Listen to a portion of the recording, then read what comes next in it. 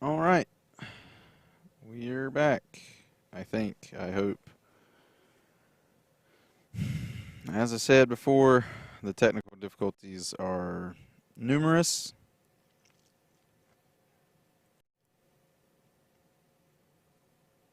I do apologize. Um, Murphy's Law is having an absolute field day. Um, for those of you unfamiliar with Murphy's Law, anything that can go wrong will go wrong. And that saying has never been more true than this weekend.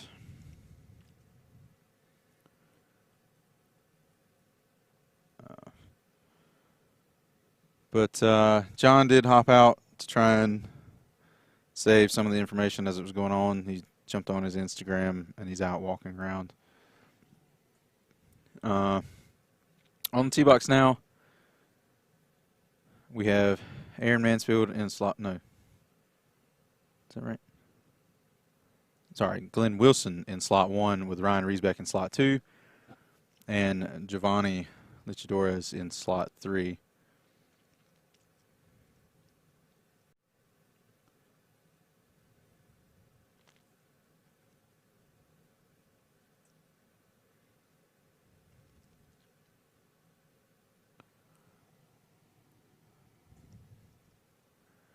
From the previous set, we had Brandon Flynn coming in first with a 379, followed by Mikey Gerald with a 370, and Jared Forder with a 334. So we are in round 3 of the second group. Give everyone a quick update on the points.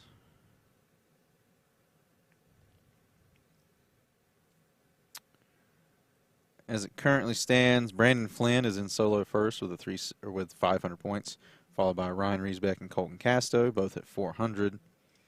Then George Haggerty and Mikey Gerald at 300 points, followed by Glenn Wilson at 150.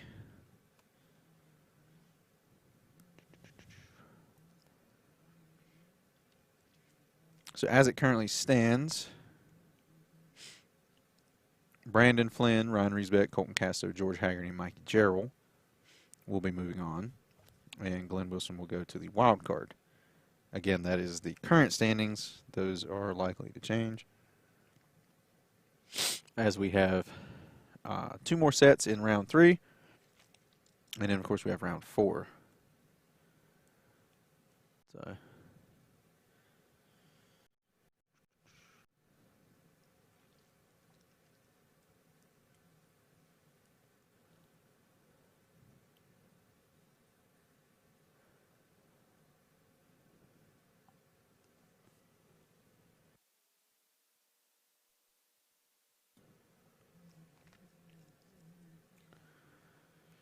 all right, we're waiting on the numbers. Coming up in the next set is going to be George Haggerty in slot 1 with Dominic Mazza in slot 2 and Colton Casto in slot 3.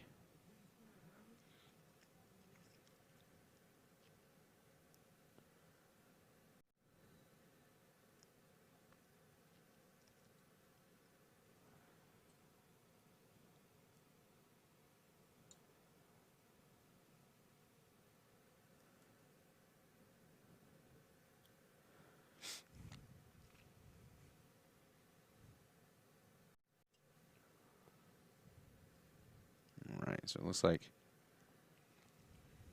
Mr. John Griffin's going to be joining us here in the booth again shortly.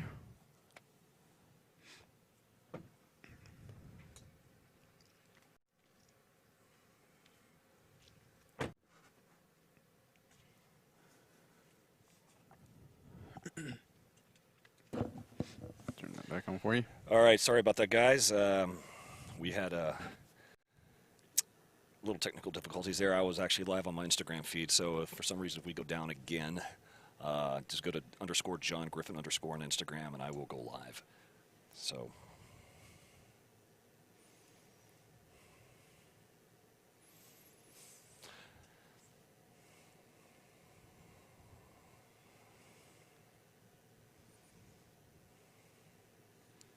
So what are we still in the 9 a.m. tee slot? We are in set number I believe it's 3. set 3, and this is group 3. George Haggerty on the left, Dominic Mazza in the middle, and Colton Casto on the right.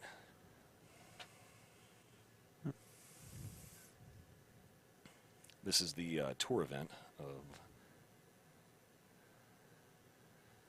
this year's Diamond in the Desert. Looks like these guys are either on their second to last ball or last ball.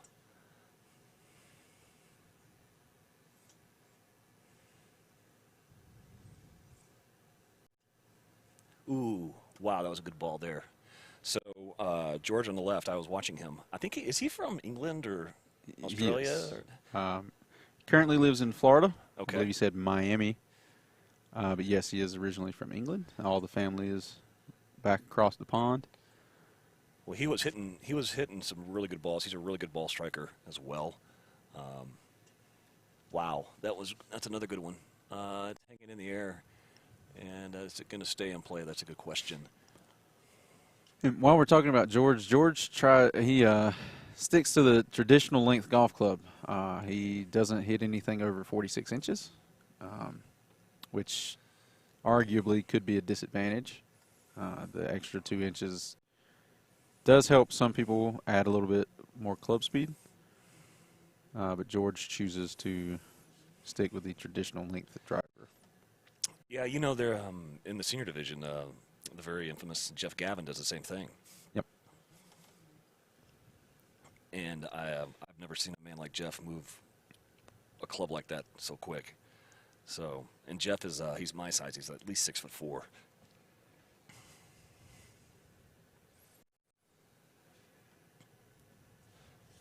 Looks like we're going to go into set number 4, if I'm not mistaken, in the 9 a.m. tee slot time. So on slot number 1, we've got Jared Foster. Slot 2, Dominic Massa. And then slot 3, Giovanni Lechadores, otherwise known as a.k.a. Gorilla Pino. So if you look at Giovanni right now, so I'm 6'4", I'm about 240 pounds, and he's, I don't know, 5'9", 5'8", and like 260. I mean, he's an absolute beast. Used to be a power lifter. I still think he does power lift. I just don't know if he competes competitively, but the guy's trunk probably could push buses. Yeah. It's funny, when I was talking to him, he's got a, I guess like a little side project he does. He sells weights. He's got a good connection at the Rogue Fitness, I guess, depot or whatever you want to call those guys. But he's got his custom bumper plate. So if you want a 45-pound, all the way down to a 10-pound plate with the Gorilla Pino logo on it, he can get it for you. A rubber plate. It's pretty cool. Here we go. Looks like Jared just pull hooked it. I missed Giovanni's ball. I'm very curious to see if Jared's going to do his same tactic here. Lefty here is going to go pull it right and draw it back in, and that he does. This one's going to be out of play, though. Dominic just went straight down the middle. That's a great ball. It's still in the air. That's one of the things I've noticed is the longer hang time you have today, better off you are. Obviously with the wind not being a factor.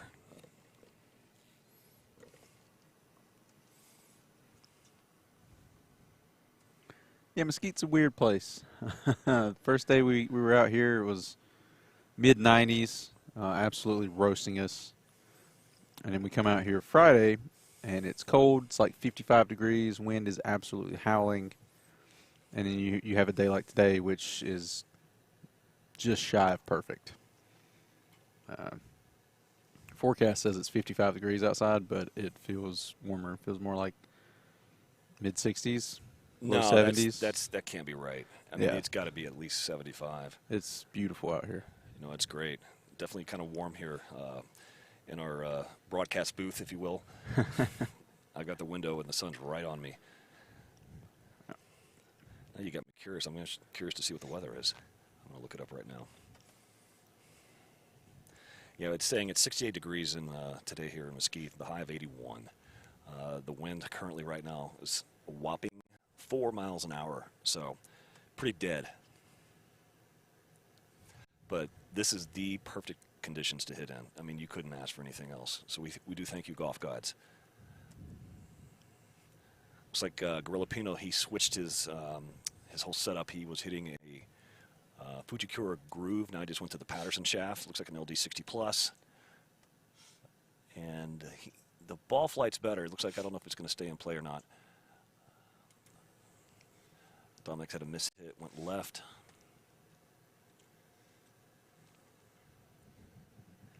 And Gorilla Pino is striking a pose. There we go. All right, quick update on the scoreboard while we're waiting on those numbers. There is an absolute logjam currently tied for first right now.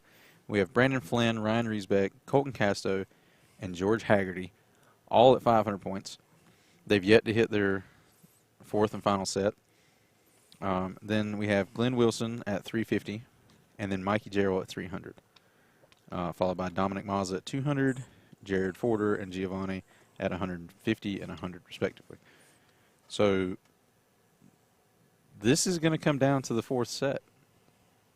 No pressure. Yeah. Every ball counts, of course, but more so, I guess you could say, as the balls start to run out.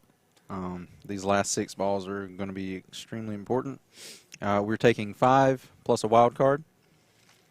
So currently your top 5 are Brandon Flynn, Ryan Riesbeck, Colton Casto, George Haggerty, Glenn Wilson, with Mikey Jarrell moving on to the wild card. So it will be interesting to see how things finish up here. Yeah, and I know for me, when I hit, a lot of these guys do, the first thing you want to know is what the number is if you think you got a good one in play.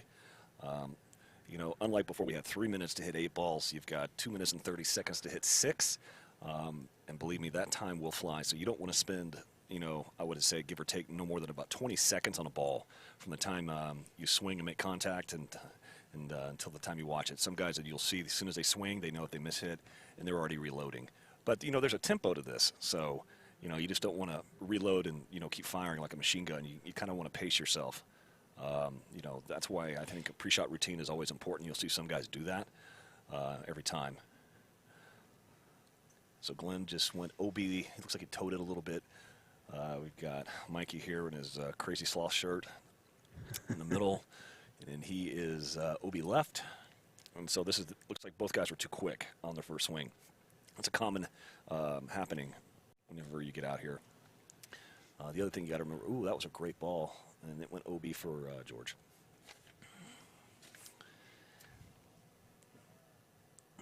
A lot of times when you're on this box, one thing I'm speaking for me personally, you know, you can get very easily, oh, it looks like Mikey just went straight down the middle. Man, that's a great ball. Wow. Getting back to the being on the box, though, you know, the element of stress will come in. And, you know, you that or the fact that if you want to overkill the ball, if you will, you really want to hit it hard. And sometimes it's better to hit it at like 90% than 110 because you can catch it. I'll say Glenn is, looks like he might get that one in. I don't know. All right, and as if things weren't interesting enough in this set, Dominic Mazza was able to take his last set, moving him up to 400 points, and actually knocking Mikey Jarrell out of the wild card. So depending on how he does right now, will determine whether or not he gets that back. But he is on the tee box with Glenn, and Glenn is our current wild card. Oh, wow. So whether they know it or not, they are actually head-to-head right now. So if you notice, after these guys hit, they'll walk back to the ball caller because they're either going to try to see the number on the ball before or, ooh, Glenn just launched it. Oh, my goodness. I think the hand of God reached down from the skies and took that ball. That was an amazing hit. Wow.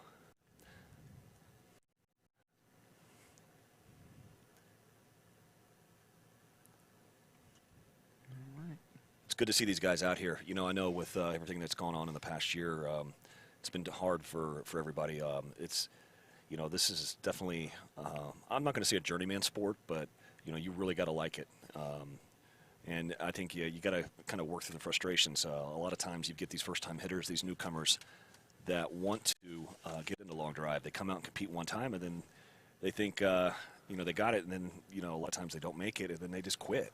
So you got to kind of work through that, in my opinion. And what's good about this group in this weekend is there's a lot of new faces that I don't know who they are. So that's very promising for the sport. I really appreciate that. If you're considering long drive, if you're out there, all we need from you is if you can hit it, roughly 300 yards, you're in. You've got guys from all ages, from all avenues, walks of life. You've got Ryan Reesbeck here who, from my understanding, basically does a lot of things, insurance, real estate, stuff like that. You've got Colton on the left. You know what Colton does? Colton is a fisherman. Yep. So, half the time he's out in the Pacific Northwest Ocean catching all that yummy salmon that we like to eat at the stores. Yep, he's the real deal. He talks a lot of crap about the guys you see on the Deadliest Catch, about how they do things, but from my understanding, him and his crew are the real deal. They pull in a lot of crab. Wow. Yeah. Speaking of that, how'd you like those crab legs last night? There was hardly any crab. I actually didn't even participate in the crab legs. I called them the crabless legs. But the ones that Colton fished up and brought to the house at one time were, you can imagine. Oh, I'm sure. Absolutely delicious. Monsters. And then we got on the right, Brandon Flynn. Brandon, active U.S. Air Force. Thank you for your service, sir. Stand-up guy, class act, 100%. Originally from Orlando, Florida. Now, I believe he's moving to the Atlanta area, so he'll be out there.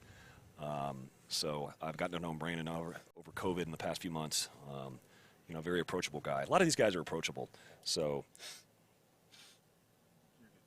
if you got any questions, they'll not hesitant to ask. So, quick update while we're waiting for the grid to clear. George Haggerty has moved up to solo first with 550 points. But like we said, Colton Casso and Ryan Riesbeck are on the tee box right now, along with Brandon Flynn. So once they post the numbers, the scoreboard should shuffle once again. Mikey Gerald has moved up to 500 points, putting Glenn Wilson on the bubble currently at 450.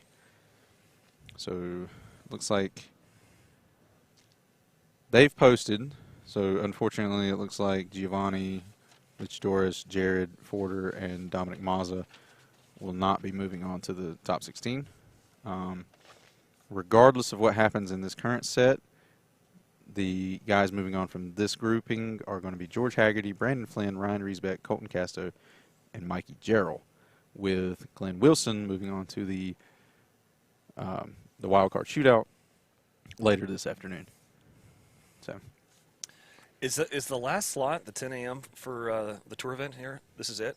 Yep. So coming up, we'll have Group 3, Mm-hmm. and then after Group 3, we will probably go into the wild card, and then after the wild card shootout, we will move right on into the senior division. So at some point, I'm going to have to exit stage right, if you know what I mean. That's correct. Go ahead and get loosened up. Yeah. Get the joints working. Yeah, it takes me a good 30 to 45 minutes. But that's been the hard thing for me, and I will say this. If you ever come out and compete in one of these, if you have competed, I think the biggest killer for anyone is the weight factor. Waiting between sets, waiting to get your name called, warming up. You gotta do it right. My first event, I went out and probably hit 60 balls an hour before I was called up, and the biggest mistake of my life. So I've learned to conserve energy. Sometimes guys, we all have done this as golfers, where we've, if you can't find the swing, you work on it, try to get to the point you need to be, but sometimes you just don't have it. Having said all that, definitely one to, conserve energy for sure. Yep, it is definitely a marathon. Those who are unfamiliar with how the long drive competitions work, this is not a short sprint. of where you can just hit one as far as you can. This is an all-day event where most of these guys are having to hit upwards of, anywhere from 75 to 100 and some golf balls. And at these speeds, that's a workout. Yeah. A lot of my training sessions when I'm at the range is I don't hit more than 50 balls. Sometimes I only have an hour to do it. Sometimes, I've got longer, but I will say this, when you're trying to swing for the fences on every shot, after, I want to say, man, after about 40 balls, I'm spent. So definitely pacing is good. And you got to remember, if you're hitting 6 balls, you might wait 20 minutes before you hit again. So that's the part that I'm talking about, the waiting game. Luckily, out here, the weather, being warm that it is, your joints, muscles stay pretty loose. So.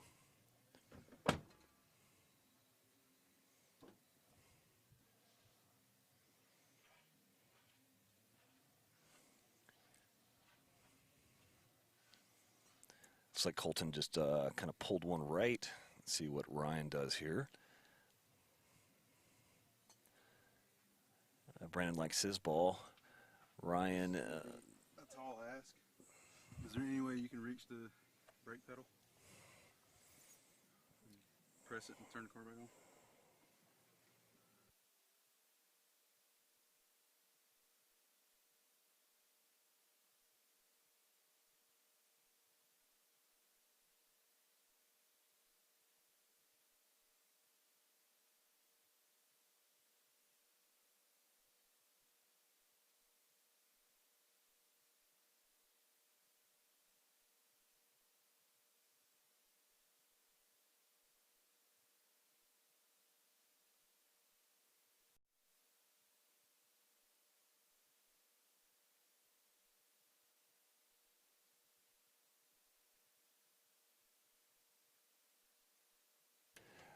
Okay, I'm back. Sorry about that.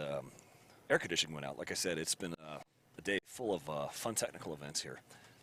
Dude, Murphy's Law is, like I said, having an absolute field day today. I don't know why it's screaming at us. There's no telling. Okay, should we let the cat out of the bag that our broadcast booth is inside of a Suburban? Yep. We talked about it briefly earlier. How I've basically got like a KGB/FBI operation going on here. Right.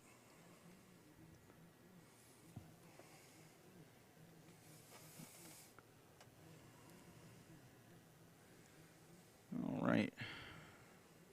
While we're waiting on the numbers from that final set, like I said, it wasn't going to change anything. The 5 players moving on were already pretty much set in stone with George Haggerty, Brandon Flynn, Ryan Riesbeck, Colton Castro, and Mikey Gerald, with Glenn Wilson Jr. moving on to the wild card shootout. So here we'll have probably maybe a 5-10 minute break before we get started with Group 3. Should I go out there and do a pom-pom show for everybody for, entertainment? So, yeah, this is the part, if you're watching right now and you just see blank, which I have seen as a spectator on the other side, being a viewer in these events, you'll see this where it's just, there's nothing there. And basically they're in between slots right now. So they're in between the 9 and the 10. Guys are over on the left right now, kind of seeing where they're jockeying, where they're positioned for their groupings. Coming up, guys are at the range. I wish we could walk over there. I'd love to get some live footage of guys warming up and seeing what they're working on, etc. And unfortunately, our wireless camera is Down. Up in the grid right now. Oh, so, over there. Which we can cut to. Yeah, well. Which I don't know if he's cut it off or what, but we don't actually have any feed. It's just it's not surprising at this point. Like it doesn't even bother me that we don't have feed there. I'm expecting it not to work. Can we radio over there with one of the ball callers? Give it a shot. I've got a radio somewhere around here, assuming it works. All right. So while he does that. Will? Hey, Will, can you hear me? Yeah, go ahead. Check the antenna, make sure it's still working. I don't have any feed on the camera. So when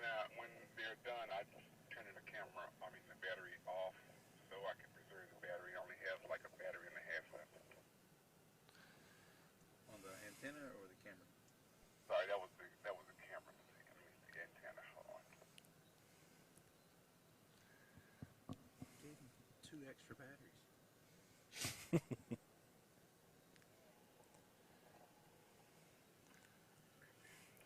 All right, we're going to pause for some commercials here. You can make them up in your head, and we'll be back momentarily.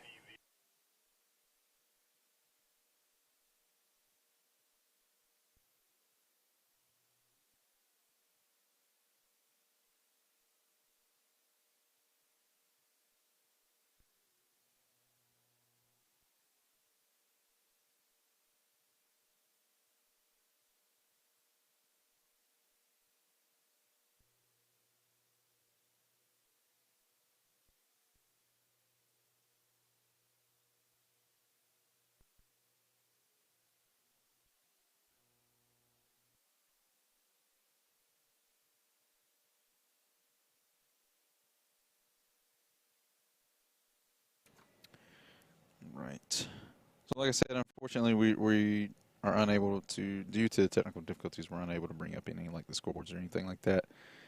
But I will be able to call it out. So from Group 2, moving on to the final 16, is George Haggerty, Brandon Flynn, Ryan Riesbeck, Colton Casto, Mikey Gerald, and then Glenn Wilson will be moving on to a wild card playoff, where they will be going after the 16th and final slot.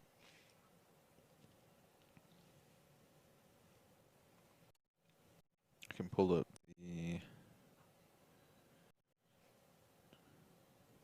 group from number 1, or the hitters from the first group, and tell you which one moved on from there.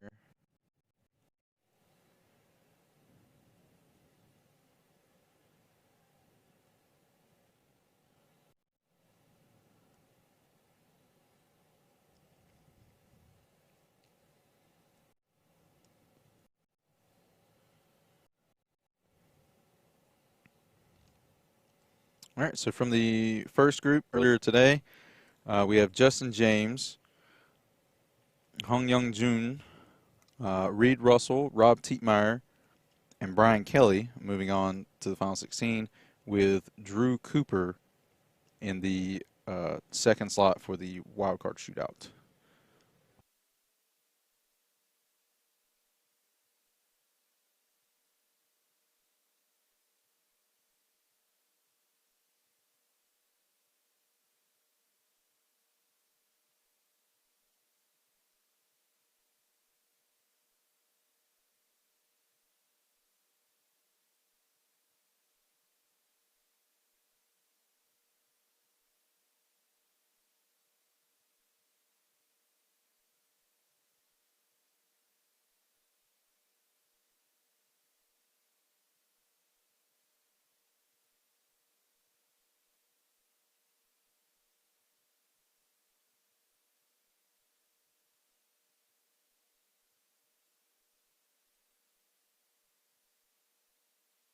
All right, so we're getting ready for our third and final grouping of the day. Go ahead and pull that up. See the pairings for us. So in the first set, in slot 1, we're going to have Scotty Pierman. In slot 2, we're going to have Jeremy Nowak. And in slot 3 is going to be Kyle Richter.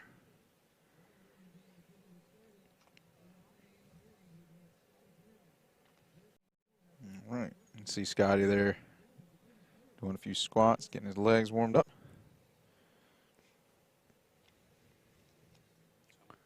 And there we go.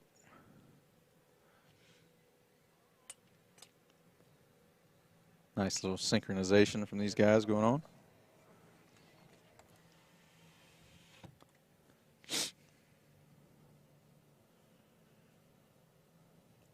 All right, so 27 hitters in the field today, which we were able to break that up into 3 groups of 9.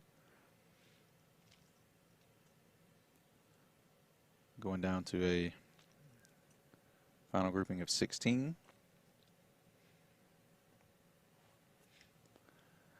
try to keep everybody informed as to what's going on. Play-by-play is kind of hard.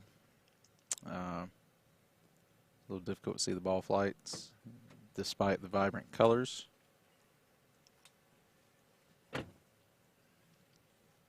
Scotty wearing his traditional purple. All right, I'm back. Sorry about that. Just had to do some time clarification. Senior division is going to be hitting up at 1:30. So if you want to see the old countrymen hit, that's when we go is 1:30. So right now we got Scotty Pierman in the left slot, swingman in the middle with his patent swing. And on the right, we've got Kyle Richter. So Scotty won it all yesterday, I believe, with was it a 402, if I'm not mistaken? Yep. It was definitely a 400-plus ball. He's known for his purple. He loves purple, representing, the premature bursts, etc. So he's got some personal ties to that, so he's always representing that. Swingman just went right down the gut. That was a absolute bomb. It's good to see that. I know he's kind of been playing with the normal swing versus his patent swing, the step in, and looks like he's definitely doing well with the step in today. You can take it as a sign of confidence. If you see him doing the step, he's confident in his ball striking and he's got everything working as long as it's like his hips, his ball striking, everything like that. So if he's stepping, he's feeling good about himself. So expect to see some big balls. Oh, Scotty wanted that one back. I definitely know that feeling. Looks like they're done with that one. Hopefully the numbers will be sent over via smoke signals, and you'll get them by tomorrow. Some U.S. priority mail. Show up about 3 days. All right. Well, coming up in the second set, we've got Landon Gentry in slot 1, as you can see there, with Aaron Hoffman in slot 2 and Ben Knutson in slot 3. Landon, he's not in the senior division, but he's definitely a senior in long drive. He's been around a long, long time. Landon's had a very, very long and very successful long drive career. Thank God he's not in the senior division. Well, it won't be long. I know. I know. Not exactly sure how old he is, but oh, he's not even 40 yet. yeah, he's still in his 30s, so he's got a ways, but he'll be there eventually. By the time he reaches the senior division, I'll be a retired range picker. He'll have to fight Mr. Riesbeck Sr. Ryan's dad. Right. Is our current range picker, and he loves it. Looks forward to it. Yeah. Like I said, it's a labor of love, but a lot of, I've mentioned before, it's, this is long drive at its finest. This is the roots of where we come from, what we do. Well, again, we welcome anybody tuning in now. We are in the 10 a.m. slot on this regional event, a Diamond in the Desert here in Mesquite, Nevada. My name is John Griffin, your part-time commentator to help kind of guide you through this journey that we're watching today. And the journey is exactly what it is. Definitely been an interesting week, for sure. Why don't you share the story about the ATVs and how you got a nice tan job there from the dirt? Yeah, we came out on Thursday, I believe it was, and we rented some of the little Razor side-by-sides and went all through the canyons up there. Those of you that, you can barely see it on the left, but right above Landon there at the tip of the mesa, there's a flag, an American flag that blows up there constantly. And we took a trip up there. It took about 45 minutes, actually. It was quite the journey. But this was back when wind was blowing about 40 miles an hour, and so you can imagine how it felt being that high up in the air. Even the grains of sand blowing in the wind were a little painful on the face. And then, of course, like you said, the lobster tan that I've got going on right now. Right. So Landon's hit his second ball is Obi right. Looks like he needs to maybe release it just a tad bit sooner.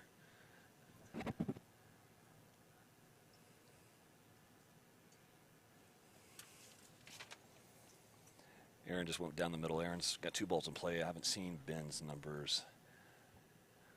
So Aaron just walked back. He wants to know what his number is at. So does he need to swing harder? You know, it's always good to check in with the ball callers to see, you know, where in your set the number is at. So he just hit one. Oh, wow. He hit a nice high fade. Hugging the left line and dropping now. Okay, Landon got one in play. Oh, is it going to go OB? It's going to go OB. Again, these guys have hang times, meaning as soon as that ball takes off, it's in the air, you know, upwards 8 to 10 seconds. So it's up there a heck of a long time. Am I seeing this right? Is Ben wearing Crocs? That is correct. Mr. Knutson is known for his golf Crocs. I believe he added the spikes himself, if my sources are correct on that. I would love to get him on force plates to see how he uses ground force with those. I mean, he's working it pretty good. He's got some good foot action. Yep, and he definitely goes after it. I know personally, there's a lot of controversy about Crocs, whether they're cool or lame, but I remember the pair that I used to have, and they were quite comfortable. So Landon just went OB left. He's in the bathroom over on the practice grid. Looks like that's it for that set. Hopefully we'll get some numbers called soon. while we're waiting on those from the previous set, we have Jeremy Nowak coming in first with a 365, followed by Kyle Richter with a 359, and Scotty Pearman with a 353. So we got some more people showing up here. Looks like people woke up from the casinos. Hopefully they took the money and ran, and not the opposite effect. Yeah. Were you on the roulette tables last night? I was not. No, okay. Roulette is not my game. Yeah, I about died because I think that's the only casino left in the state of Nevada where you could smoke in, and oof, I forgot what that was like. Smell a little bit like Wimpy's Pool Hall in there. Yeah, well, you could say it smells like Teen Spirit for sure. No, I'm definitely more of a... I wouldn't really consider myself a gambler at all. I'm more of a donator. But yeah, if I'm playing, it's traditionally blackjack. Go figure. Who's this guy? Is this our remote guy?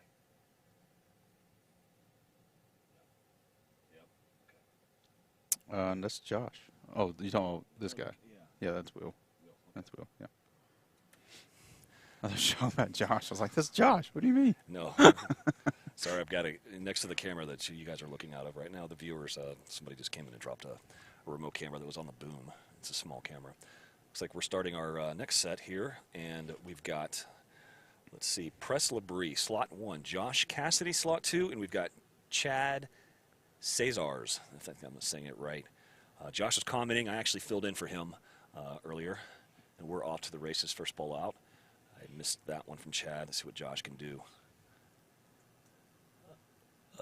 Missed it. He's stepping back into it. Press is going.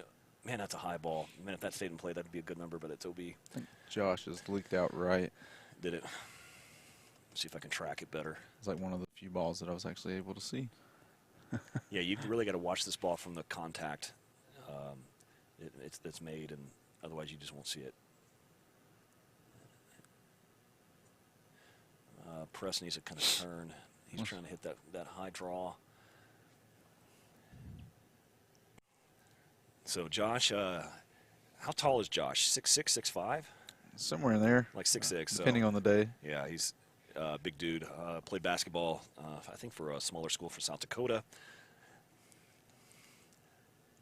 And definitely can swing. Ooh, he was on TV rounds. I think he made it in Worlds like the top 8 a couple years ago. So he can hold his own. Then we got Press Labrie on the far left in slot 1. Press and I are pretty good friends. I actually hit with him. He's out of Reno, Nevada. And I love going up to Reno. So we always hit at a casino called the Grand Sierra there. And the range is over water. And it's close to 400 to carry the water.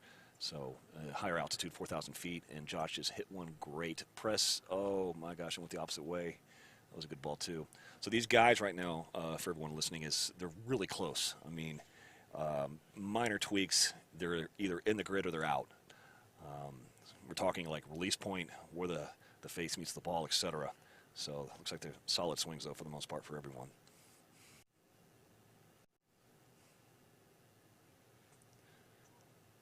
Press finally got one in play, and it is still up there. That was a good ball, Press. You don't have to guess very much with Press's shots. He'll let you know real quick whether he likes it or not. He's one of the more verbal players. Yeah, yeah. When he turns around really fast, he didn't like it. Oh, he loved that one. He loves that one. That is a good ball. Yeah, it's funny when I hit with Press.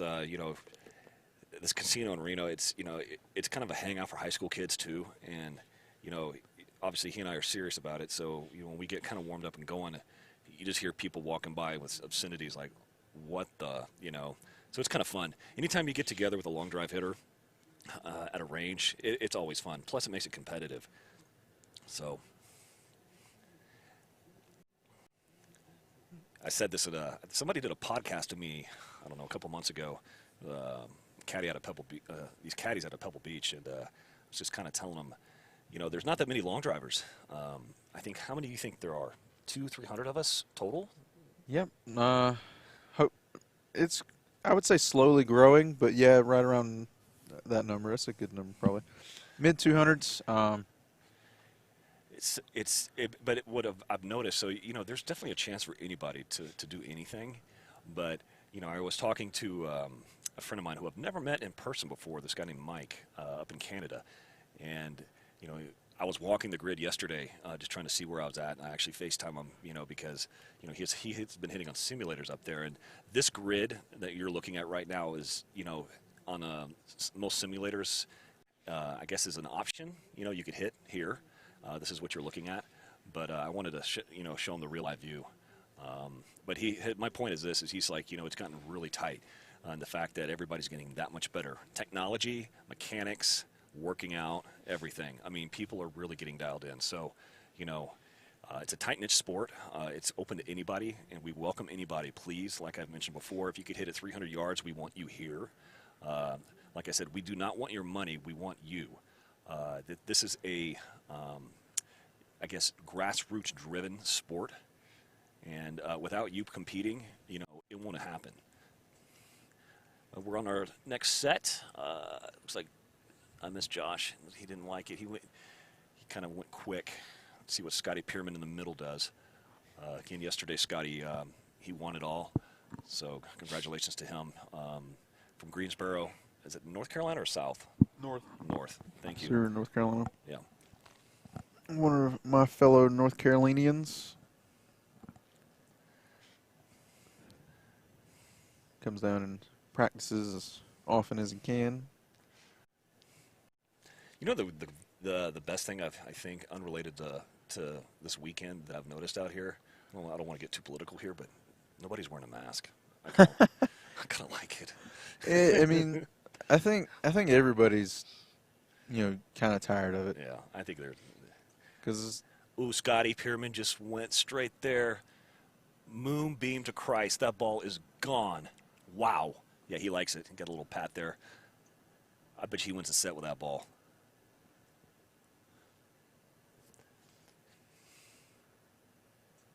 plus, I kind of take it as a good sign that things are slowly but surely getting back towards the quote-unquote norm. Absolutely. Absolutely.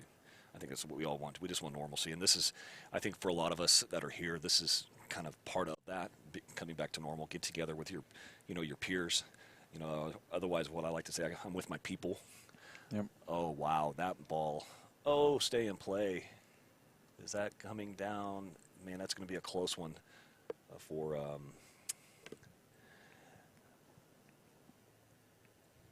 where are we at here? This is Josh. Are we in set 2 of group 1? Correct. Yeah. So Ben just hit one that was just a nugget.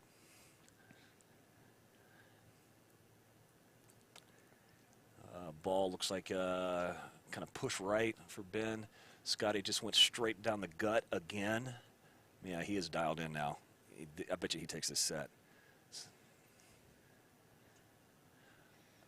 Josh, I can't tell where his went. Looks like he's trying to see if it's hugging the line. We'll find out here whenever we get the numbers set by smoke signals. Quick update from the first set. Press Labrie, Jeremy Nowak, and Ben Knutson are the three winners from the first set, giving them 200 points. Landon Gentry, Kyle Richter, and Chad Cesar are all at 100 points. Can you, do you have numbers? Yardages, looks like so far our longest yardage of the set is Press, also with the longest ball of the day at 399. Mm-hmm. Jeremy Nowak has a 365. Ben Knutson with a 383. Landon Gentry with a 373. Kyle Richter with a 359. Chad Cesar with a 388. Josh Cassidy has a 384, There you go. but only 50 points. Ooh. Let's look at that by the sets. Yeah, so it sounds like he his biggest ball was got knocked down by longer hitters.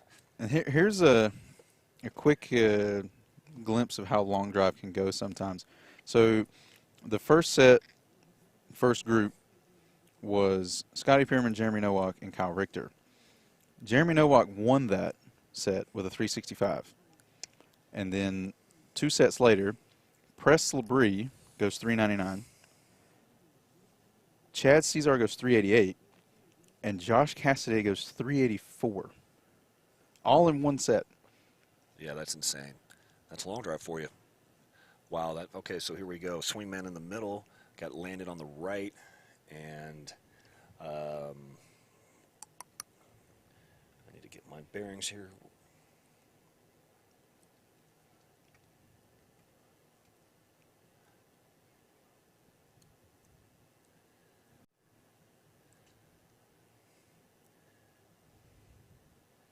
They switched positions here. Are we in group 3 or group?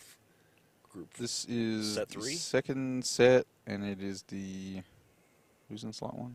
It's group 2, so it's Chad. Yeah. Chad. Chad Cesar. Chad's first ball was just a monster. As he swings again, it's kind of pushing right a little bit. Got the swingman in the middle. Confident swing as he winds up. Well, that was a weird ball. Interesting update here in a second. I just got the numbers back from the previous set, and this one's going to blow your mind. Okay, Chad is feeling it. He's going from left to right. Let's see if this thing stays into play. Swingman again.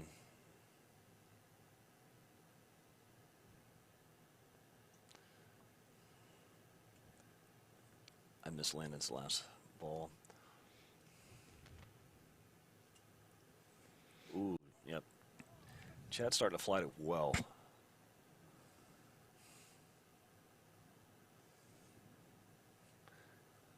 These guys are down to their last ball or two. Looks like Chad and Swingman have got on their last ball. Swingman lets it go. It looks kind of straight, maybe a little left. See if it stays in play. Landon's got 30 seconds to hit 2 balls, so he's going to under the gun. Looks like he's going to use every last second of that 2 minutes and 30-second time slot that these guys are given to hit 6 balls.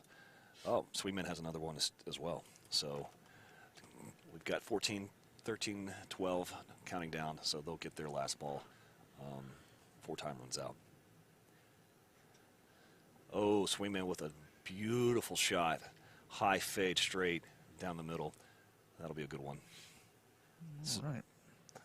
So while we're waiting on those numbers, let me go ahead and blow your mind. Go ahead. Going back to my previous point about the tight grouping and the unfortunate third place of Josh Cassidy with 384, Josh had to go back-to-back, and this time, unfortunately, takes another third place with a 394. That last set, we have our 2 longest balls of the day, Ben Knutson with a 406 ball, and then Scotty Pierman with a 400 ball. Wow, that's good. So we are starting to see the yardages go up a little bit, but yeah. To the viewers out here, so that's that's pretty good for this grid. This is a mainly carry grid. You're getting about 10 to 15 yards of rollout. But Yep. compared to what Friday and Saturday, where those balls were just going 70 yards further with that Yep. tailwind, so this is a good barometer for any hitter out here right now of how far their ball can go, in competition. I can't trust our thermostat over there, but check the see if we can get an update on the weather. See Yeah. what's increased in temperature. It's going up. It's 1 degree. 1 degree. 69. Like I said, the high is going to be 82. Our winds right now are minuscule, 4 to 5 miles an hour. Start next set, Press Labrie, and Kyle Richter on the left, Aaron Hoffman on the right. Aaron hitting this Shark Attack driver. It's new. I never heard of the Shark Attack driver, but I think that's what he has. He's got a gold Patterson shaft, press with the Epic head, and then I don't know what Kyle is hitting.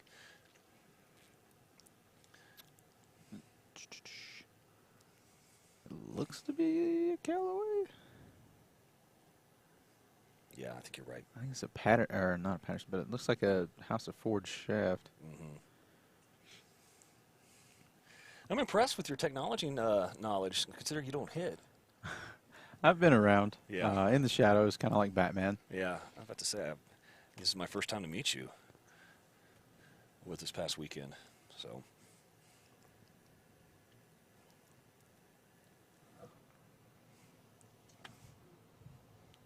Colton's waving at me. Does he want to get on? Probably not. I Yeah. think he's just being a goofball. Yeah. The The 12-year-old that he is. Yeah, I'm about to say the age of youth.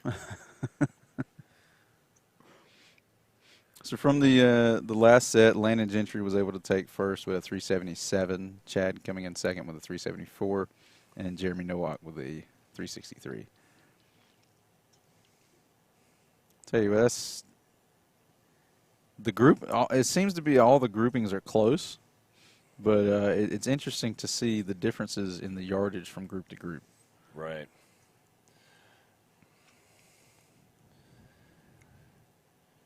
So it looks like somebody from Hawaii says hello. Hey, it's Gabriel DeRox from South Africa. He's in. That's good to see him. Trent Palma, obviously I know your name. Anyone know prize for first? Are we talking a dollar amount? That's a good question. Chris Hall, my friend. You don't know who this is? This is the mouth from the south in the Disco Frisco. This is John Griffin. Hello to you. Just reading some of these comments here.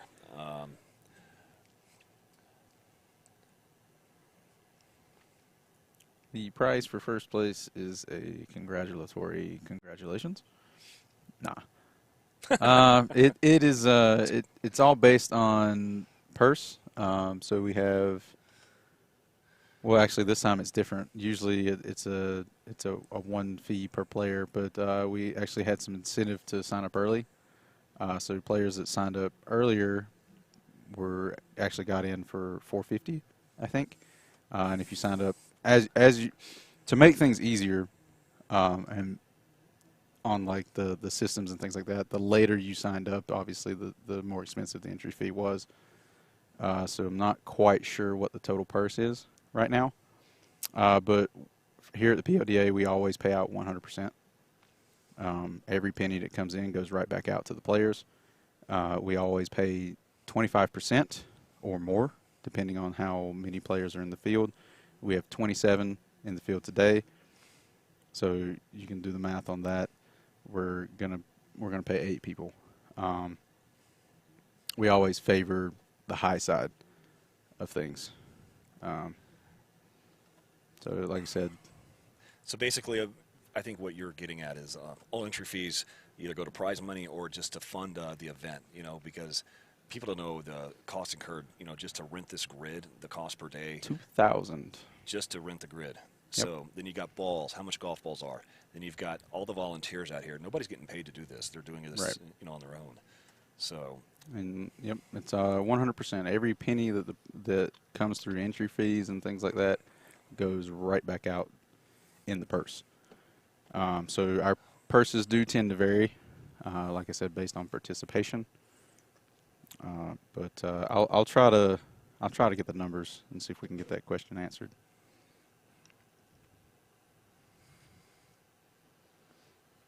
So we are in Group 1 of Set 3 here at the 10 o'clock slot. Regional Tour event, if you want to call it that. Set 3, Group 1. Aaron Hoffman on the left, Chad Cesar is in the middle, Scotty Pierman on the right. We've got one more set. So these guys are going to hit all 9 players. There's 9 players per groupings, sub-grouped out into 3. So each player will hit 4 times, or a total of, I guess, 24 golf balls, right?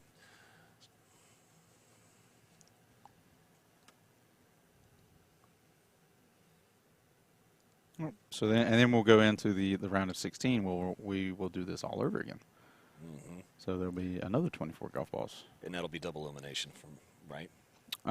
It's another round robin round robin. Okay. formats, just like this one. Right. We'll take it down to 8, and once we get down to 8, we'll go into a head-to-head match play. Correct. Where you'll hit another 6 golf balls. And depending on how you fit, that is it's single elimination. It's heads up. So every round that you advance is another 6 golf balls. Got it. So typically, if you make it to the finals, you hit somewhere close to, I mean, depending on how many you have to hit in the match play format, you could hit anywhere from 74 to 90 golf balls. That's a lot. Plus your warm up. That's why I don't want to warm up Yeah. too much.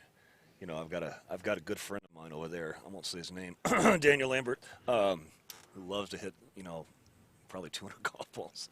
I'm looking over there right now. He's actually not hitting. That's good. So I'll be going against him in the senior division, along with some of the other guys. And then you've got guys like Jeremy Nowak, where they have weird nicknames that don't really make sense, like the Swingman. I have no idea why they call him the Swingman. It might have something to do with his warm-up routine consists of him hitting like 1,000 golf balls.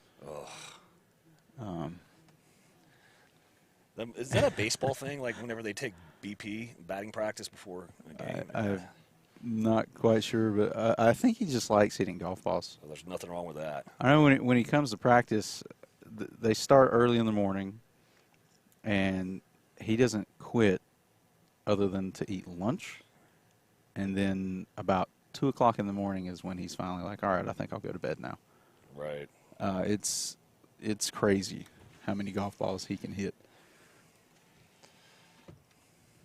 And just never seems to get tired. Like his speeds don't fluctuate very much. Sometimes his last ball is his fastest ball. And of course, he's never satisfied. It's always one more. I hope he's not trying to chase that, that big number.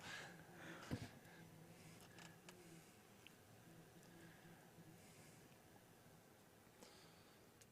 we on a delay? Because it seems like we're about.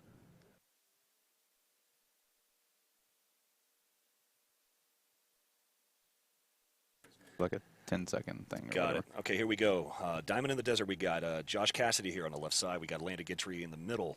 And then looks like Kyle Richter on the side. Josh just went to the bathroom on the left in the practice grid. That is not good. Definitely.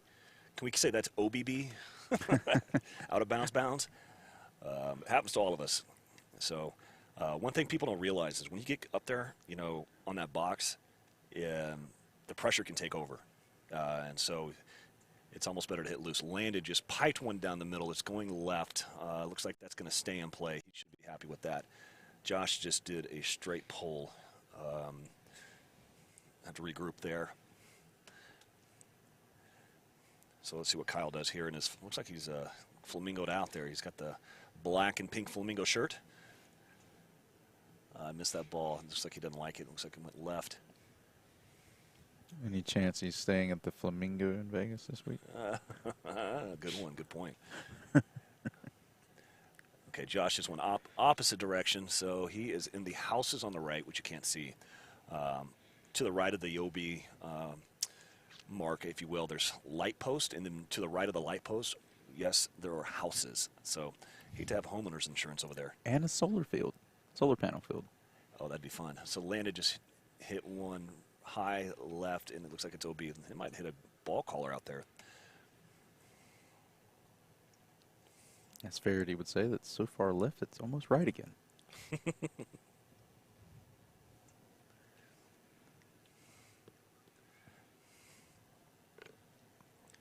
Looks like somebody from Hawaii. It's 7:30 in Hawaii right now. So to anybody out there on the islands, how's it? How you doing? So I won't get into the fake pigeon accent that I butcher so badly. So I go to Hawaii a lot for work with the job that I do. So I've come to know a lot of people out there, and probably the friendliest people on the earth. It's like Kyle, I can't tell if he likes it or not. He's patting his driver like he doesn't. Let's see here. We got Josh and Landon on their last balls. He went left again. And then Landon straight down the middle. In play. Gorgeous shot.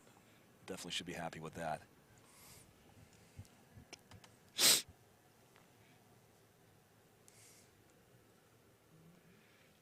All right, while we're waiting on those numbers, quick update. Pressley and Ben Knutson at 400 points apiece, both in first. Scotty Pierman with 350 in solo third. Landon Gentry is at 300 points plus whatever he just got from that set right there. So there's a chance that he'll overtake Scotty. Could even move up into solo first if he wins, or won that set. And then Aaron Hoffman and Jeremy Nowak both at 250 points. So those are currently the ones moving on. But we still have a lot of balls hitting, so it's likely to change. Want to give a shout out to any lady hitters out there. I wish we had enough women to compete this weekend. I guess there wasn't enough. Any female long drivers out there, we definitely we need you here. Help We grow miss us. you. We miss you. Yes, some great hitters in the sport. It's always fun. So mad respect for the lady hitters. So if you do know anybody that's can hit the golf ball far on the lady circuit, please tell them to come over. Check out the Professional Long Drivers Association website, PLDA. You can find them on the socials. They're there as well. Get ready to start this next set. We've got the swingman in the middle. We've got Press Labrie on the right, and then we've got Mr. Crocs in the middle there, otherwise known as Ben Knudsen. So Press looks like he liked that first shot. I missed the swingman's hit. Looks like he stumbled there, so probably not that good. What, the Crocs got in the way for once? I was talking about Nowak. Or he was running after a T1. There you go. That was a good hit.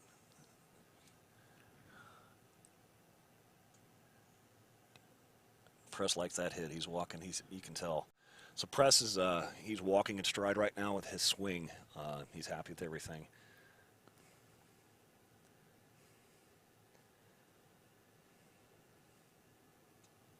Swingman just towed it right. So that's what's interesting. Like I've totally seen a mental shift with Press here just in the past 30 minutes. He put that big number on the board. He's leading, so he has some confidence now. So I think he's trying to really let it go. Obviously we're playing a point system here. What's the most that anybody could win? 800 points. 800 points is the max. The max. Currently, yeah. Yeah. So 200 points for first place. yes. 100 points for second. 50 points for third, and 0 for an OB. Got it. So those 50 points at the end of the day definitely add up. So it is, even if it's not the furthest of the group, it does really pay off to at least get one in the grid. Yeah, so that's from a strategy standpoint. That's why it's almost like your first ball or two, you really just want to have a ball in play. Then you can build off of that. You hear that in our sport talked a lot. Build off of your ball, your first ball. So Press didn't like that last one. Looks like these guys, they're hitting kind of fast. They're all in their last ball, 30 seconds to go. Okay, Mr. Knudsen just piped one. If it stays in, that'll be a good ball. A really good ball. That's a good hit. Wind's picked up a little bit. Now we're a whopping 6 miles an hour. Swingman just looks like he pushed one right, OB. And press, I missed it. He doesn't like it because he's mad. He wanted that one back. We all know that feeling. As soon as you let it go and you see where it's going, you're like, oh, I want that ball back. So it happens to everyone. So, you know, I'm not trying to equate this or compare this to any other sport, but if I had to compare this to anything, I would probably say it would probably be MMA. And I say MMA not for the fighting, but in MMA, everybody loses. It's like, you know, at some point you're going to lose. And, you know, it's the same with long drive. You're going to lose at some point. Even if you win, you lose. Right. I mean, just, you know, the first tournament out here a couple months ago, Brandon Flynn won. Mm-hmm. He beat out Kyle. Yep. He did, and I don't know if Josh was here. I think he might have beat him out too. I don't know. Koch? So, yeah, was he Yep. out here? Yeah. So it's like anything can happen, and that's why, just like with MMA, you don't know. You know, you watch one of those fights. Obviously, this is violent. You know, less violence, should I say? But these guys do swing violently. So, you know, I remember back when this was broadcast on television, you hear the guys in the booth saying there's two types of swings. You've got science and you've got violence. So you can tell who's doing what, who's methodical with their swing, and who just doesn't care. They just want to, you know, John Daly, grip it and rip it. A legend. Yeah, he went out to PGA Championship this past weekend. Didn't make the cut. That was disappointing. Right. So we are starting our This will be first set of round 4. set 4, Group 1. So here we are. 10 a.m. slot for everybody listening, just joining in. I believe we got one more. Is it the 11 o'clock after this? Or this is it, and we go straight in? Yep. This is it. We'll take a short break, and then we'll move into the senior division. No, we don't go to seniors till 1:30. Yeah, we'll have quite a bit of a break. It'll probably get bumped up because of how quickly we're moving. Right. So they'll probably make a decision. We're still going to take a lunch break. Right. But if I had to guess, I would say that we'll go ahead and move on. No sense in making people sit around and wait. Right. So do they do the final? What about the finals? Is that? So we'll go. I believe there's 10 competitors in the senior division. Yes. So from there, we'll do round robin just like this. We'll Right. take it down to. I don't know if they'll take it straight to 4 or if they'll go down to 8. Okay. But we will cut the field. After that, we'll go to probably the back here to the open final 16, cut that down to 8. Then we'll go back to the seniors, cut it down to either 4 or the final 2, and then go back, and then we'll finish with the 2 finals. Got it. Can our viewers hear the balls being hit or no? Unfortunately not. Okay. Yeah, that's because the wind. Yeah, the wind just Yeah. kicked up. They got a tailwind now. It looks like it's about 15 miles an hour. So anybody gets a ball in play, they're going to have a little extra help right now. So currently on the tee box is Chad Cesar, Ben Knutson, and Kyle Richter. And according to the scoreboard, Ben Knutson is more than likely going to move on. Kyle Richter and Chad Cesar need to have a good set here. They're both at 250 points, along with Aaron Hoffman. So the two of them are pretty much fighting for either 5th or 6th place. Now, if they get 6th, they move on to the wild card playoff. So they're still technically in, but that set was big while we're waiting on the numbers to see how that turned out. Somebody's asking on the feed for Chad Cesar's third set numbers. Set 3, he was in the first group in set 3, and he went 371, giving him 3rd place. So Third place. 50 points, yeah. And then we've got the folks over at T-Claw making a request that if we can go side in face-on view. I don't know. Can you switch the angles there or no? To this one? To the one over there where the. Yeah. So. Both angles get all hitters. We only have 3 on the tee box at a time today. Right. We're doing 3 groups of 9 with the ghost player on the tee box at all times. And like we said, the ghost player takes last place always. It counts as an OB. So just getting a ball on the grid guarantees you points. Okay, so there you go, Mr. T-Claw. Great product, by the way. I love it. You got guys out here using it right now. Actually, all three. Every day. Actually, 2 out of the 3 hitters right now are using T-Claw. I use it when I hit on mats. It's been a lifesaver versus that awful rubber tee that you'll see when you have to hit mats on the range. And here we go, Josh Cassidy launching one out. And, oh, if he could just pull it back in. That was a good ball. Still waiting on the... All right, so from that previous set, looks like Ben Knutson took first with 385, followed by Chad Caesar with a 382, and Kyle Richter with a 378. Can you go back face on, the other view, real quick? To this one.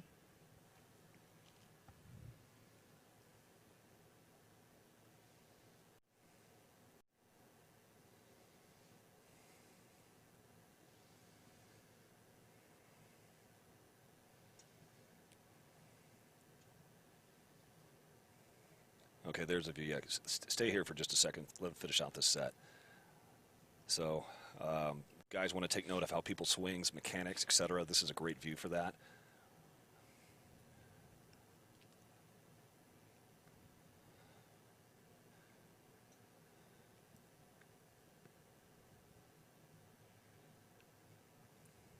Also get a good look of the no-walk rock here.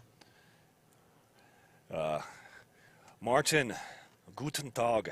That's the only German. The only other German I know is a bad word. I can't say it on here. So, wind right now, it's starting to pick up a little bit. We are at probably 8 miles an hour. Nothing like it has been the past few days. Temperature is a whopping 70, maybe 72 degrees. Absolutely pristine, perfect weather for a long drive competition.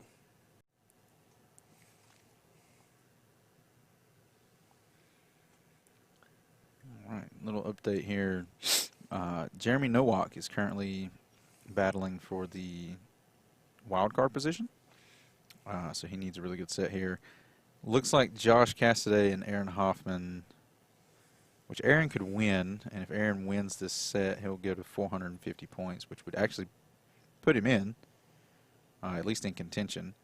Unfortunately, Josh would need to win this, which would give him 300 points, but Nowak would have to go OB to stay at 300.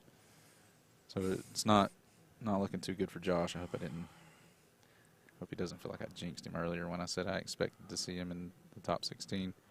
Well, you know, it's hard because he's, you know, him and Landon, you know, all you guys have been working so hard behind the scenes, and, you know, there's a lot of energy to be zapped. Like, just to give everybody perspective is, you know, these guys yesterday, when this was over, went to the back of the range of the grid over there and picked balls out of the dirt. I mean, they were back there for a good hour. Yeah, the wind kind of made the practice range pretty much non-existent.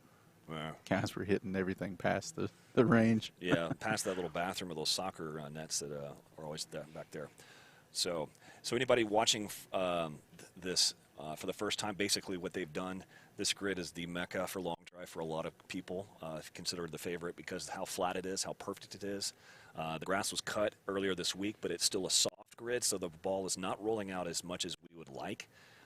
So it's mainly carry grid. Guys seem to be having the best numbers that have a higher AOA, around 8 to 10, and really launching it and flatting it high. The grid starts at 300 yards and goes all the way to 450. We haven't seen anything over 420 yet. We're still in the low 400s, but something tells me that as we get further into the progression here of this tournament, you're going to see some higher numbers come up.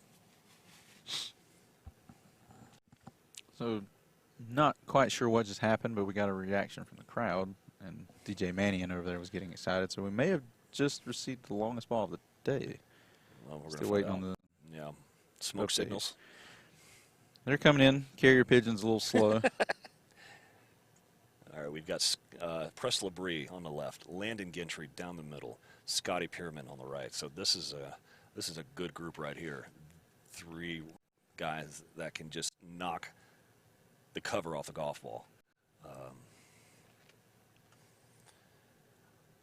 You know, somebody can correct me if I'm wrong. They are hitting the top flight bombs, color that is, and I want to say it's close to a 100 compression ball.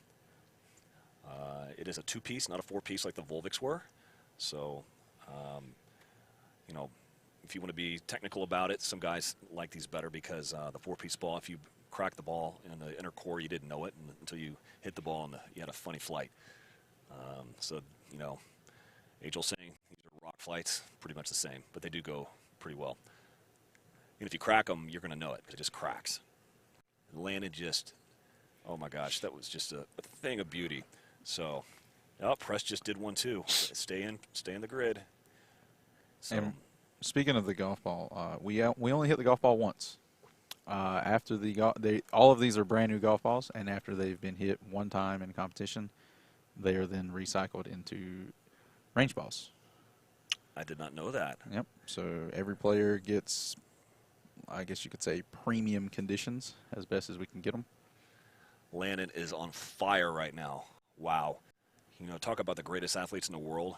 Landon is, man, he is a fine specimen, exactly exhibiting that right now. Looks like he's got some grip tape on his right hand. Don't know what that's about. Some guys. Every finger, too. It's kind of his trait. He's always done that, though. Yep. I just haven't seen it in black. Looks like he's got the whoop strap working on the right-hand side, the neon green whoop strap.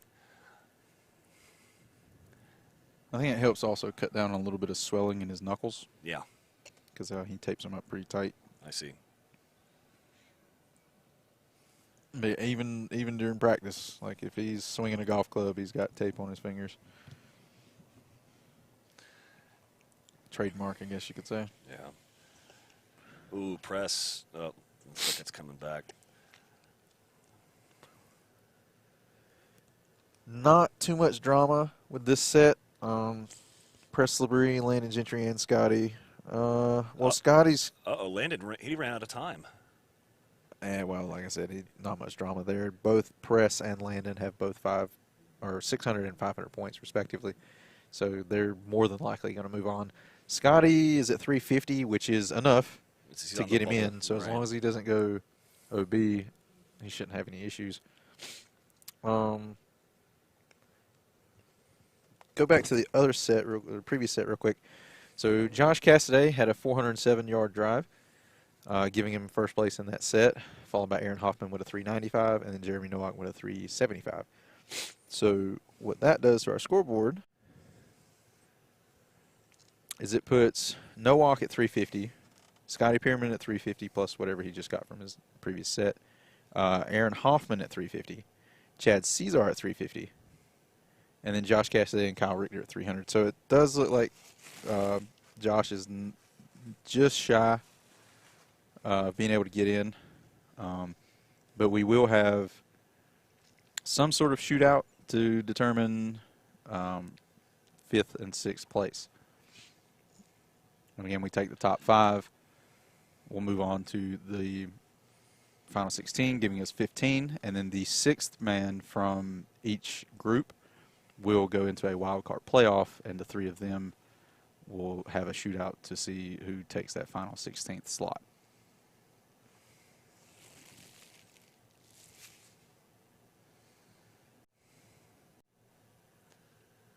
So we got some dead time here.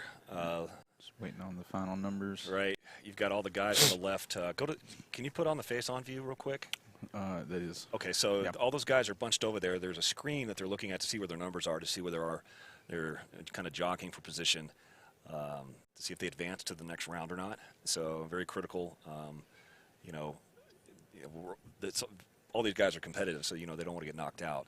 So it's kind of after every grouping set like this, you kind of have this long, what seems like an eternity to wait, which is only a few minutes to see where they're going to end up. So usually if you're, like he was just mentioning here, Robbie said anything above 350, your chances are you will get moved ahead. So, but, this is a game of 1 yard. I think we saw that yesterday. Didn't a guy lose by like a yard? Yep. So that happens. And anything within 6 inches is technically deemed a tie. Yes. So you go to like a 2 or 3 ball shootout or something like that? I believe it's 3. Yes, Yeah. sir. So every little bit counts. That's for sure. Because you would, within 6 inches, you would think, oh, that's not going to happen very often. But I mean, you're kind of right. We don't really have that many ties, but what would surprise you is we actually do have quite a few, like 8 inches, 10 inches, Right. 7 inches, like they're right there, close to each other. So, like we were saying, every little bit definitely counts. Right. And so it's kind of interesting. This is where the science becomes, behind it. You've got a guy with higher club head speed but lower ball speed. The guy with the lower club head speed and higher ball speed is probably going to win. So, ball speed is king. All right. So coming to the tee box, we have Jeremy Nowak, Aaron Hoffman, and I believe that is Chad Cesar. So they are battling it out to see who comes in 5th and 6th, respectively. So one of these three will be knocked out? Correct. It looks like whoever comes in 3rd out of this final set will be eliminated, and the other 2 will move on. And this will also determine who's 5th and who's 6th. So whoever comes in 2nd has to go to the wild card. Right. The winner gets to take a little break and breathe easy because they are securely in the final 16. And how the wild card works is essentially exactly like it is now. 3 players will come up, and the longest will move on, and the other 2 will be eliminated. Oh, Aaron just went straight down the gut. Looks like it's a little spinny, not the distance that he wanted. So, spin will kill a ball. Absolutely kill it. Up. There goes the air condition.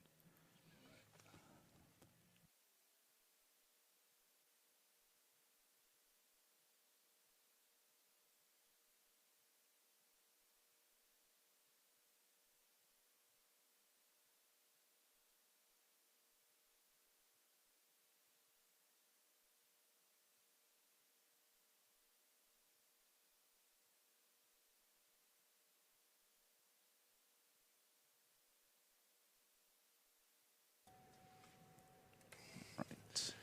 And we're back.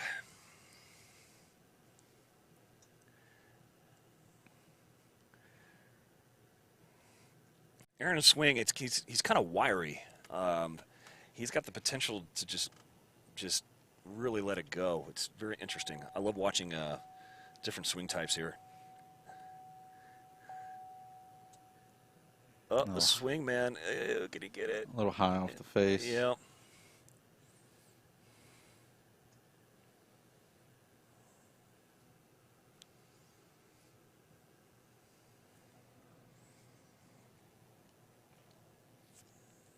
Let's see.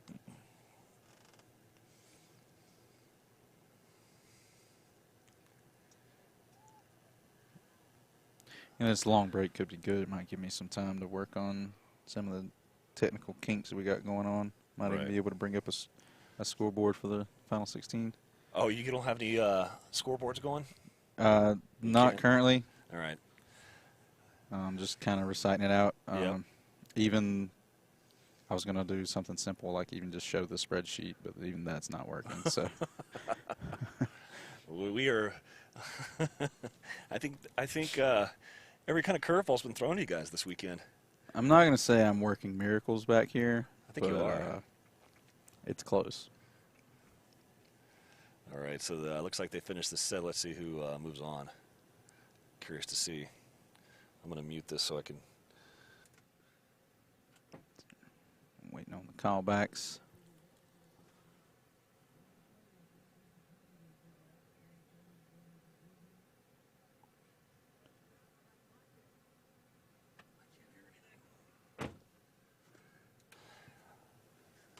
All right, so I think do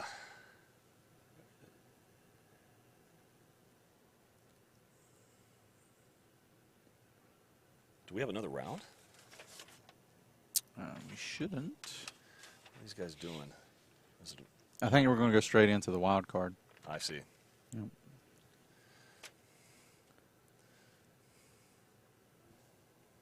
Which we're waiting to find out which one from that last set is going to be moving on into the wild card. From earlier, we have Glenn Wilson, Drew Cooper, and the winner from the previous set. Actually, excuse me, not the winner, but the whoever come in second from that previous set. Looks like we've got more people that are in favor of the face-on view versus the view that you and I are looking at right now. I'll let you kind of play with that, maybe go back and forth. So.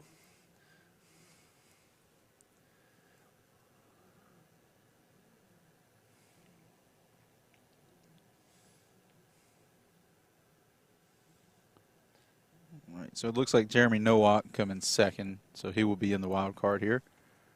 The winner of this gets to go on and will be our 16th seed into the next round, and then the other two will be eliminated. Oh, so one out of the three on this one. Correct. So from the previous set, it looks like Aaron Hoffman would have had to have taken first place. So he's in. Okay. And they're off.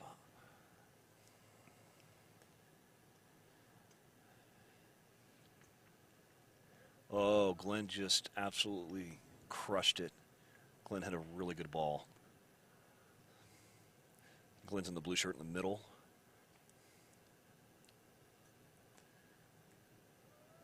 Oh, is that going to hug? Remind me who the guy on the left is again? I know his name. That would be Drew Cooper. No, That's not Drew. that's Brian Kelly. Brian Kelly, yeah. Why is it Brian and not Drew? So Drew must be, the only explanation for that is Drew moved on and is in, which would mean that So far, it looks like Glenn's got the best set. okay, yeah, I see what it is now. So from earlier, when Drew Cooper and Brian Kelly were on the tee box battling it out to see who would go to the wild card, Drew Cooper had the longer ball, giving him the 5th slot, moving him on to the 16. Brian Kelly came in second, which is what put him here in the wild card. And of course, technology failed me and didn't update the scoreboard properly. So, yay for that. Ooh, that was a good hit.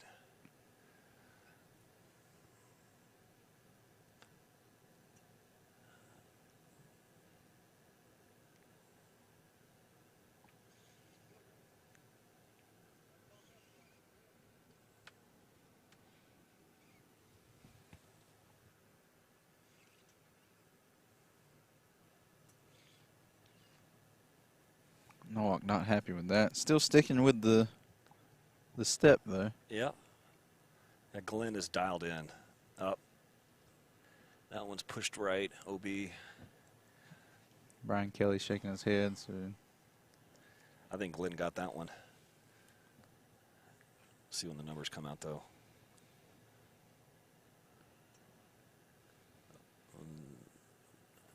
The swingman's last ball, that was a slice OB right.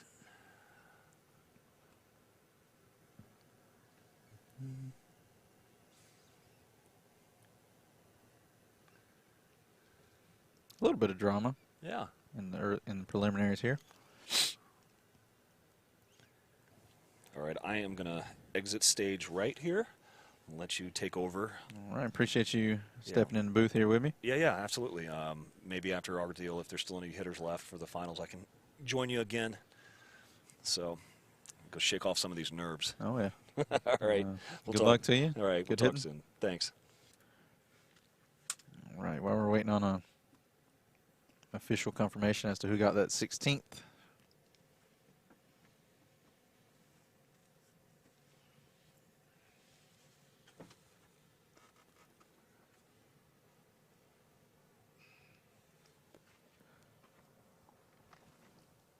As you can see there, we got our scoring / DJ booth all the way to the right. We have kind of like a staging area for the players where they can see the scoreboard on a TV. Right there where you can see Landon Gentry and Bobby Peterson. And then the other two tents are where players can just kind of like hang out right before they hit. There's also a cooler there. Make sure they stay well hydrated. While we're waiting, we'll give a quick shout out to all the supporters of the PLDA, of course, the competitors, the fans, everybody that tunes in and participates, our volunteers. I'd like to give a shout out to the people behind the scenes that make all this possible. Our sponsors be Callaway, Patterson, T-Claw, Tornado Tea, Net Return. Really appreciate you guys and everything y'all do for us.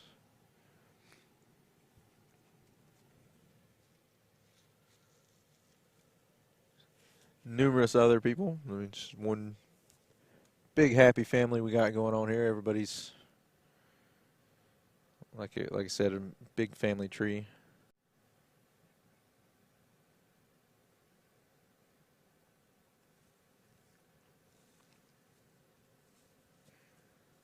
Right. Still waiting to see who got that 16th slot. Go ahead and pull up the 16 here.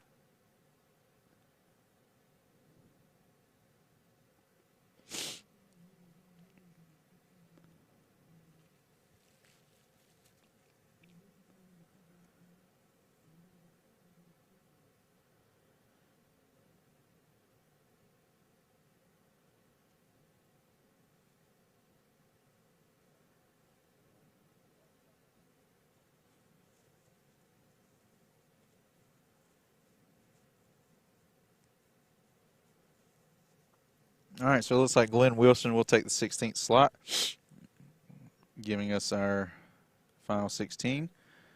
So in order of points and how they finish in the preliminary rounds, we have Justin James, Hong Young Jun, Reed Russell, Drew Cooper, Rob Tietmeyer, Ryan Riesbeck, Brandon Flynn, George Haggerty, Colton Casto, Mikey Gerald, Press Labrie, Ben Knutson, Landon Gentry, Scotty Pierman, Aaron Hoffman, and Glenn Wilson Jr. Those are your 16 that will be moving on to later this afternoon, where we will again do another round robin, cut it down to 8 players, and then from there we'll do our traditional match play.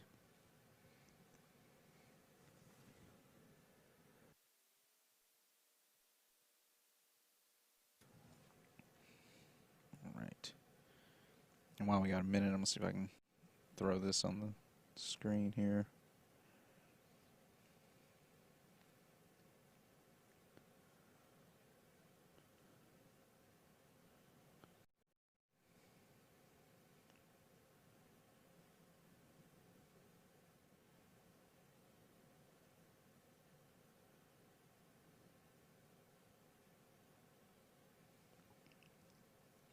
Again, we've had so many technical issues. A lot of what we would normally do, like my scoreboard that I worked so hard to build, is not working. Go figure.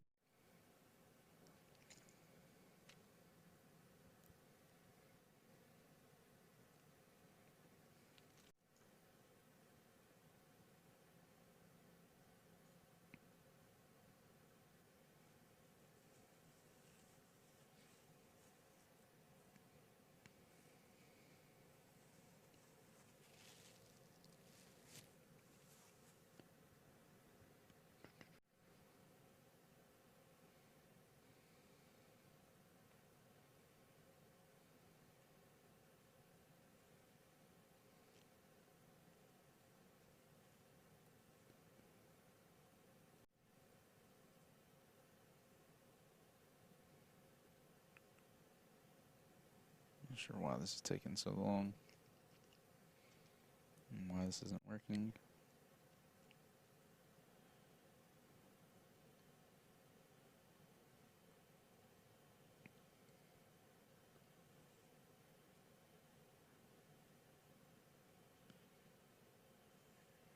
All right, let's see if I can just throw this one up there.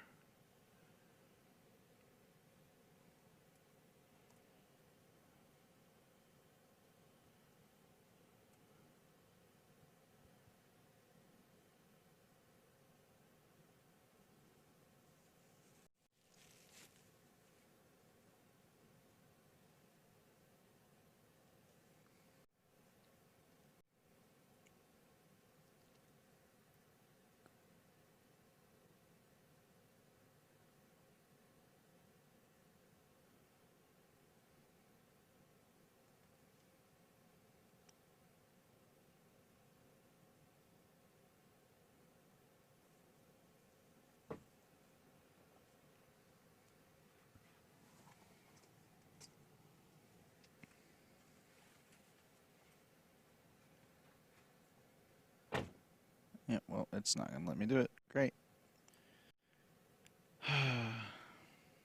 Man, oh man.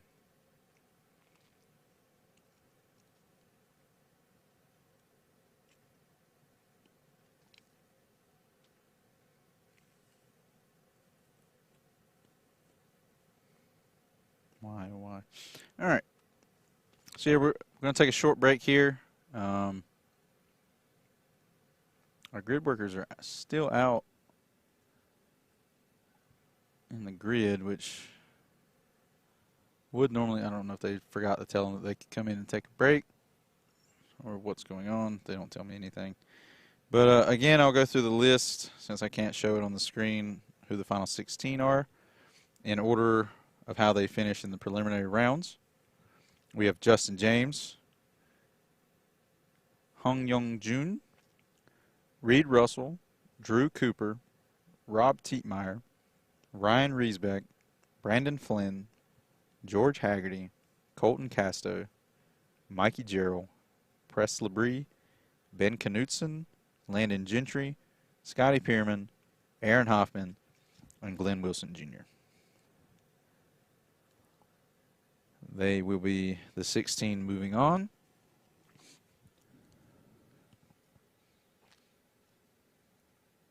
We have 10 seniors in the field today as well. We'll get them started. I think they said about 1 o'clock, 1:30, somewhere in there.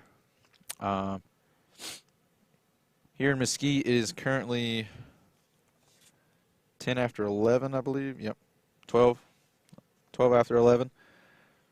So we got a short break here. I think everybody's going to grab some lunch. Swap back over. There's the beautiful grid and backdrop. See the giant mesa in the background. The clouds in the sky tell the entire story. The day is absolutely perfect. We have about a 2 to 5 mile an hour tailwind. It's right around 65-ish, so feels really good outside. Not great for the ball flight. Larger balls would need to be for it to be a little bit hotter outside. It being in the 60s, it actually knocks approximately, I don't know, 5 to 10. My science is not quite as good as the mad scientist himself. But yeah, I think it's like every 10 miles or 10 degrees or whatever is like a yard or two. Something like that.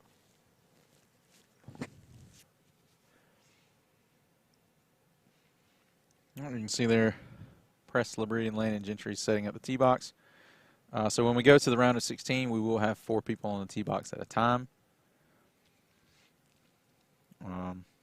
Unfortunately, yeah, we do not have any shot tracers. The current shot tracer solution used by the PGA Tour is rather expensive.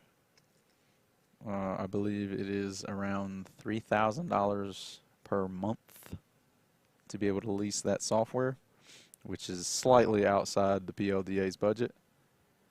But we are looking into other avenues to try and make the broadcast better. I've incorporated a couple more toys for the broadcast. We have a grid camera that we'll be using later to try and pick up some of the balls landing in the grid. I also have a drone. I can use a drone. In fact, if you guys will give me just a moment, I'll actually try to set that up and see if I can get that to work. Don't hold your breath, though. Once again, the technological issues here in Mesquite have been numerous this week. So we'll give that just a moment, and I'll see if I can get the drone working. That way we can fly over there to the practice grid and show you guys a little bit of what's going on. So we'll be back in just a moment.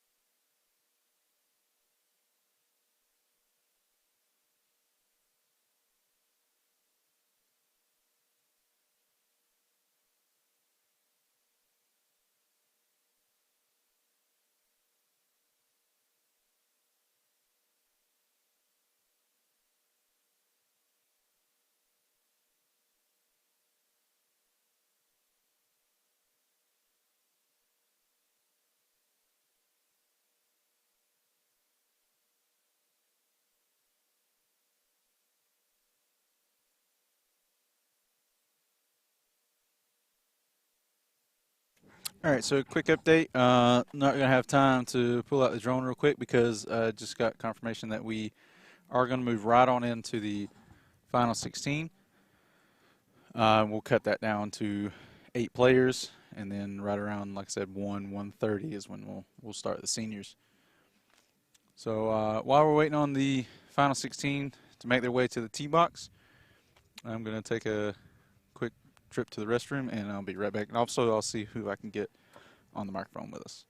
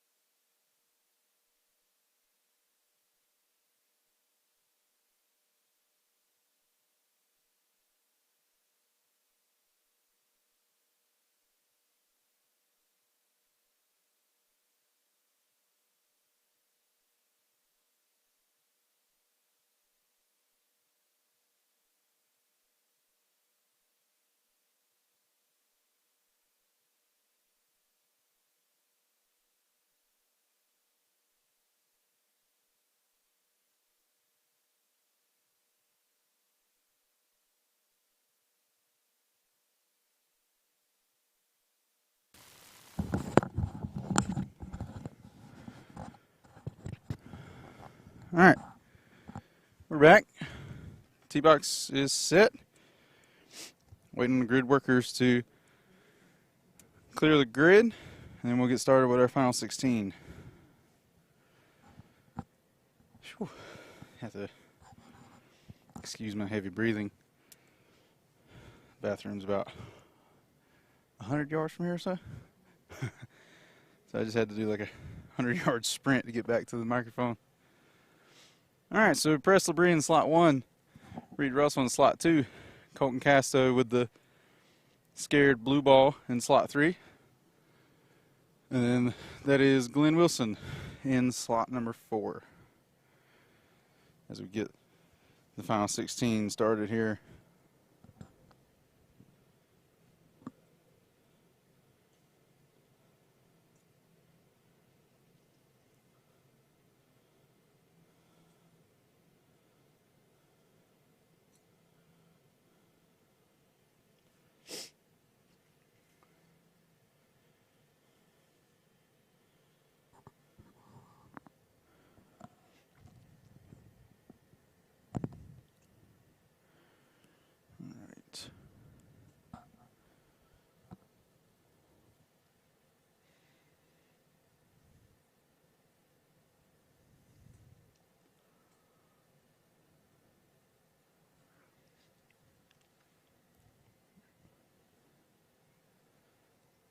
Swap back down to the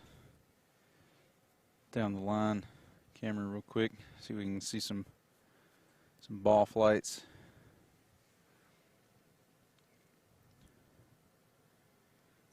It's like Press is a high ball going down the right side of the grid. That should be a number. I never saw Colton's. Probably not going to either. He's hitting the blue ball, and the blue ball is nearly impossible to see. Even our grid workers, they're having issues seeing the ball coming in. See Reed. Reed has one going. It's going down the center, but it's drawing. I'm not sure if it'll stay in. And yeah, no chance of me seeing the blue ball. So you can see one from Glenn here.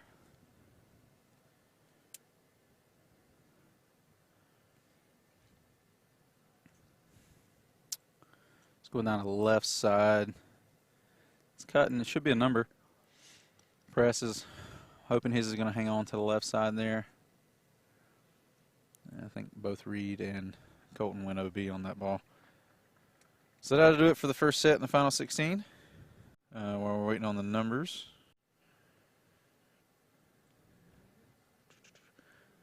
Format is the same as it was earlier, except now it's a completely fresh start.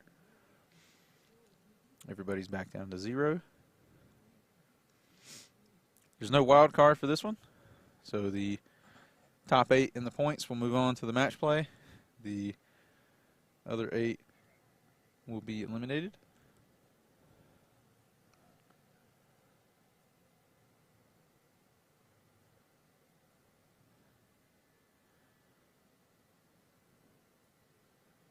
Looking around to see if I can find somebody to get in here and banter with me. Switch back to the camera.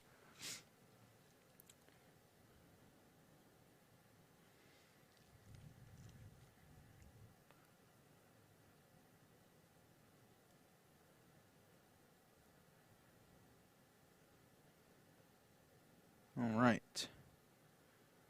Still waiting on the numbers from that set. In this one, slot 1, we have Ben Knutson. Slot 2, we're going to have Landon Gentry.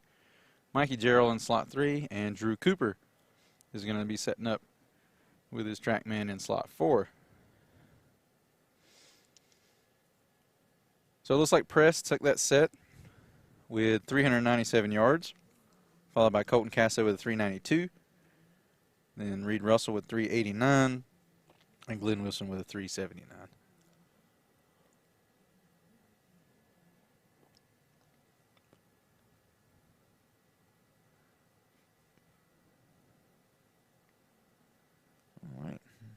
Tell you what, there's a strong field, I would say, for the final 16. A lot of these guys have some speed.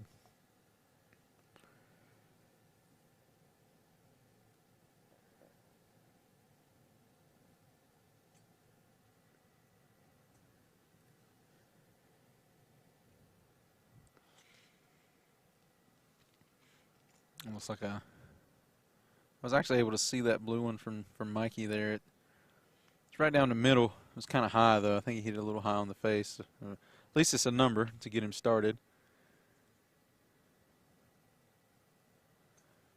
It's going to be OB left for Ben. And I wasn't able to see either Drew or Landon's golf ball on that one.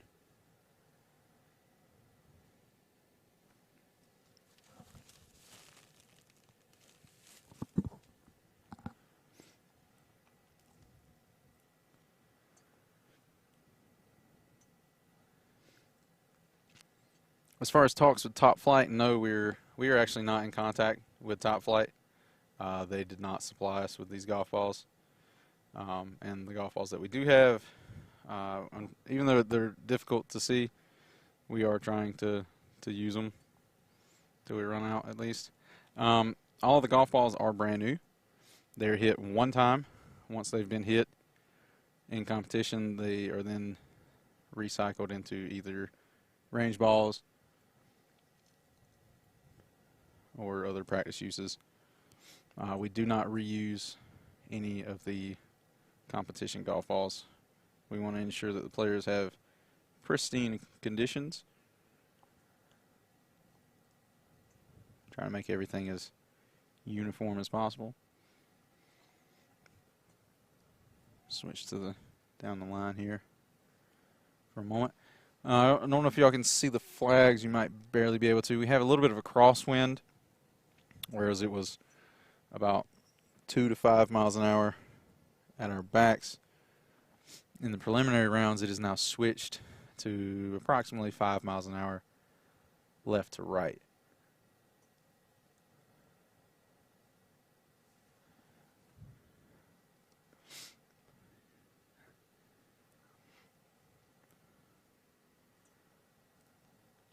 And as you can see, Mikey Gerald was not happy with that last ball as he did his little twirl. But that'll do it for set number 2. Waiting on the callback numbers on this one.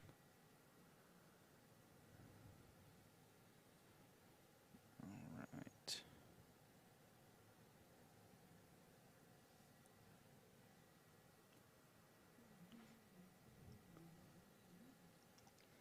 Switch back over to the face on.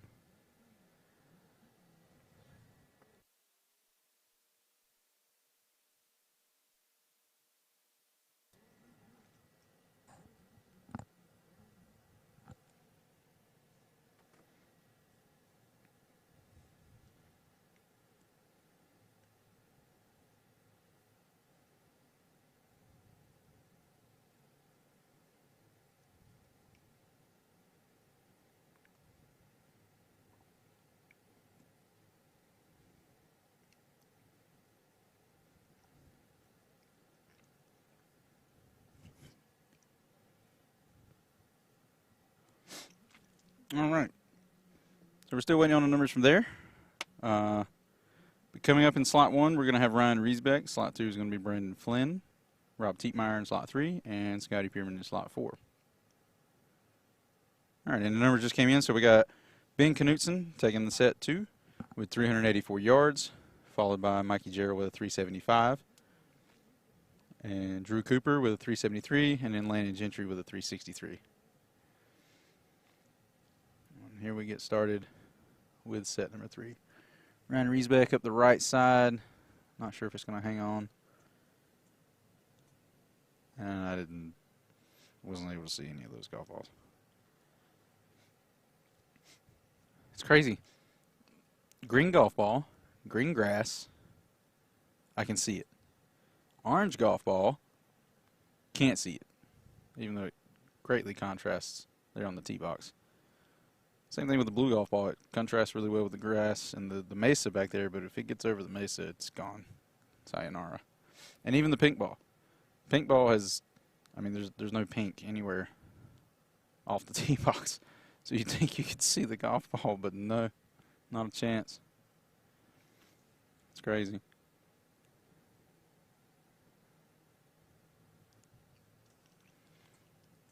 All right, Brandon Flynn has a ball going up the center, which is his sweet spot. Brandon's an excellent ball striker.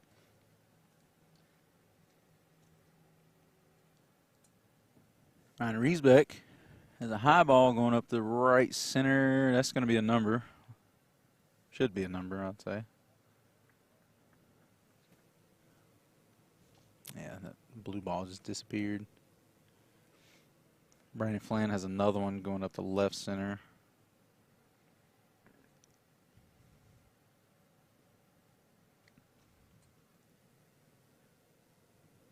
Ryan Riesbeck, high ball down the left side.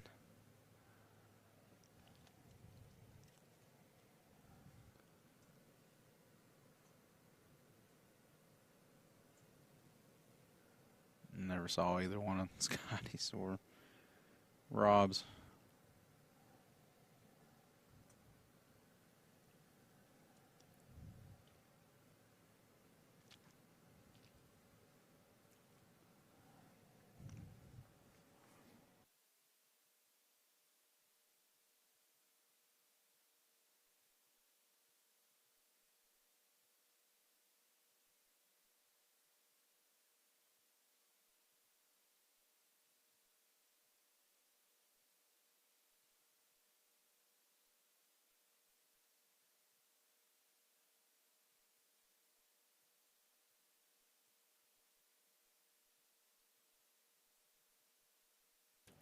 All right. That'll wrap up set 3.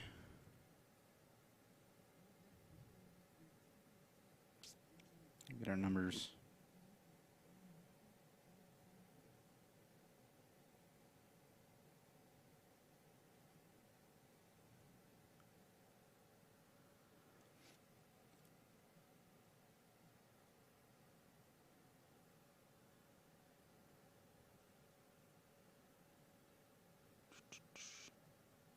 All right, so it looks like Ryan Riesbeck took first place there with a 379, followed by Brandon Flynn with a 360. No, excuse me, Rob Tietmeyer with a 383. Scotty Pierman with a 369, and Brandon Flynn with a 366. All right, coming up in our 4th set is Justin James in slot 1 with June in slot 2. George Haggerty in slot 3, and Aaron Hoffman in slot 4. We have a correction, actually. It wasn't a 367 for Brandon, it was a 377 for Brandon, which will flip the two, him and Scotty. Brandon will take 3rd at 50 points, and Scotty will be in 4th with 25 points as we get this started. Switch back down the line real quick.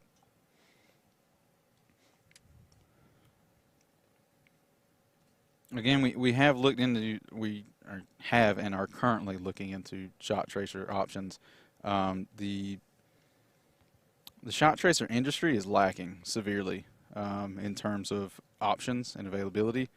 Of course, the PGA Tour has Top Tracer, which, I mean, they're insane, if you ask me. $3,000 a month is just not reasonable, especially for something like us. I mean, that's way outside of our budget.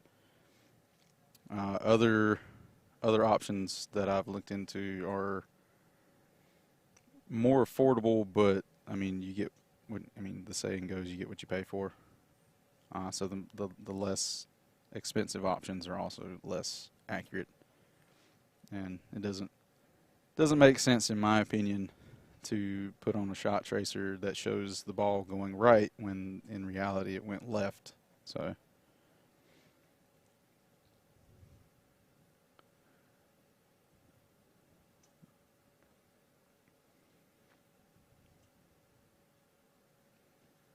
we can get some of the shots.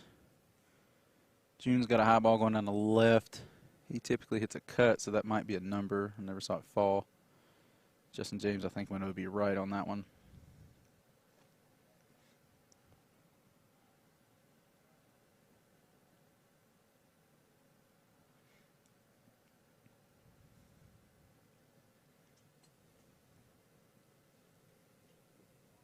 And yeah, Yeah, no, wasn't able to see the pink or the blue.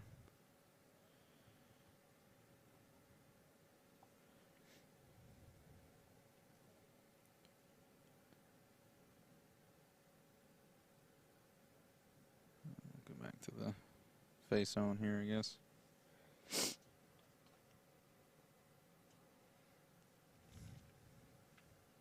Try to break out the drone a little bit later, and then, like I said, we have the wireless camera for the grid footage. Hopefully, we'll be able to pick up some grid footage when things slow down. Don't really want to put somebody out there next to the grid when there's 4 balls flying at them at all times. So we'll wait till we have the match play where it's one shot at a time, and we'll put somebody up there to try to catch some of the grid footage.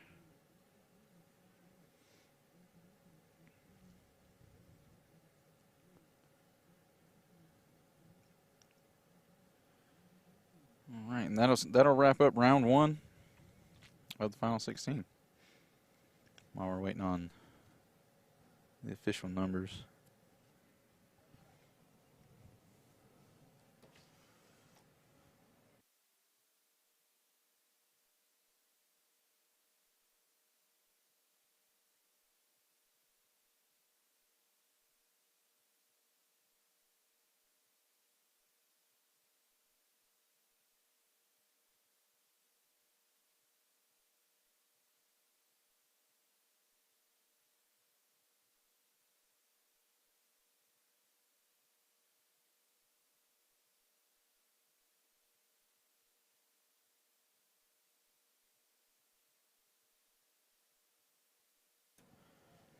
All right. Still waiting on the confirmations. I've sent our wireless camera. So what we're going to have is I'll switch over to it real quick. So we got this down the line view, right? And what we're going to do here in a minute is I'm going to take the lift and we're going to throw a wireless camera up in the air behind me and see what that looks like. Might as well experiment and have some fun. I would say what could go wrong, but I mean, the way this week's going, there's a whole list.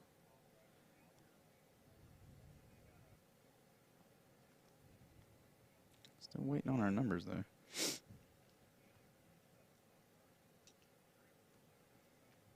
All right, so they're coming in now.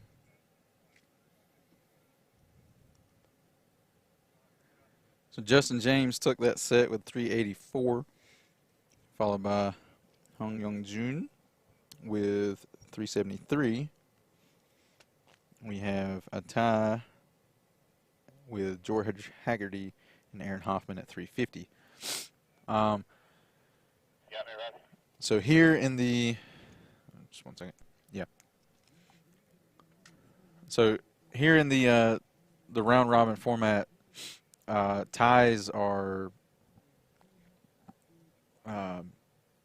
there's no playoff in the ties. What we do is we take the points and we split the points evenly between the 2 ties, or 3 ties if there happens to be a 3rd tie. So from there, they split all the points and got 37.5 apiece, which is going to make the final points interesting. But in, say, like a match play format, or in like a shootout to determine who took, like, say, final 8th place, in that situation, there would be a tiebreaker, probably be like a 3-ball playoff or something like that.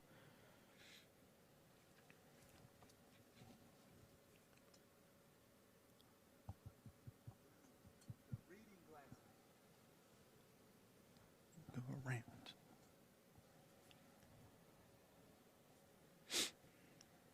All right, so we got Brandon Flynn in slot 1, Ben Knutson in slot 2, Aaron Hoffman in slot 3, and Colton Castro in slot 4.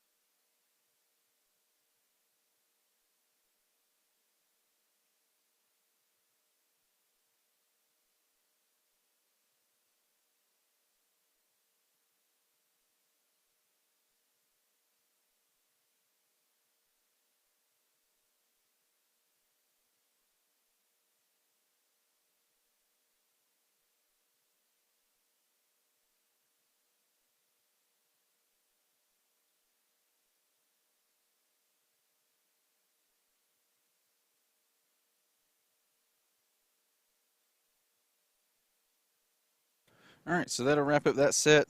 I was just talking with my camera operator before we throw him up in the air.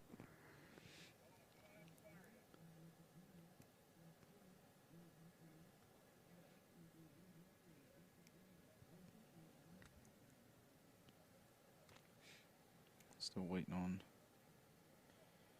the numbers.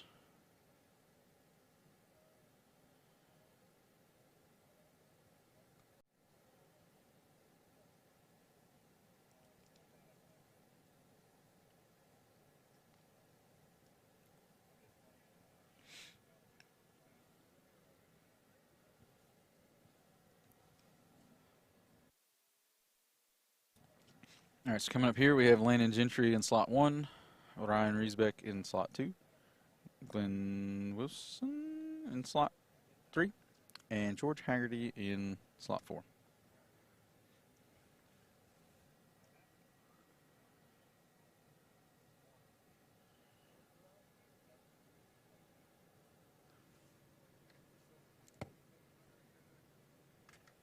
right.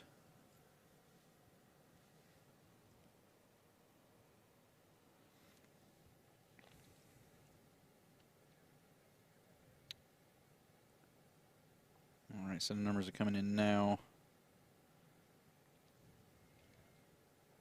So Colton Casto took that set with a 386, followed by Brandon Flynn at 370, Aaron Hoffman at 353, and Ben Knutson went OB. So he'll get no marks there.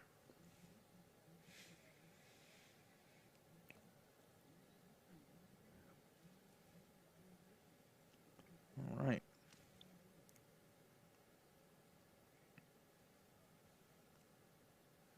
We'll wait till after the second round to get an update on the scoreboard. Let everybody have a chance to get their second set. Right now, the numbers are kind of skewed.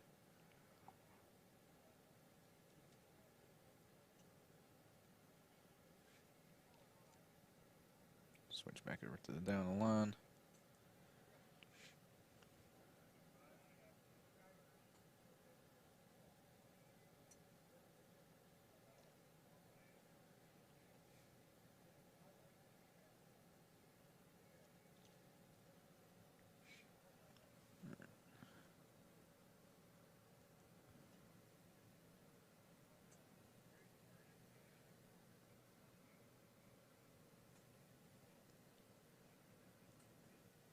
Right, so Landon was a little quick on that one. It looked like he had one going up the right side. Ryan Riesbeck hit a really low ball down the right side. I'm not sure either one of them was in bounds. I've yet to see a blue or pink ball all day. I'm going to focus really hard on this one, see if I can track it. Nope. Landon has a, it's going down the right side. Should be in. George Haggerty, I finally saw a pink ball. It's going down the left side. It should also be in. Wind's going to help hold it in there.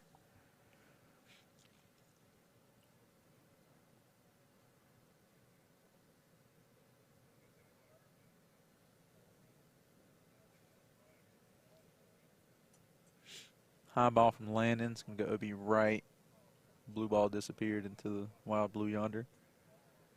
Ryan Riesbeck has a draw going straight down the center of the grid.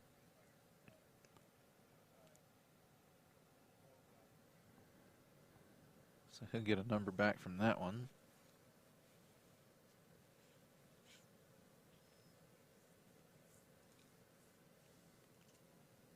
Landon's OB left. George, I believe, is OB right. Glenn's looking down the left side, but I mean, he's he looked back at Josh Cassiday's ball collar and was like, "Did you see that?" And like, 'cause it's crazy.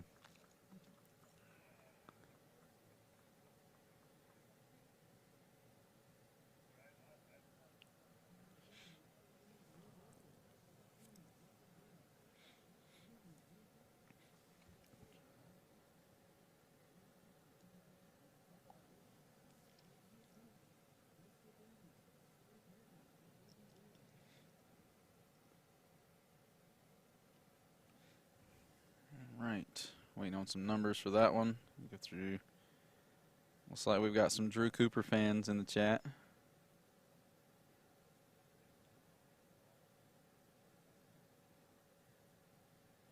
Difference between PLDA, Extreme Long Drive, and Ultimate Long Drive.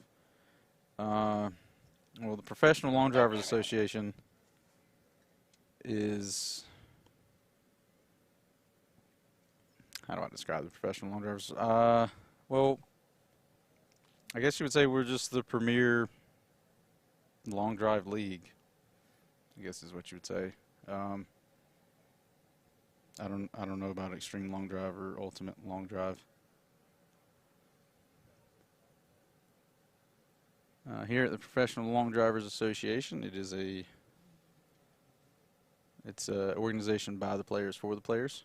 We pay out 100% of entry fees, and every penny that comes in goes right back out in the purse. We always pay at least 25% of the field. If there's a odd number in the field, we always fall on the high side of that. So today we have 27 in the field. We went from 3 groups of 9 down to the 16 here.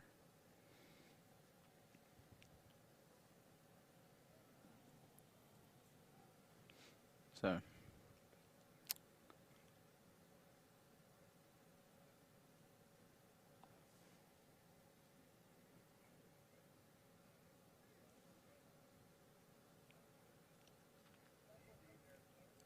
looks like Drew's having to battle a,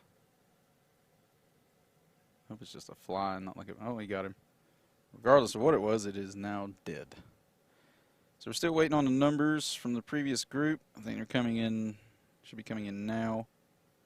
Oh,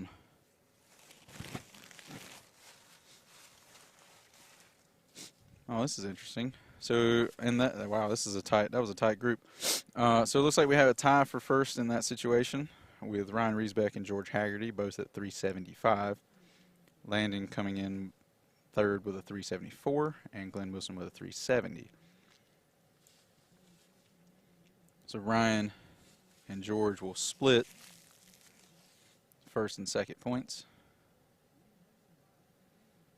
and get 150 apiece.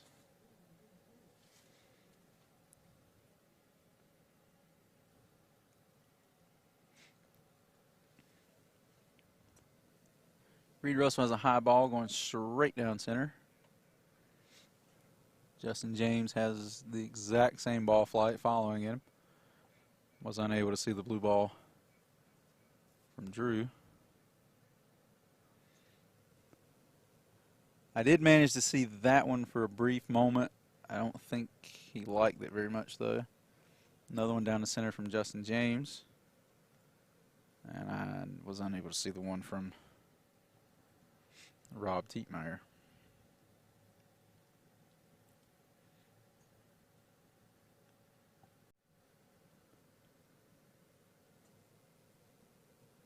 That'll be right for Justin. That'll be left for Reed. I guess that'll be left for Tietmeyer. All right, I'm going to see this blue one. Nope. Justin James, nice ball, high ball going down the left side. It looks like it's holding its line, though, so it's going to be OB. OB left for Reed as well. Tietmeyer is going to leak out right. Ooh, Justin has a very high ball going down the left center. That's going to be a number.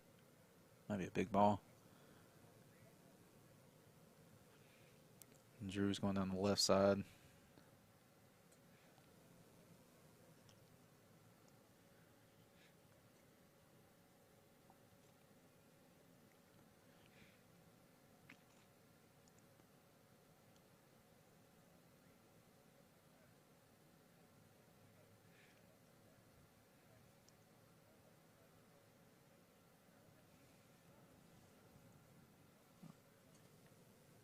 Nope.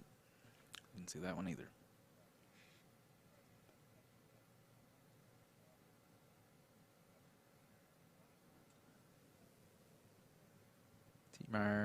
He's hanging on. I think it's going to leak out right, though. Reed down to his last ball. That one's going to be close. It's riding the line.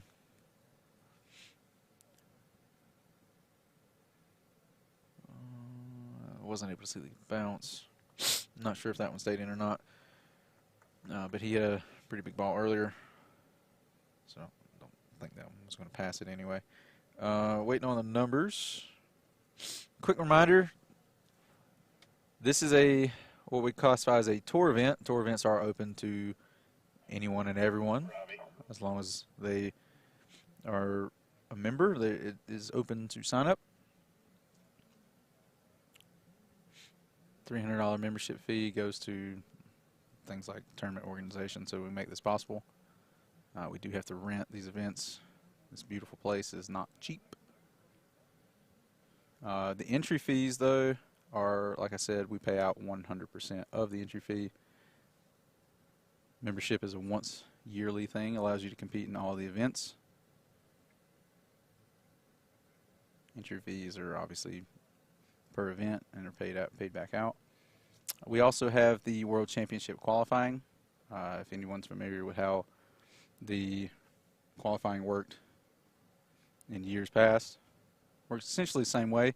2 stages. We have what we consider a local qualifying, and then if you advance through the local qualifying, move on to stage 2 regional qualifying, and then from there you get into the World Championship, where people will battle out for a first place prize of $50,000.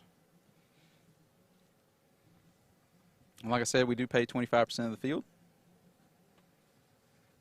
So come try to win it.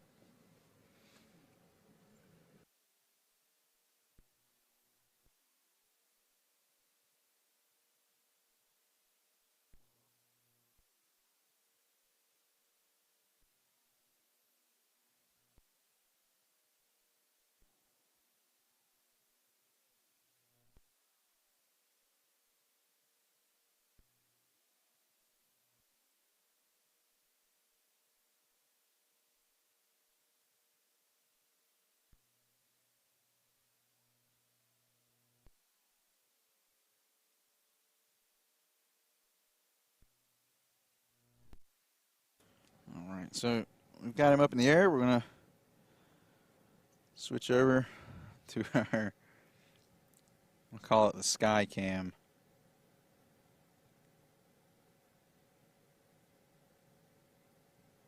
All right. Yeah, it works. Okay, I tried to zoom down the grid, but I believe it flowed around everywhere out here. So I can't do anything but zoom in and then stop.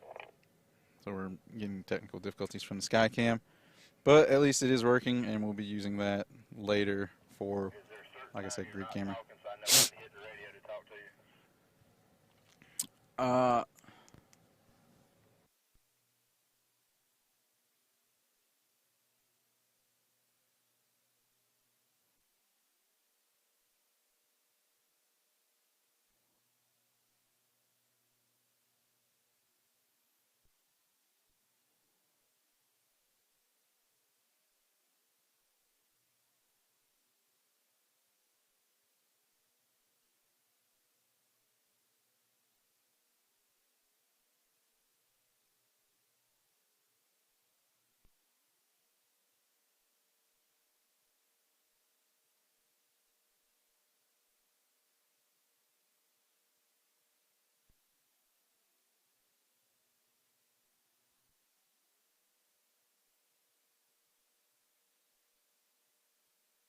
All right.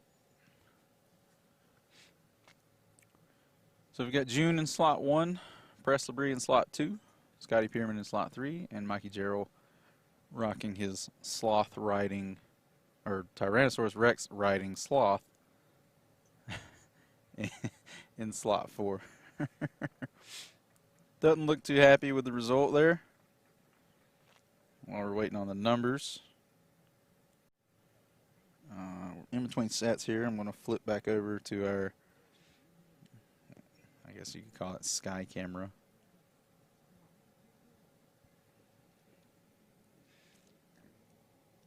Basically, we've just taken a lift with a wireless camera and thrown it up in the air.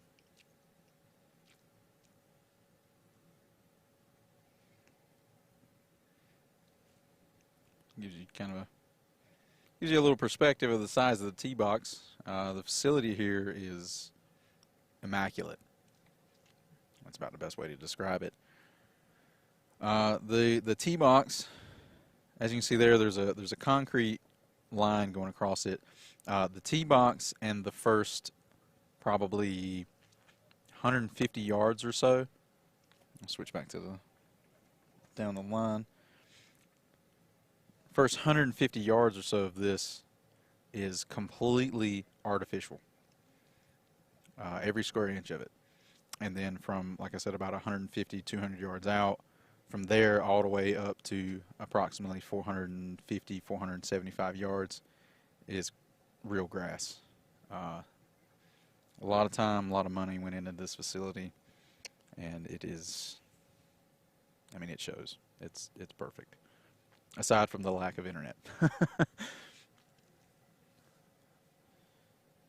60-yard wide grid. It's typically where we stay. Most places that we go to are going to be anywhere from 50 to 60 yards wide. I think Memphis, Tennessee is the only exception to that.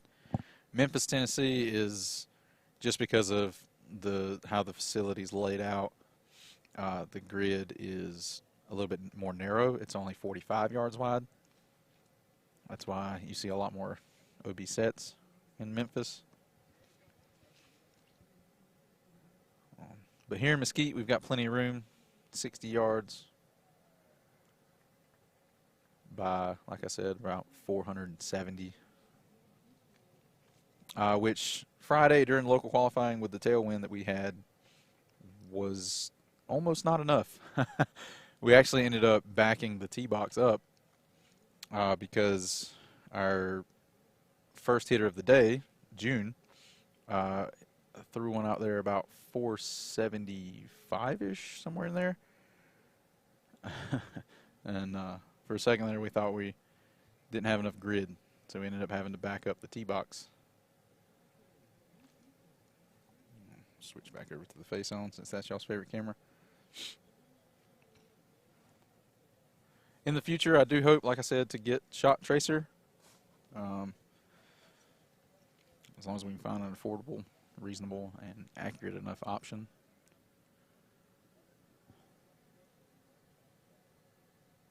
We'll see how it goes. It's also got to be mobile. My entire operation, of course, has to be able to travel.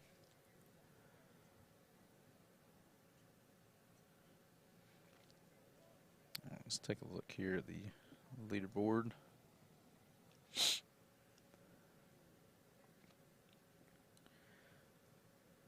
So currently sitting solo first is Press Labrie with 400 points, followed by Justin James and Colton Casso at 300. Ryan Riesbeck and Drew Cooper with 250. Rob Tietmeyer at 225. Ben Knutson at 200. And George Haggerty at 187. Those are currently your top 8 competitors. Just outside the top 8 at 150 points, we have Brandon Flynn and Hong Young-jun. Scotty Pierman at 125. Reed Russell and Mikey Jarrell at 100. Aaron Hoffman at 87.5. Landon Gentry at 75. And Glenn Wilson at 50. Again, so during the round-robin format, ties what we do since you're only competing against the 4 people in the tee box with you and it's points based. What we do instead of doing a playoff, we just split the points. We've had that happen twice today. I think they split 3rd and 4th, which is 75 points, which is how they got the 37s. And then I think Ryan Riesbeck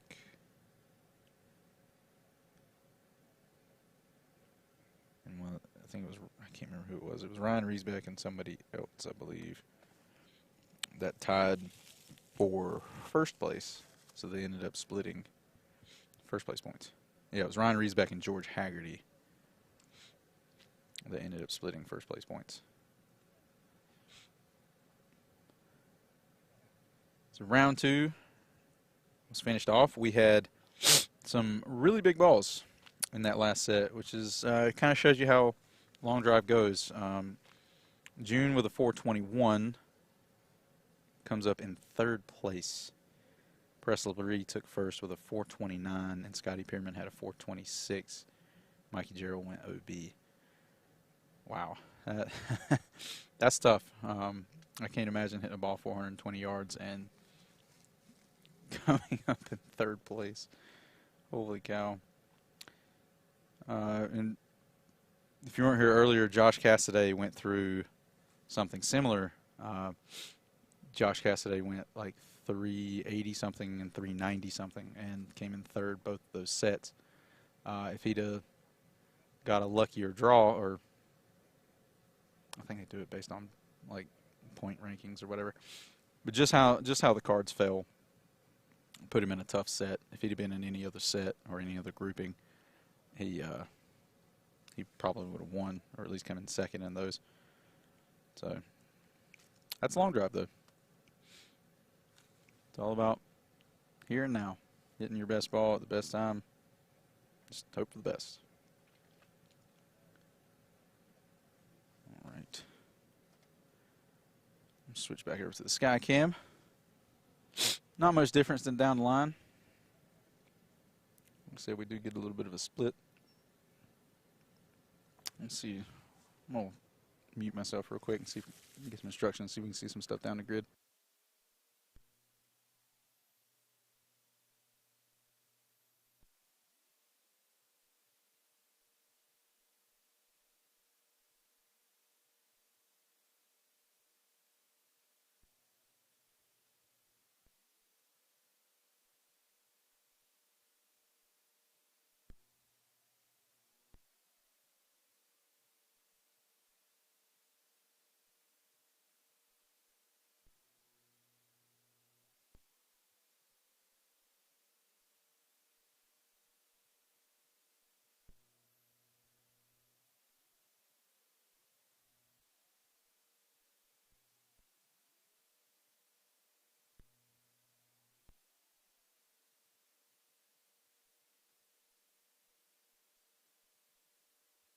All right, well, I've lost contact with our Sky camera.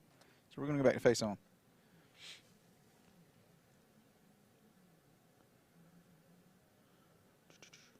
All right, from that previous set, we had Drew Cooper coming in first with a 413-yard drive. Ryan Riesbeck in 2nd with a 412.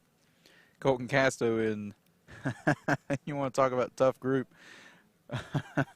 Oh, man. Colton Casto in 3rd with a 411.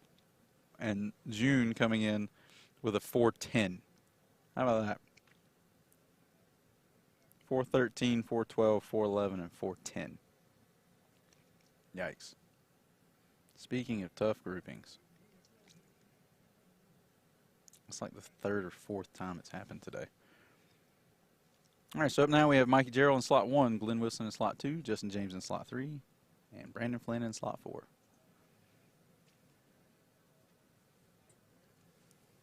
Mikey's got a high one going down the right side. I'm able to pick up that green ball pretty easily.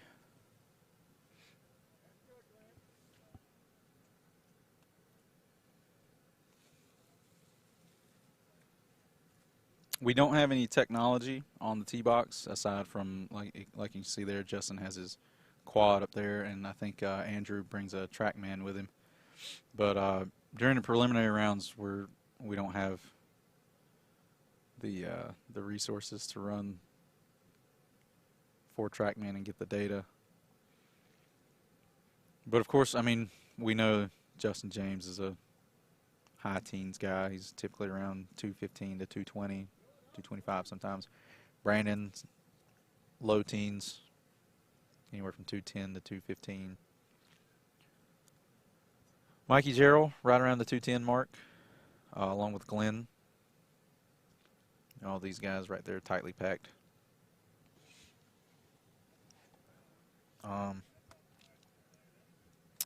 Longest balls of the day, I believe, have come. It was not the last set, but the set prior to that. Our longest ball of the day has come from Press Labrie, who again is in the two teens, 215, 220 area. Same thing with Scotty and June as well.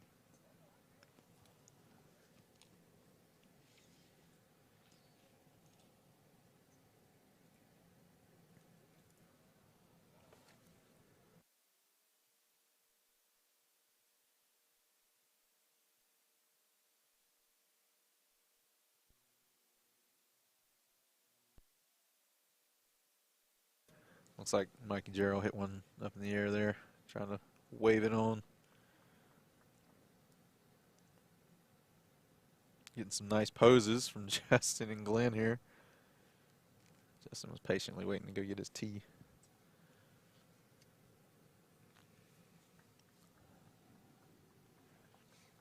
All right.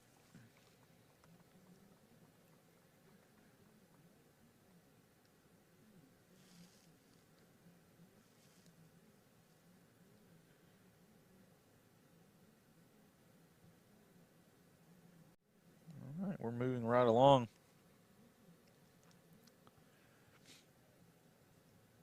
Tell you, you got to be on. Say it time and time again. You got to be on your toes with DJ Mannion over there. He don't play around.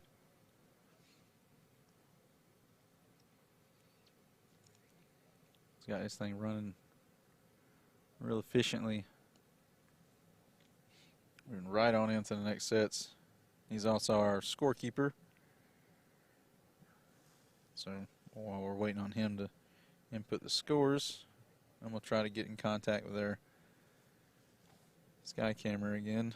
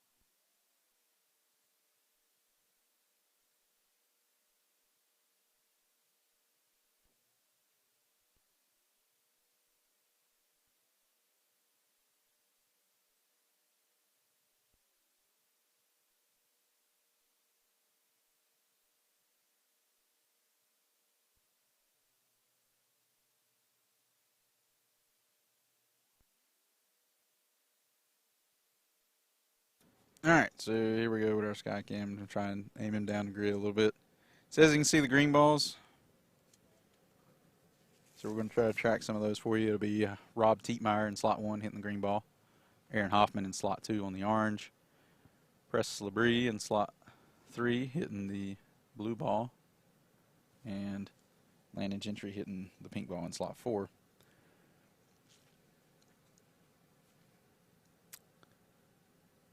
You can. It's a good show. Oh my God, I don't know what's happening to our sky camera.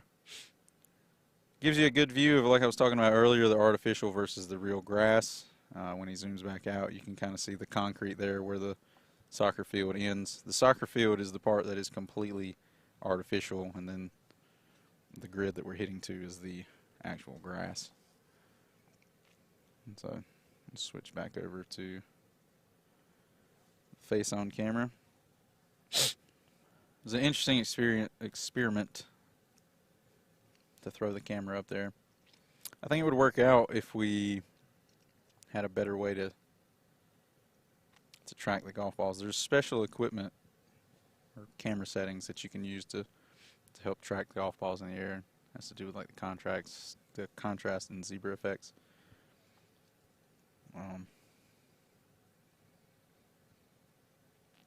Things I'll be able to do hopefully in the future. Like I said, everything here is still technically grassroots.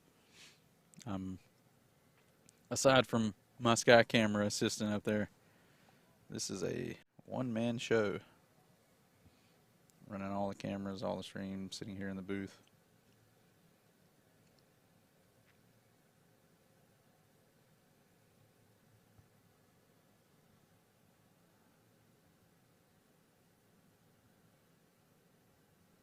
Right. Aaron hoping that one's going to hang on.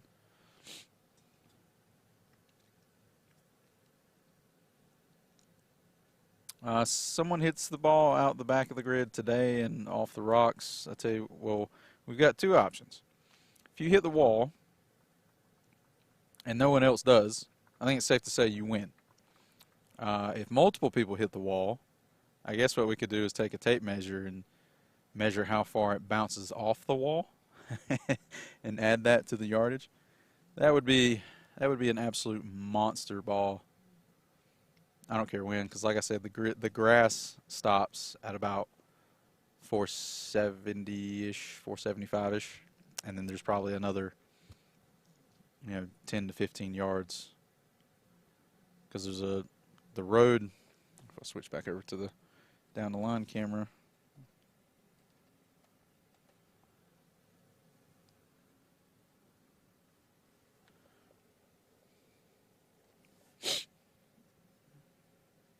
Okay.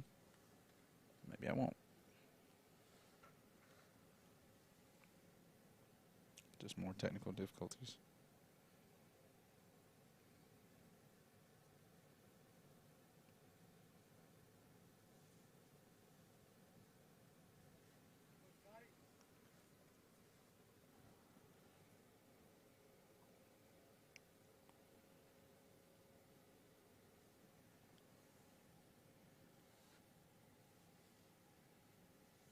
But anyway, out the back of the grid, there's a road that runs down the entire length of the grid, and then at the back there's there's like a section of just dirt, because we're in the desert, and then the road, and then the wall.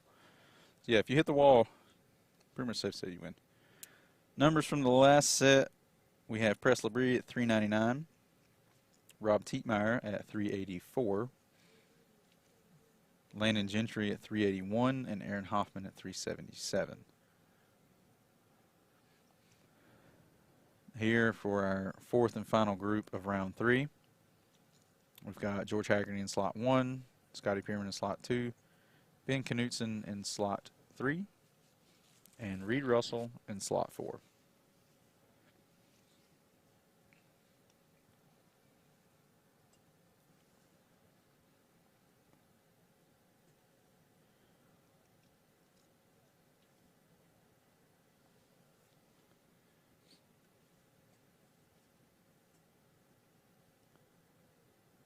You can see there our tents in the background. We've got a gust of wind.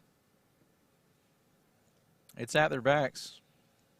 It's been either dead or off the left all day, and now we got a little bit of tailwind, so hopefully we'll see some bigger yardages.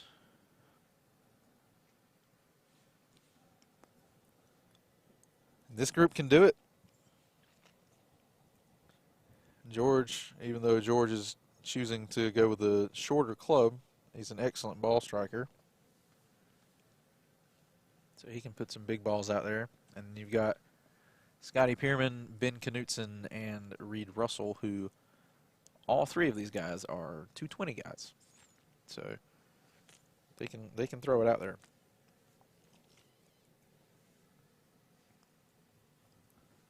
George choosing to go with the shorter club. It costs him a little bit of speed, but like I said, he's an excellent ball striker, which helps make up for the lower speeds. And I say lower speeds, he's still above 210, which is more than enough speed. Looks like Scotty just hit him a good one. He's really happy with it. Ben, not so much. High ball from George going down the left side. I'm not sure if it's going to stay in. We've even had looks like a flag is blown over. That would be the second flag to break. Friday and Saturday during the local and regionals, we had gusts of probably upwards close to 30, 40 miles an hour. and we've even had some flagpoles break. Looks like we've got another man down out there around the 340 mark, is what it looks like. Switch over to the down the line cam. You can see it down there. So the first sign is a 300-yard marker. The second sign is 320, and then the third sign is 340. So I think that particular flag on the left side that is broken now is our 330 flag, just to give y'all a reference.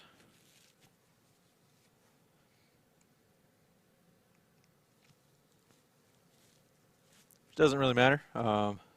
That ball or that flag is nowhere even close to being in the competition area. All these balls are going over 350. Still waiting on the numbers from that last group.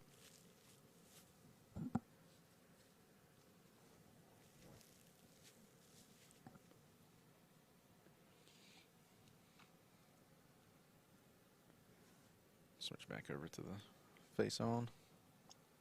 Get a view of, actually it looks like he's just outside the camera view. Justin's getting himself hyped up, doing a few jumping jacks.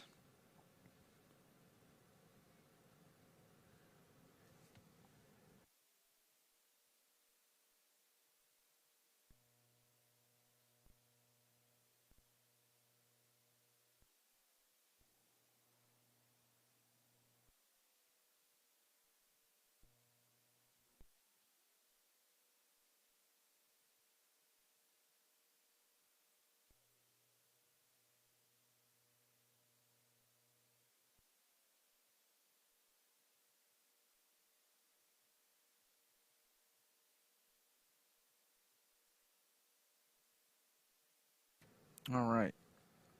So we'll get some numbers here. So it goes back to what I was saying about that 330-yard flag not being anywhere close to being in the way. That last set, get this, Reed Russell comes in with a 427, followed by Ben Knutson with a 416, then Scotty Pierman with a 414, and George Haggerty with a 406. So, yeah, not even close to being in the way. All of these balls are still very high in the air when they pass that 330-yard flag. We're going to switch over to our sky camera for this, because I'm pretty sure we're going to take it down after that.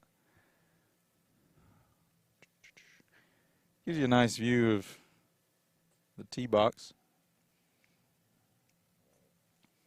Can't really see the golf balls anyway. I'm going to start referring to the blue one as a Houdini ball, because as soon as it gets hit, it disappears.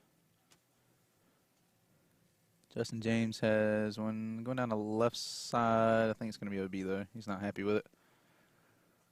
Colton Casto's OB right. Scotty Pierman's high ball left side or right side. I think it's going to leak out.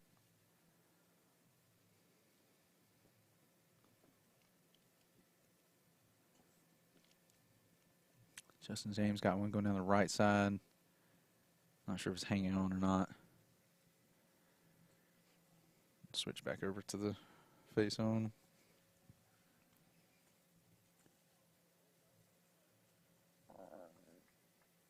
Excuse me. Let's see. Oh, this one's going to be close to the line for Justin. I'm not sure if he's got one in the grid right now.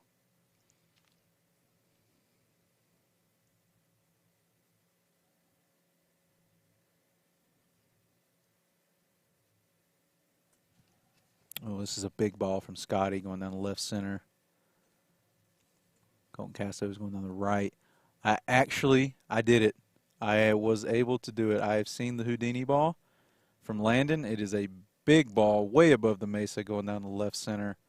That's going to be a good number.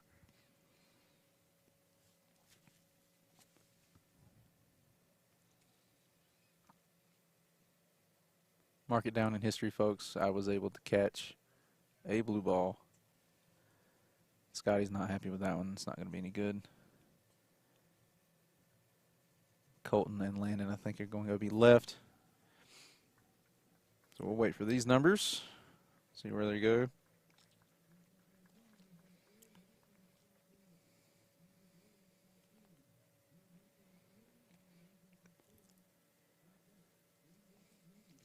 Quick thank you to everybody at home tuning in. We do appreciate y'all's support. Feel free to say anything, really. We welcome any feedback, good or bad. No matter what you got to say, let's hear it. Take everything into consideration. Try to produce the best broadcast that we can with the limited resources at our disposal. And we're always looking to improve it. Always.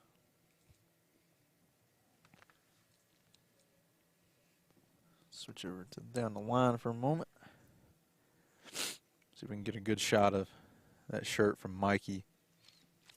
For those of you that don't know by now, your eyes are not playing tricks on you. He is actually wearing a shirt that has a Tyrannosaurus Rex with rainbow lasers coming out of its eyes, and on top of it is a sloth riding it like it's a bucking bronco.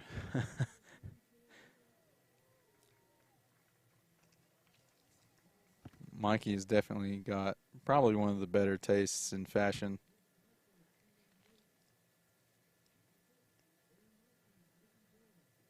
In the PLDA. Numbers from that previous group are coming in. Looks like Justin James took the set with a 434, which is the longest ball of the day. Followed by Landon Gentry with a 403, Scotty Pierman with a 401, and Colton Casto with a 389. Or excuse me, a 398. So we are inching closer and closer to 400. Seems we're getting 400 balls every set now. Slight breeze behind us, maybe 5 miles an hour.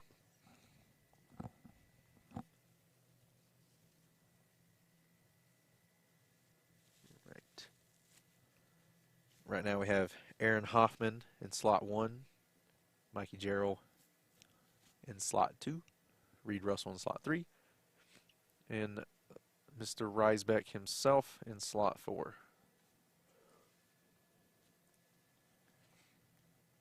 Got excited a while ago when I saw the blue ball. I'm focusing really hard trying to see him again. It's going to be Obi Wright for Mikey. As you can tell, he's not happy. That one.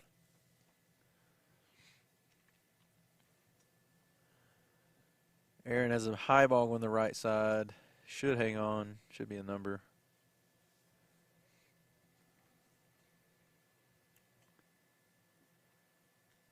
Reesbeck has one going down the right as well. Pretty sure Reed went OB just by his reaction.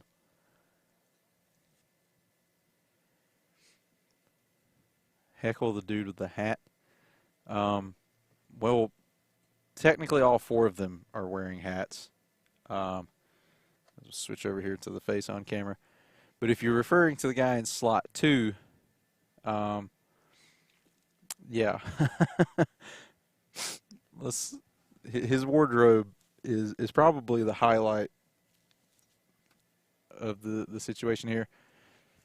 Back in Memphis at our previous, actually, not our previous event, but the event before that, he wore a shirt that had a rainbow breathing shark. Yes, that is correct. With a cowboy cat riding it. So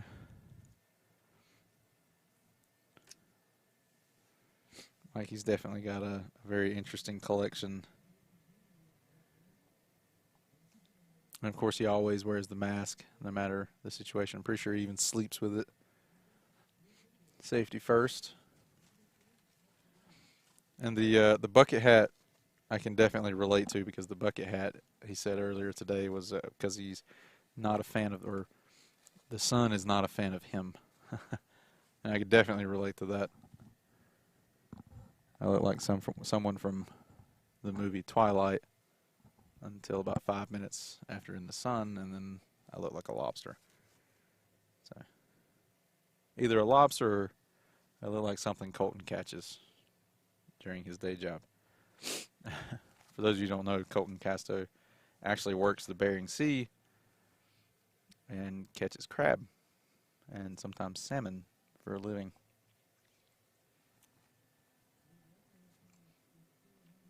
All right, while we're waiting on those numbers, we have Glenn Wilson Jr. in slot 1, Rob Tietmeyer in slot 2, June in slot 3, and it looks like Ben Knutson in slot 4. Yardages from that previous set, we have Reed Russell with a 424, Aaron Hoffman with a 403, and Mikey Gerald with a 400. Ryan Riesbeck, no marks.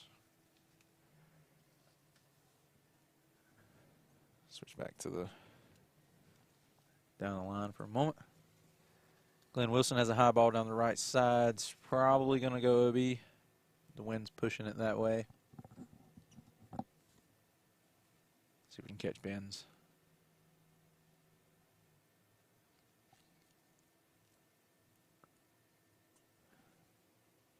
That's a much better ball from Glenn Wilson. Same ball flight, but that one's a little bit further left. It should hang on. Should be a number.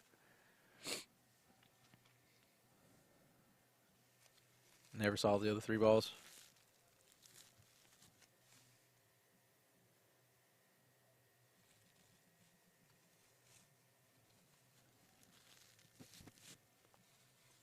Looks like we're going to have a club change from June. Tietmeyer's OB left. Knutson's going down the right side, hoping it's going to hang on. I think that ball's OB left for June.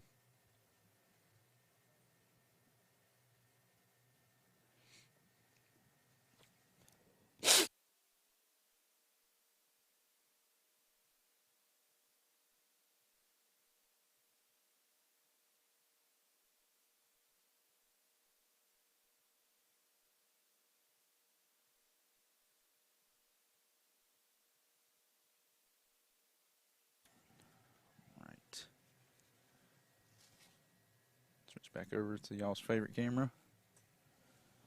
High ball from Glenn down the right side. It's leaking a little to the right, so it might go OB.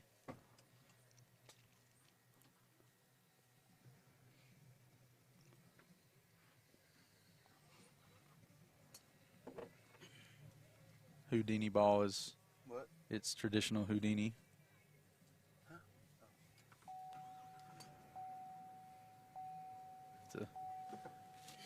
That beeping in the background you can hear is my booth systems here rebooting.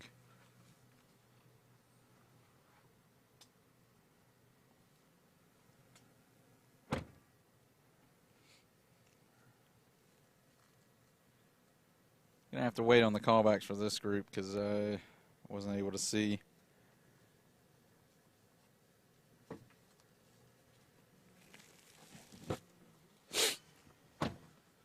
So the wind is it's going back and forth. Sometimes it's straight behind us, about 5 miles an hour. Other times it turns to the right a little bit. As far as helping or hurting, down the line obviously is going to help. And then the right to left, it'll help some players. Players like Rob Tietmeyer like to play a cut. The left to right wind would definitely help that. Could end up pushing it OB.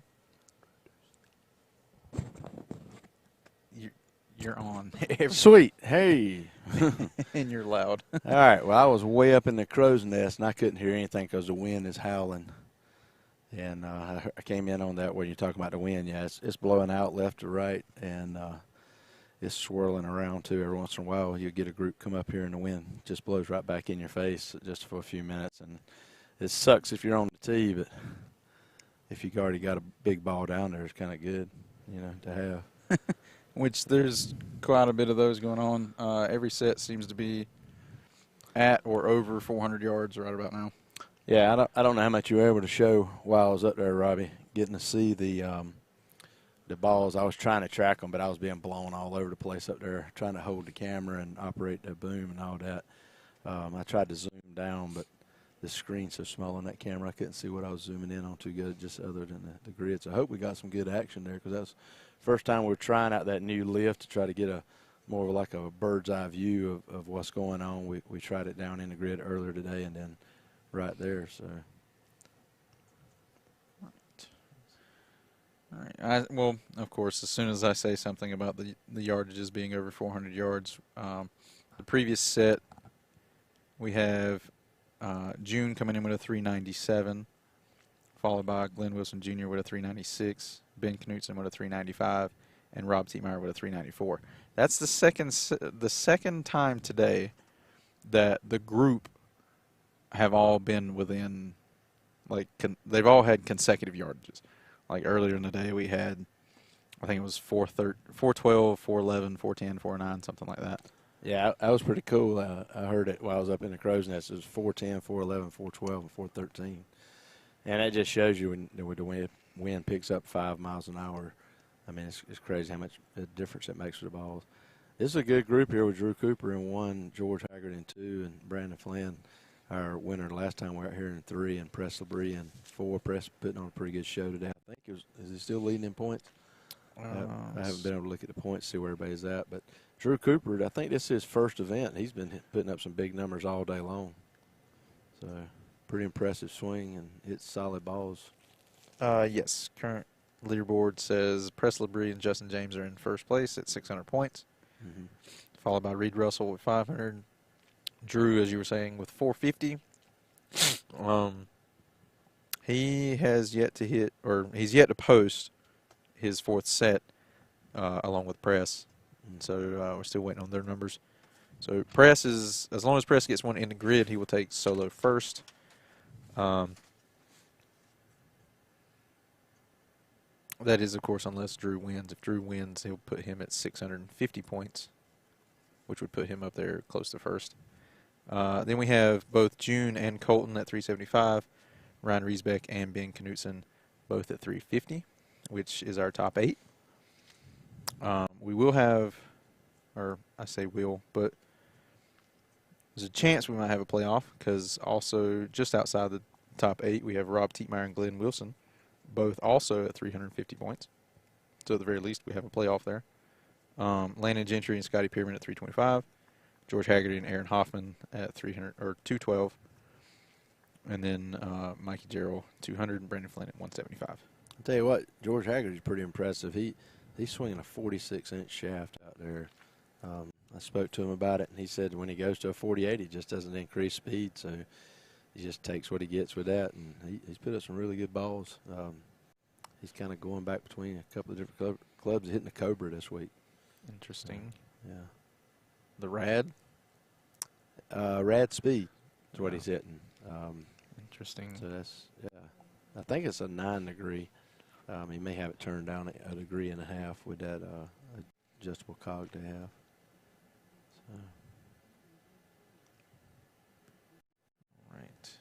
I hope everybody can appreciate what's going on out here. I mean, getting hit on this grid a pretty day like today, I mean, it is a little windy, but if you've ever been to Mesquite, you will experience the wind, because it blows all the time, every time, and in all directions, and that's all on the same day.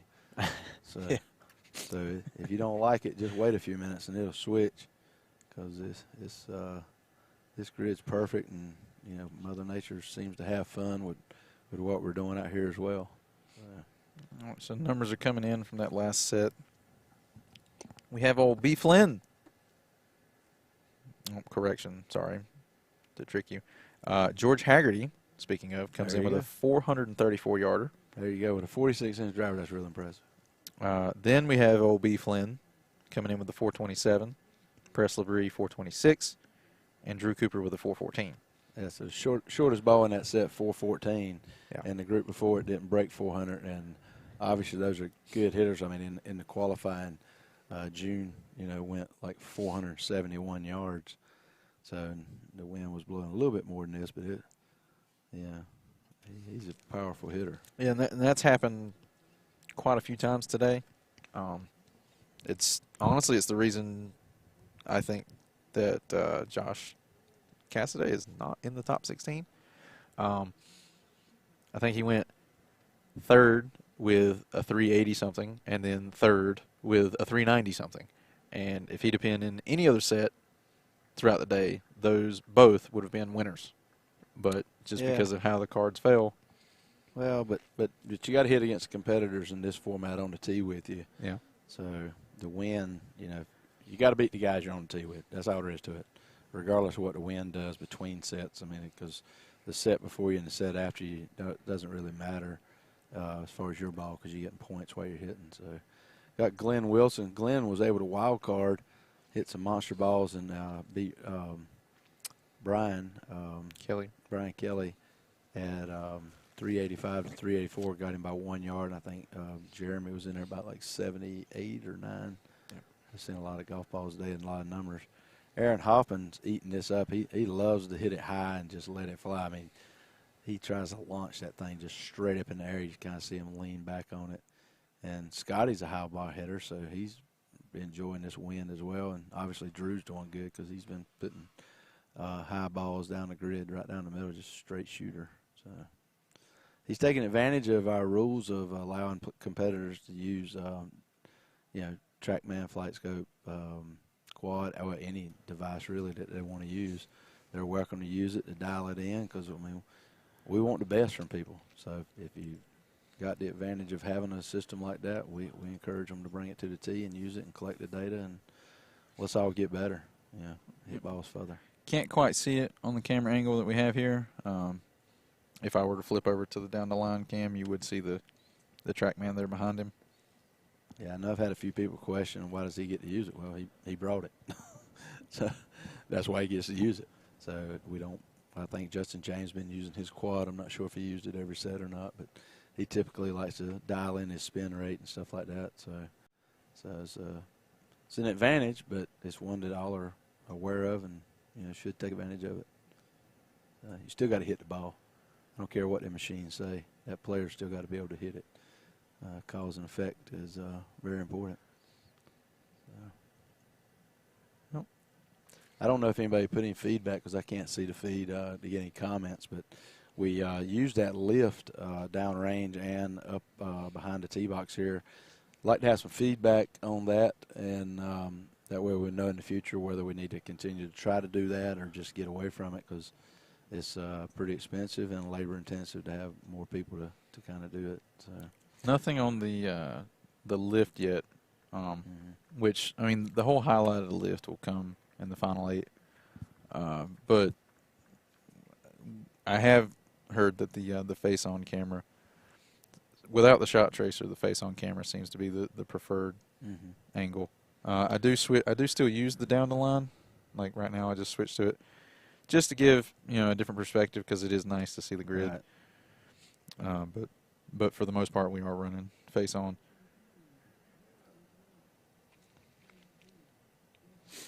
And it's nice to see the chat being active. My personal ball speed is a measly 203. Is the fastest that I ever recorded, and then that was 2 years ago, I think. Yeah, 200's a pretty good feat. Hey, I'm in the club. Yeah. I'm in the club. Yeah. I know last year before this COVID stuff stopped, me and Steve Coyce, well, not stopped, but started, me and Steve Coyce were going pretty hard, and he was working with me at the house, and I, trying to get me physically fit, and I broke 200 at, 52 years old, 201, and we'll see what happens. Feels good. Yeah. For some reason, it doesn't really make much sense that a 202 would feel better than a 198, but for some reason it does. Well, it's sort of like, way back, since I'm really old, way back when we were lifting in high school and stuff. And the first time you get 200, and then maybe the first time you get 300, it's just an achievement. And the same thing with these guys hitting balls out on this grid. You know, some of these guys, it's the first time they've hit, 400 or beyond that, and they're, getting a real taste of what Mesquite is like, where we typically hit big balls because of wind and a little elevation, but we're out here in a desert. But this green is green. This landing area is so plush that the Mesquite rec department has it unbelievably manicured. And here we go. The ever colorful Mikey Gerald in slot number 1, Rob Tietmeyer hitting big power fades out there, heavy ball hitter, and George Haggerty back up, just grooving it. And the wild man, Krabby Patty himself, Colton Casto over there in slot number 4, just dropping nuggets. He's hitting a really soft shaft, a D10. It's a 190 CPM shaft. A lot of people, I know June hits Patterson LD30s, and he saw the model and he was like, "What?" I think it kind of surprised him a little bit.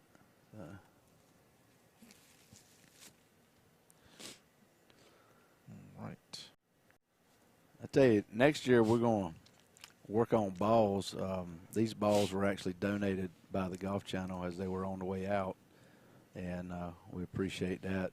Using Top Flight Bomb balls, great balls, but the color is a little hard to see in certain conditions.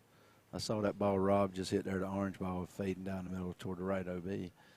But that blue ball for me is really hard to see. And I managed to see one earlier, just one. Yeah, the green ball pretty easy. There it goes, OB left. But you really got to be paying attention just because of the color. Especially with a blue sky back there. But I don't know if anything's picking up on the cameras at home or not. So after this, we'll go to our seniors, and then we'll come back for our final 8. Is that the right format? I didn't see the printout on it. Yep, we'll cut these guys down to 8, go to the seniors. Are they going to cut them down to 8 from 10, or are they just going to go straight to 4? I'll be honest with you, I did not look at the format. Ryan does that and sends it out to the players. So I did not get a chance to look at it. I was involved in setting up the grids and the range and stuff. So I would assume we're going to cut it down. Yep. So. Heckle the guy with the mask. Maybe he's wearing it to hide his face because of these interesting poses. I don't know. I mean, the mask is what you see. He's wearing a fanny pack. Yeah, true. I asked him about that a while ago, and he's like, "I keep my teas in it." I'm like, "Probably a good idea." So I tried to get my daughter to get me one while I was in Hawaii, and she wouldn't do it. And I was like, "Well, I just wanted to put my wallet and phone in, so when I go out on the beach, I can just throw it down." But maybe Mikey's bringing them back in style. So we'll see. See people start walking around the world. I remember the last time I wore a fanny pack. I don't know if it was the fanny pack or if it was the rest of my outfit that we're not going to talk about, but I got a few whistles.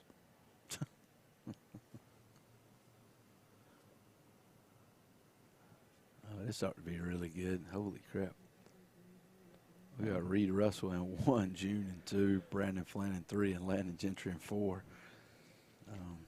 Let's get some numbers here. While Seamus is updating that previous set, we've got the set before that. We had Drew Cooper coming in with a 434-yard drive, which is our third 434.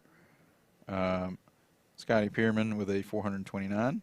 Then Glenn Wilson with a 424. And Aaron Hoffman with a 406. So yet again, another 400 ball coming in 4th place. You hate to see it. Or you love to see it. Depends on how you look at it. Probably the worst one I ever saw was years ago with LDA. Houston Harry hit one like 468 and finished 4th and was eliminated. That's a bad beat.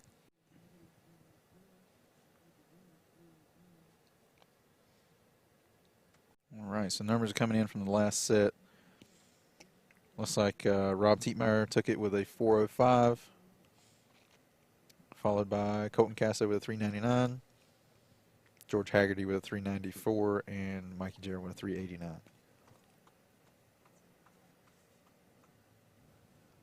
Switch over and get some down the line action real quick.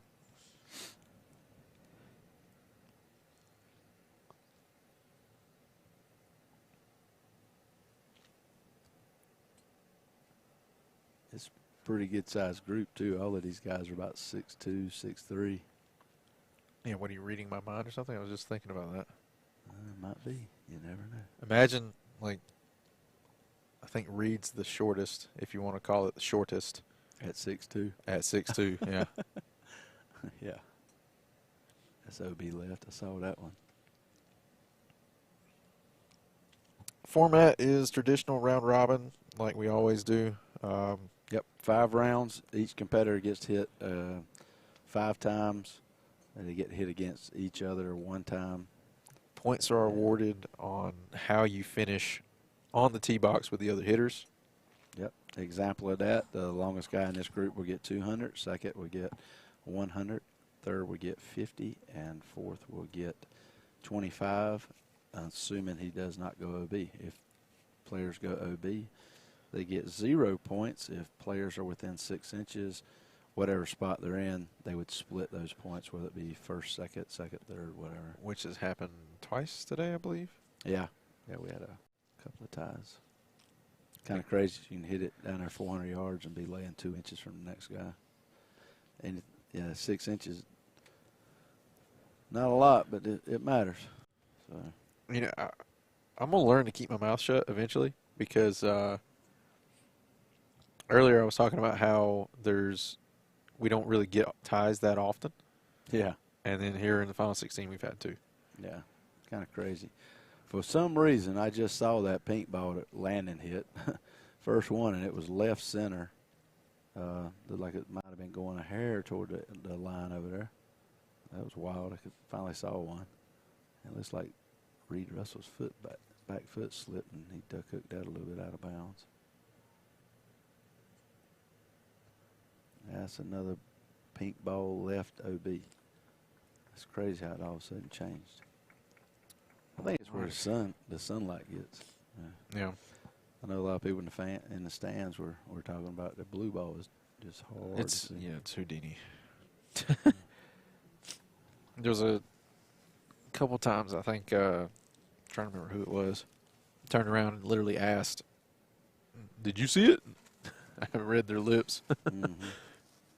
I was calling balls earlier, and the pink ball, and me and Sarah Riesbeck were sitting over there, and it's hard to see them. So. Luckily, the grid workers aren't having any problems because this, like I said before, the grass down there is perfect, and the balls sit right up on top of it like Easter eggs laying out there. Yeah, that's a good way to describe it. Easter eggs. Well, they're colorful. All right, still waiting on the numbers.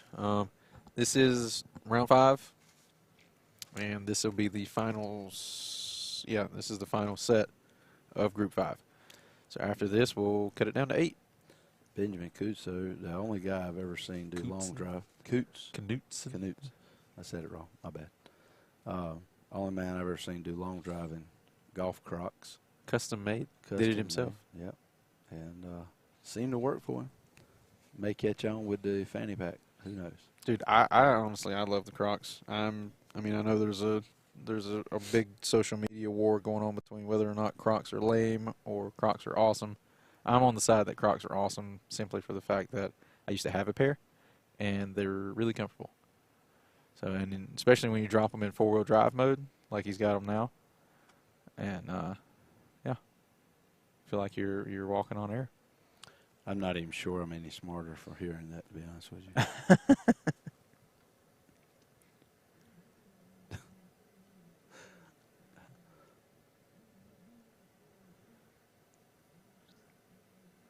All right, so I got other jobs to do, so I'm going to bug out Robbie, hold him down, and appreciate everybody tuning in. And stick around. We'll have the finals coming up later today after our seniors get cut down, and have some fun with it. Before you go, what's the update on Canada? They're still not allowing us to cross the border. So, all right. Canada, the border is still closed. So, right now, we are proceeding as if it will open, but if it doesn't, and we'll make a decision, obviously, within the next week or so here, that if it doesn't, then I'm sure that we'll still have an event in Canada, but it'll pretty much be all Canadians because that's all that's there. And we may add an event at OSPS World Headquarters in North Carolina the weekend after the 4th of July, which would be the same weekend as the Bash for Cash in Canada. So keep a check on our social media pages and our website, and we'll update you as soon as we figure that out. So the big thing is, if we have an event in North Carolina, we will do a local and regional event as well. It's not too late to get qualified and get in. That World Championship is $50,000 for first place prize guaranteed, and it's back here at the Mesquite Complex here, Sports Center, in September. So the qualifying process is, local qualifier, and then our regional qualifier is a double elimination format. We take 1 out of every 10, and it gets you right into the World Championship back here in September. So, all right, looks like we're coming down to the final balls of the 16-man round robin. Look like Benjamin hit. Oh, there's a good ball by Ryan Riesbeck. Benjamin hit a great ball. There's another ball by Benjamin, really good. So he got the Crocs rocking on them last two. And I saw that ball from Press right there. It was down the right. I did not see that ball from Justin. I'm not sure if that ball from Press stayed in or not. Benjamin rapid fired and got all his balls off with over 30 seconds left on the clock. So Press and Ryan still have a ball. And that's it. All right, they got them off. So Robbie, I'm out. All right, appreciate it. Send me somebody else to banter with me. So.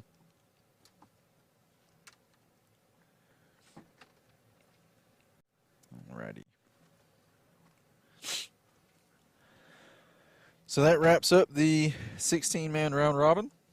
While we're waiting on the final numbers from that final group, let's take a look at the leaderboard real quick.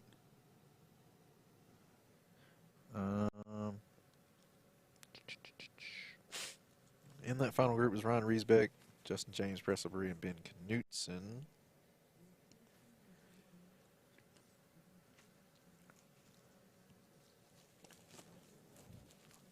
So the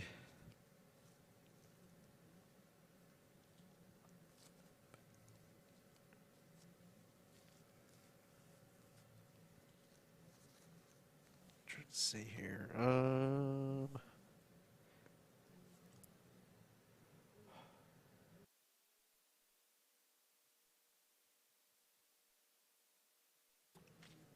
Alrighty.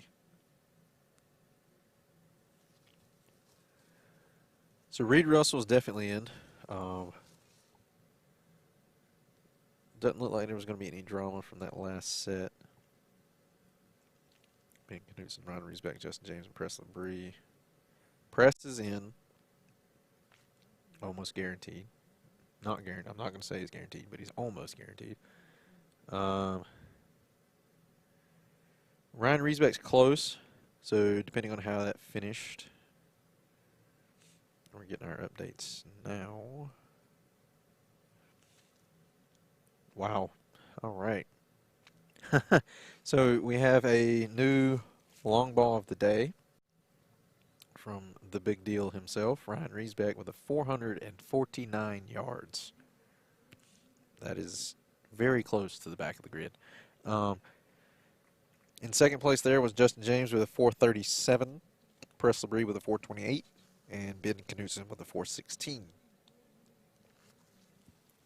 As for the leaderboard, get that in just a moment.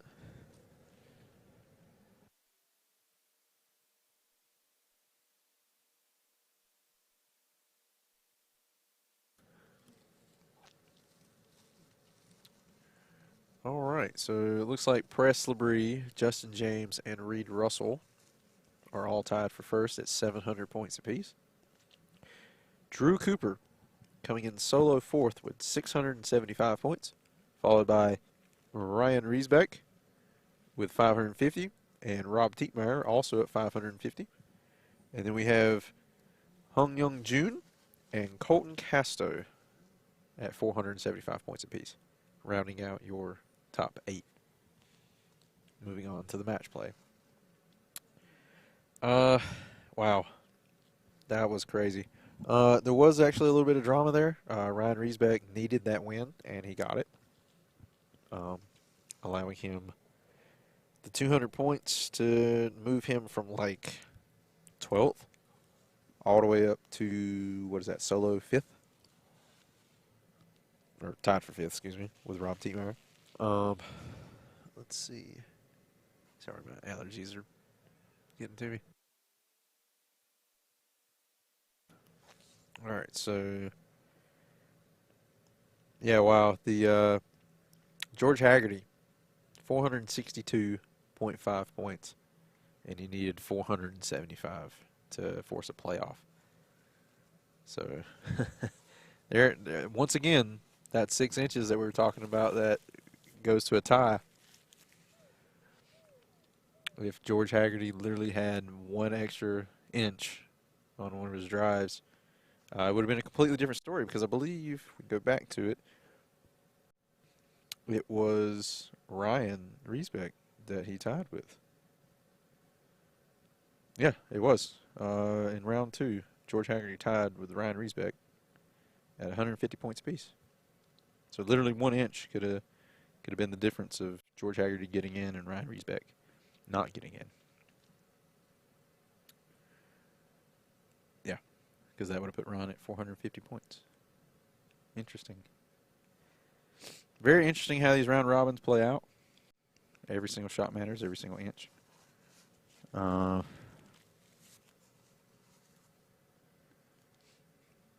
we're going to do now, it's 1 o'clock, so I believe what we're going to do is move into the senior division where we have 10 competitors in the field. We'll cut them down. I'm not sure if it's going to cut it down to 4 or 8. And then what we'll do is bring back the 8 open hitters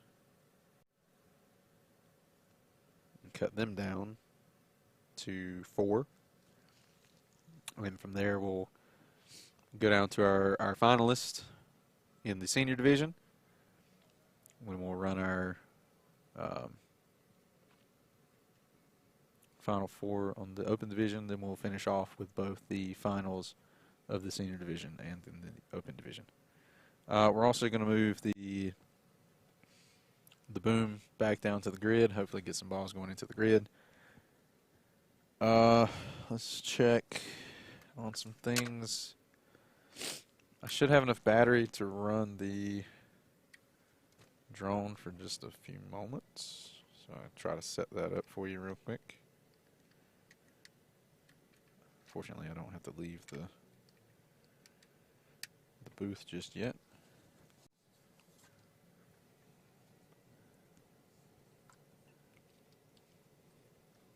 All right.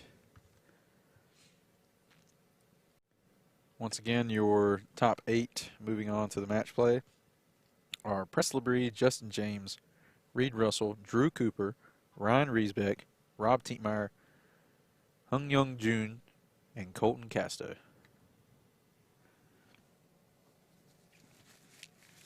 All right. Just give me a moment here.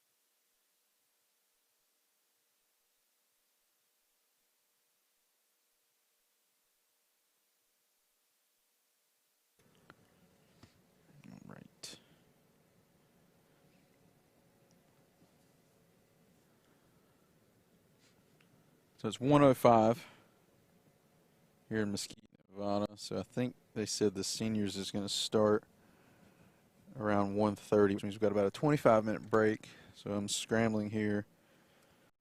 I'm going to try to set up my drone real quick and see if we can go pester some of the hitters warming up.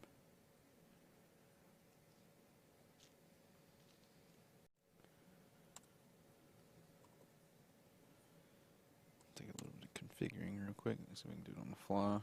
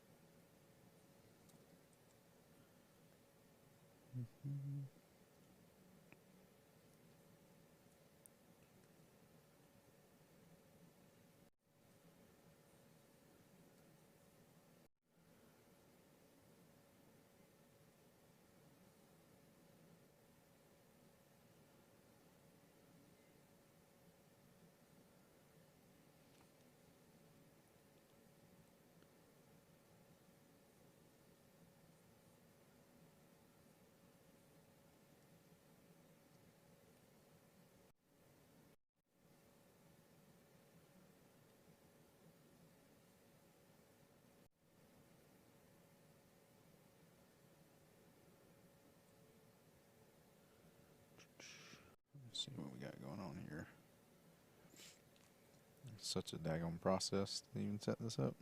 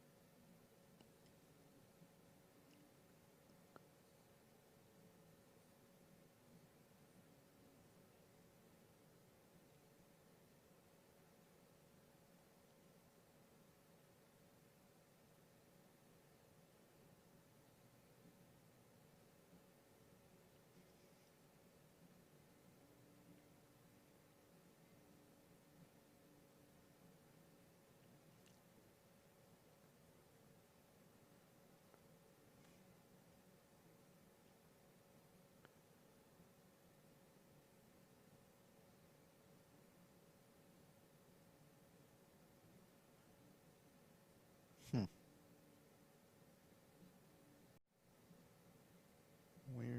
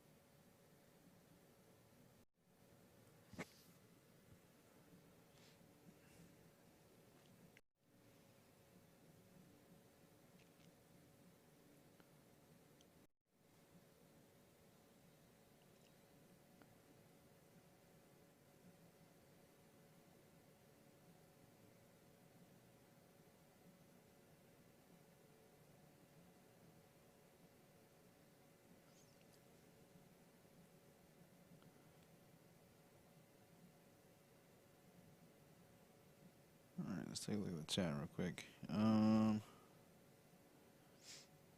Yep, here in Mesquite, Nevada.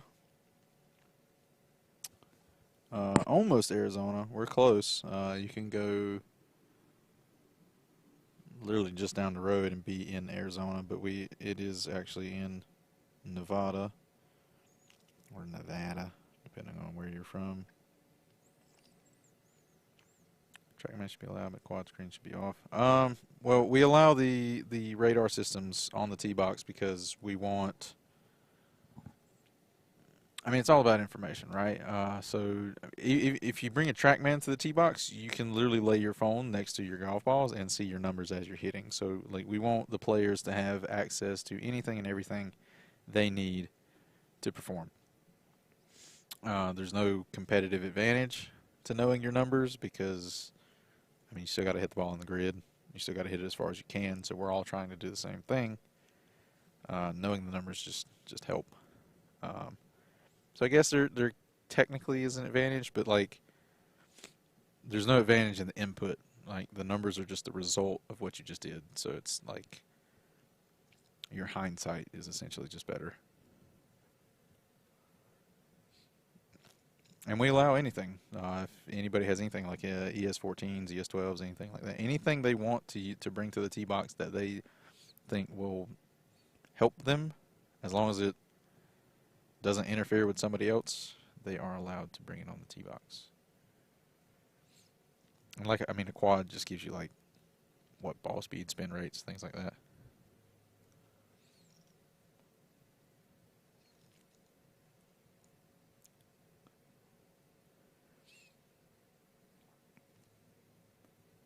Where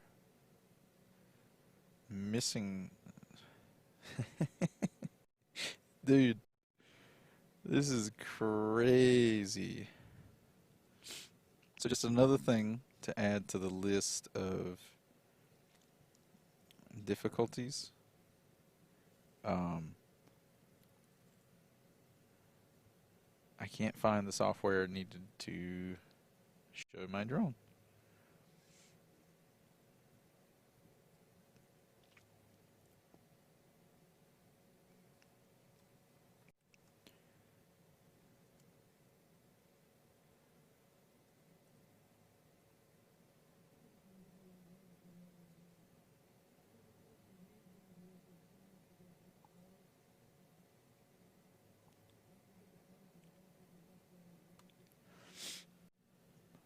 So as we're struggling to find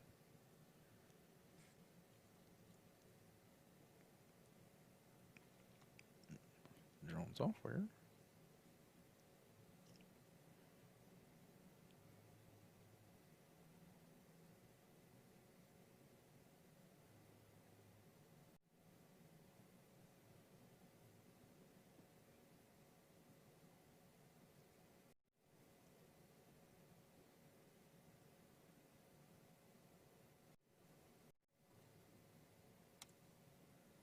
I think I found it.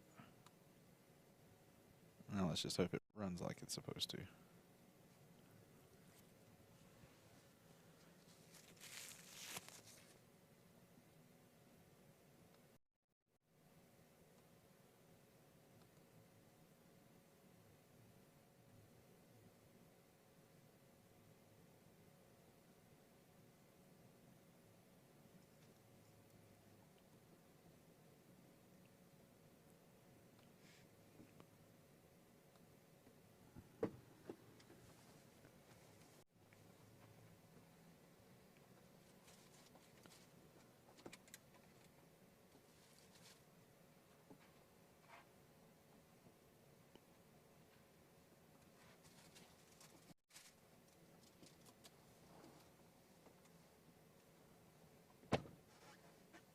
Welcome back. Are you live? Mm-hmm. So we're on lunch break. Yeah, we start back up at what? 1:30? What? I said we start back up at 1:30. I don't know. They had to shut down the range a minute to go pick up balls.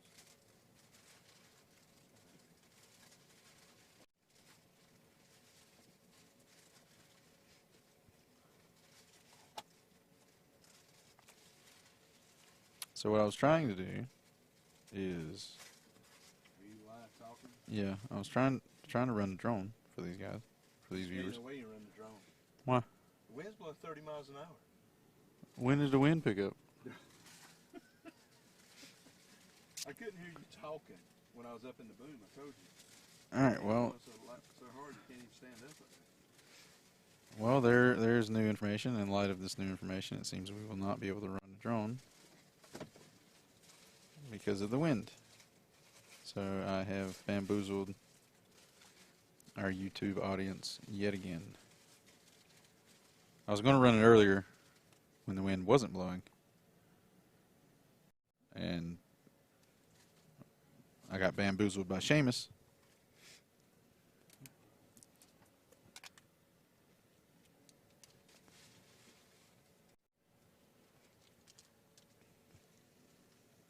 Right.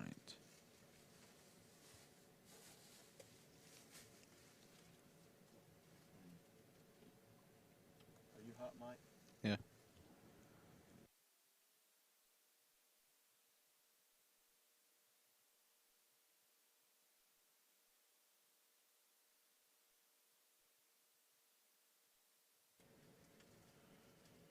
All right.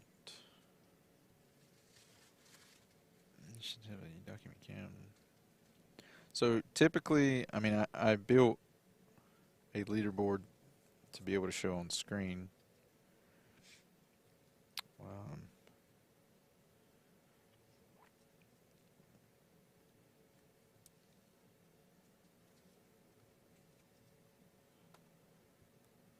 Here's a.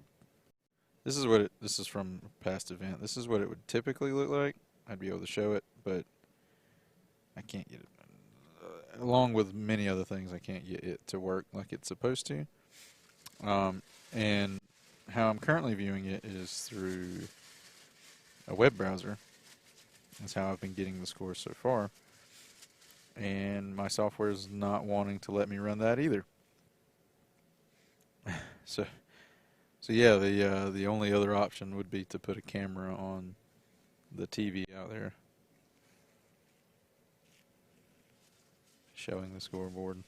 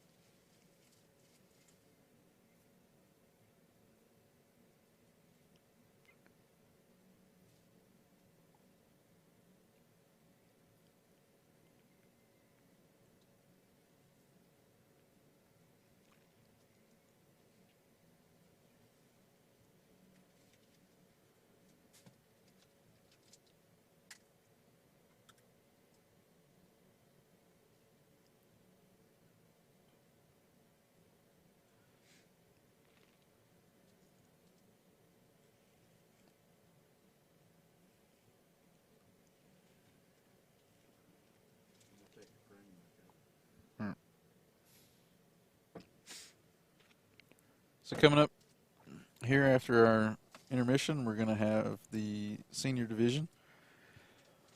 In the field today, we have E.J. McDonald, Bill Ebersol, Vince Chiarlini, Jim Heflin, John Griffin, the legend, Ryan Gearhart, Kevin Blakehorn, David Mobley, Daniel Lambert, and Mark Lawrence.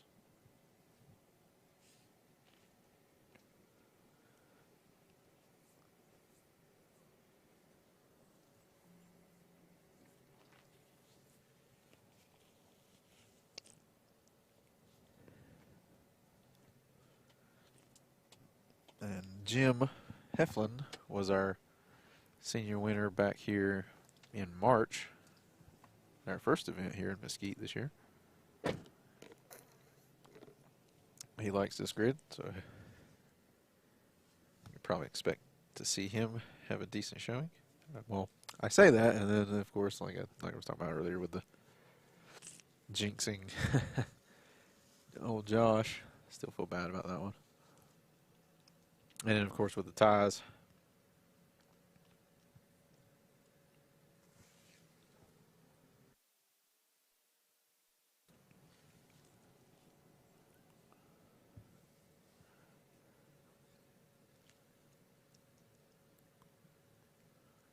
We're basically just. I need a scenery cam. Unfortunately, we don't have one. And I was told that it is too windy for the drone, which is unfortunate because I would really like to fly over there. I'm gonna still continue to work on it.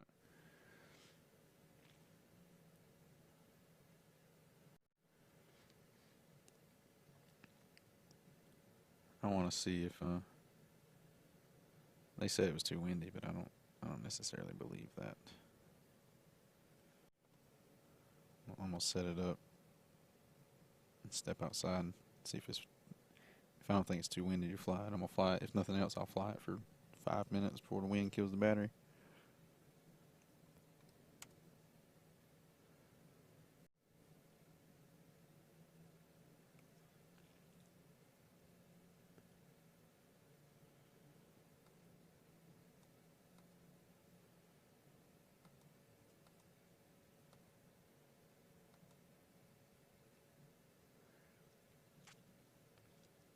Alrighty. While I set this up, I'm gonna mute myself and try to inhale this sandwich as quick as I can.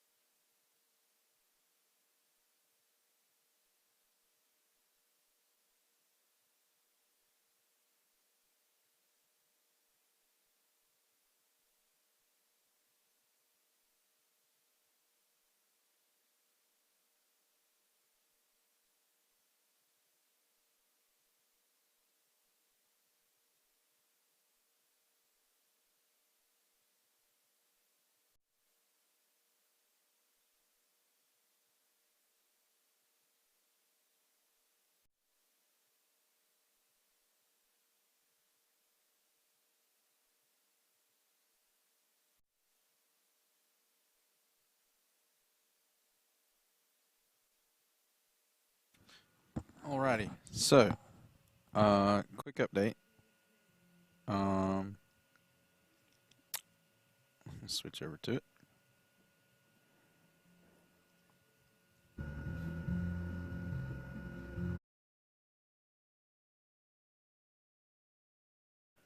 All right. So I have managed to get the drone functional.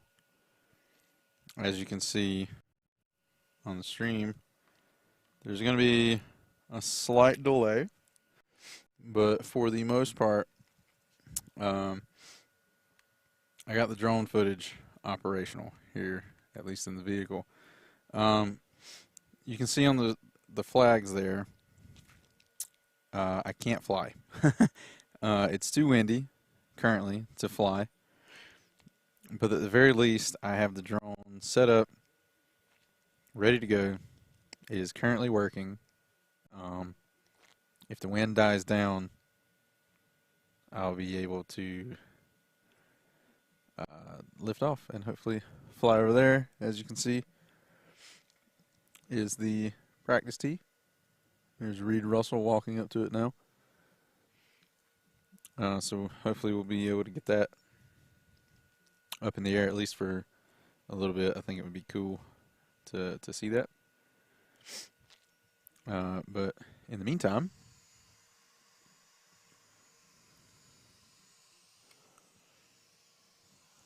we're not going to be able to.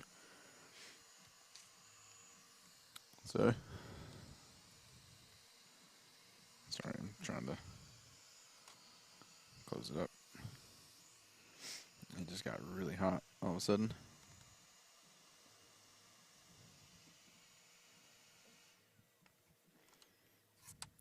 Right.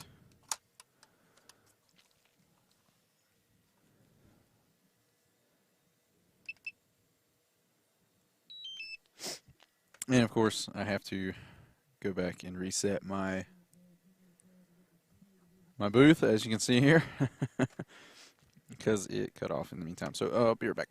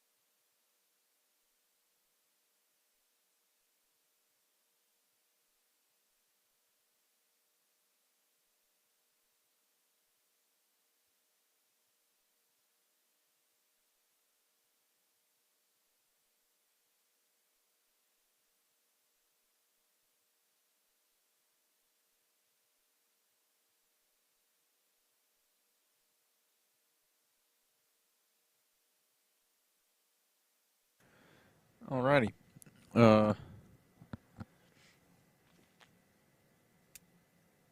Shouldn't be too much longer now. Some of the seniors have already started making their way down here to the tee box. We'll get started probably here within the next 10 or 15 minutes.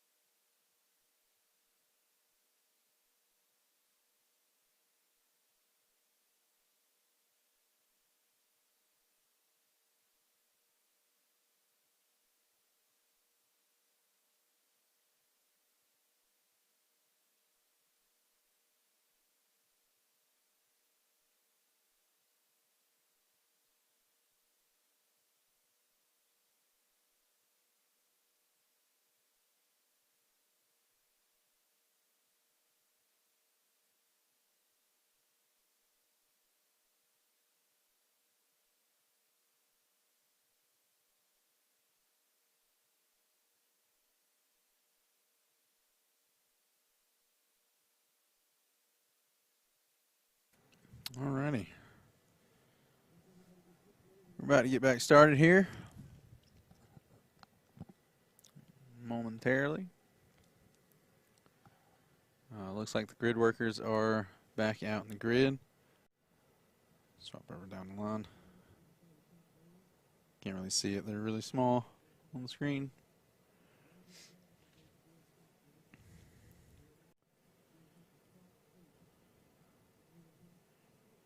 And shortly we will begin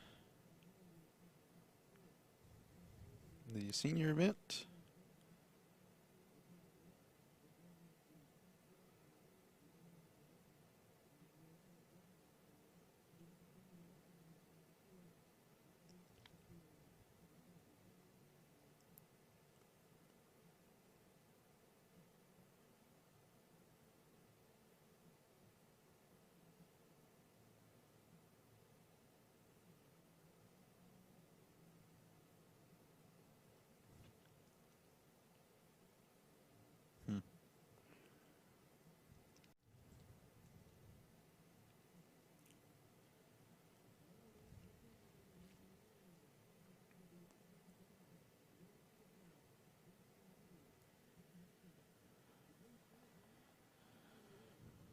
All right, here we go. It's a good thing I'm good with names because I don't have the score sheets up here. In slot 1, we've got E.J. McDonald. Slot 2, we have Bill Ebersol. Slot 3 is Vince Chiarlini. And in slot 4 is Jim Heflin, the fellow lefty.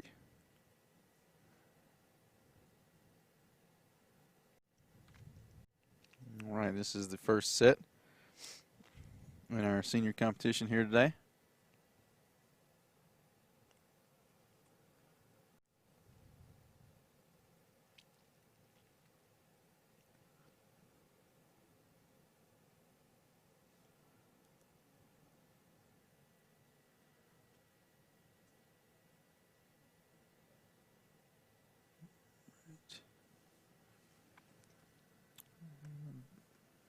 All right, I was able to see that one from Bill. It's going to go be right. Same thing for EJ. It's going down the right side. His might actually stay in, though.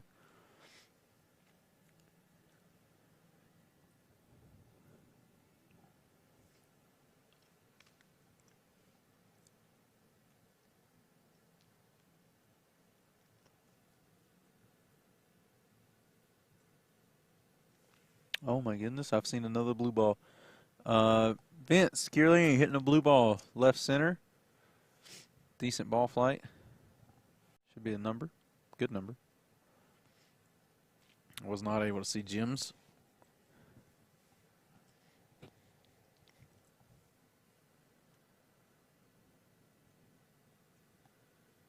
I'm not able to see that one either. Nor EJ's.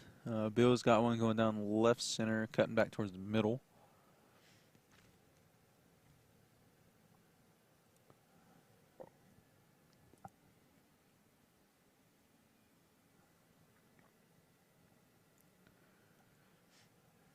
Looks like Jim's down to his last ball. Never saw it.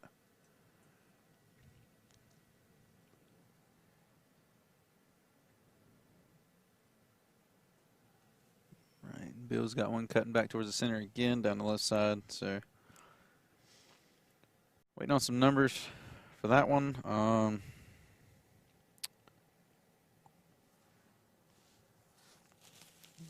see our score sheets though.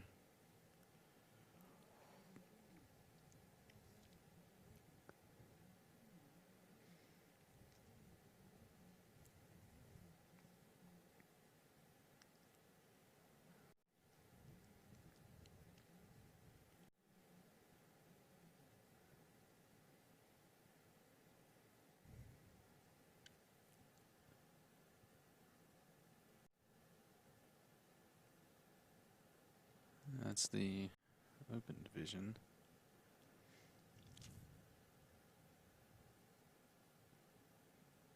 I guess my scoring sheets for the seniors are going to be a little bit different than before.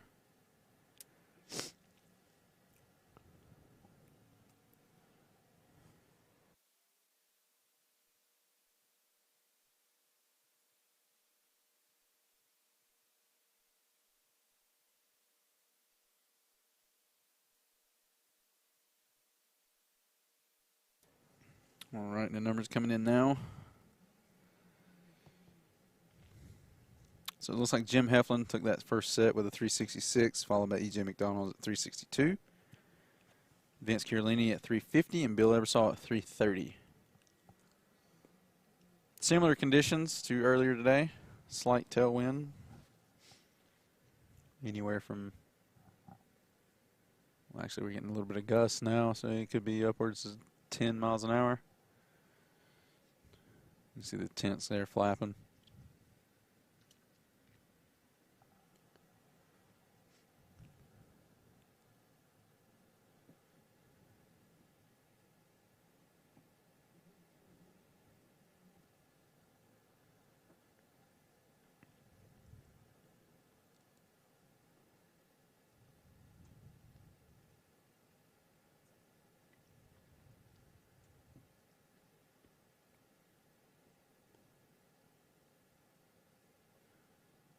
All right, so in slot 1 we have John Griffin. Slot 2 is going to be Ryan Gearhart. Slot 3 is Kevin Blakehorn. And in slot 4 we have David Mobley. Same format as the open division. We're going to do a round robin. There will be 4 rounds. It's going to be a little different on the tee box though, because there's only 10 players in the seniors. So we've got the first set was a group of 4. This set here is a group of 4. Our last set is going to be a group of 2. We have the ghost players. Like I said, the ghosts, they count as a slot, but they don't count as any yardages.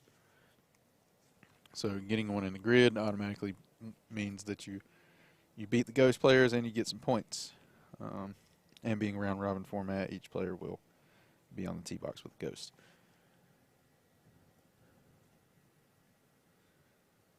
Right. Still difficult to see the ball. Looks like Ryan was happy with that one. I think it was going up the right side.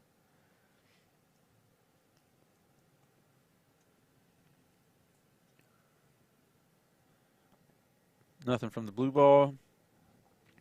John, I think, went OB right. I'm not sure what David Mobley was able to do there.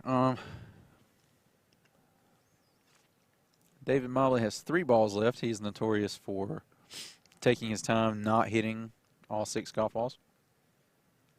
He's got about 25 seconds left and 3 golf balls left, so I don't think he's going to get through these 6 either. He really focuses on quality over quantity. And he's got about 10 seconds left, and he's yet to hit, or just now hit his 3rd ball. So it doesn't even look like he's going to get off his 5th ball, or excuse me, his 4th ball. But it doesn't look like he's going to get off his 5th or his 6th ball. So that'll do it for that set. Still waiting on the yardages.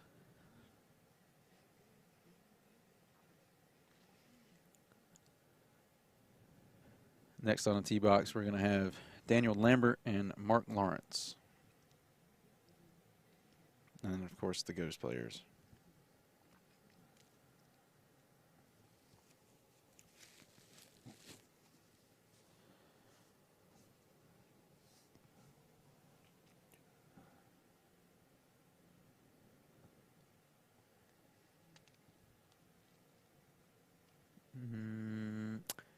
Okay, never mind. It looks like they've changed it up on me. So there's 1 ghost player, it seems. No? Oh, I see. It's rapid. It's carrying over. All right, so in slot 1, we're going to have Daniel Lambert. Slot 2 is going to be Mark Lawrence. There's going to be no ghost players. In slot 3, we'll have E.J. McDonald, and slot 4 is going to be Bill Ebersol. Makes sense. I see that now. Oh, cool.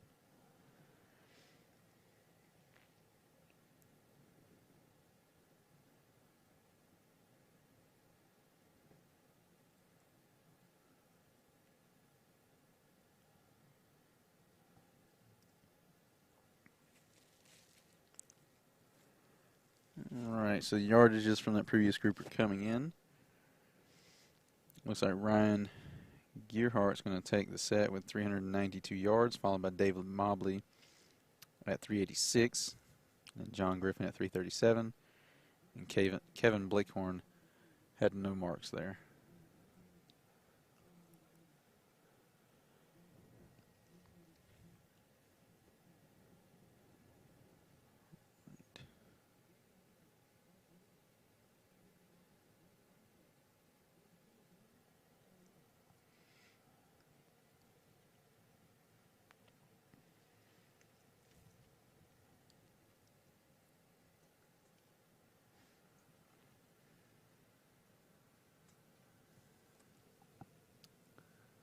Hard to track.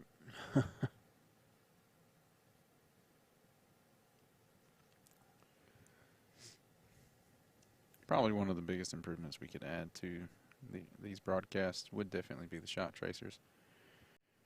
Though tracing 4 balls at the same time, I feel like would be even more so expensive than the regular $3,000 a month that I think Top Tracer quoted us at. And of course, these are estimates.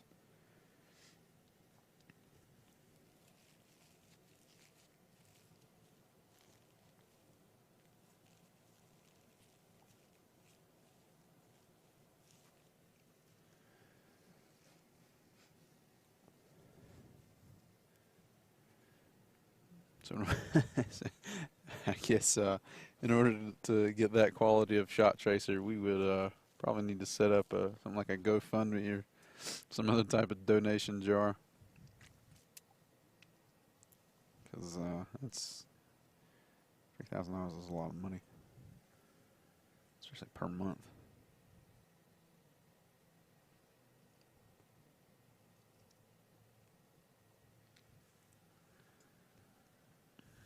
This one's going down the right side for Daniel. Looks like it's going to be OB. Could not see the blue ball or the pink ball.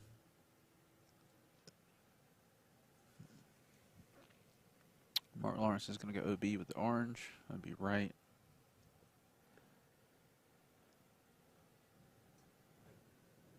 And OB right for Daniel.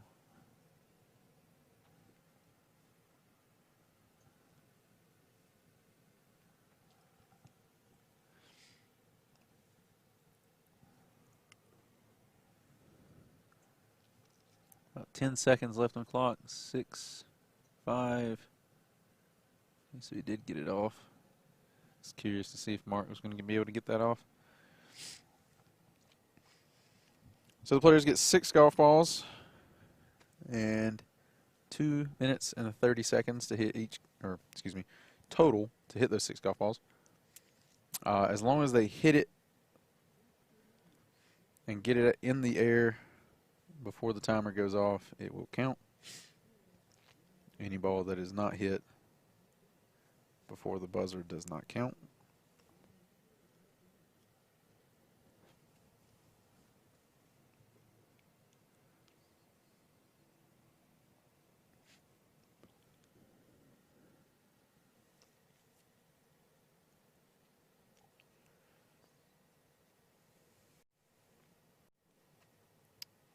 Coming up, we're going to have Vince Chiarlini in slot 1, Jim Heflin in slot 2, John Griffin in slot 3, and Ryan Gearhart in slot 4. Yardages from that last group are going to be E.J. McDonald with a 389, followed by Daniel Lambert with a 369, Mark Lawrence with a 364, and Bill Ebersol with a 337.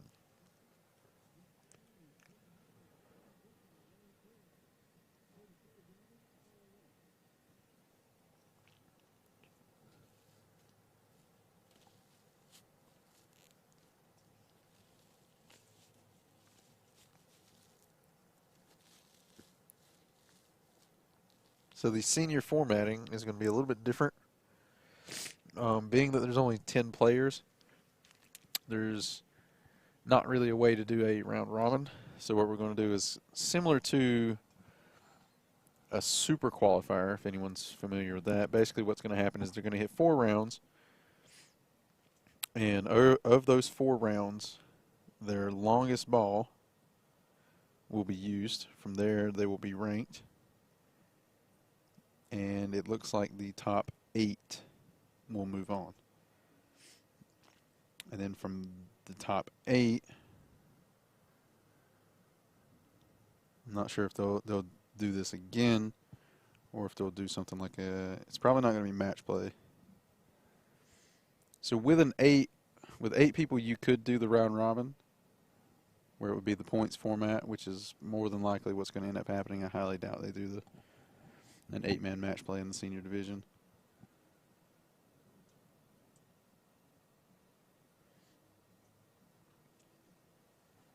Well, that's a lot of. The match play tends to be a little bit slower, which means it's a lot of waiting around, which is, as a competitor, is not great.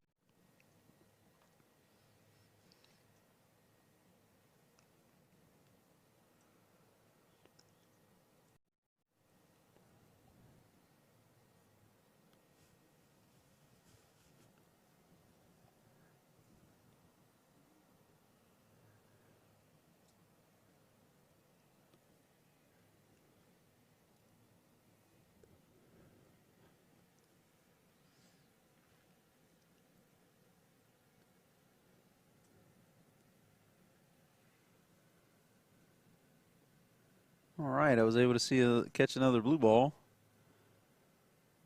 from John, and it's left center. Should be a number. Doesn't look like he's too happy with it, though. He must have caught it a little low. It never cleared the mesa, which is why I was able to see it.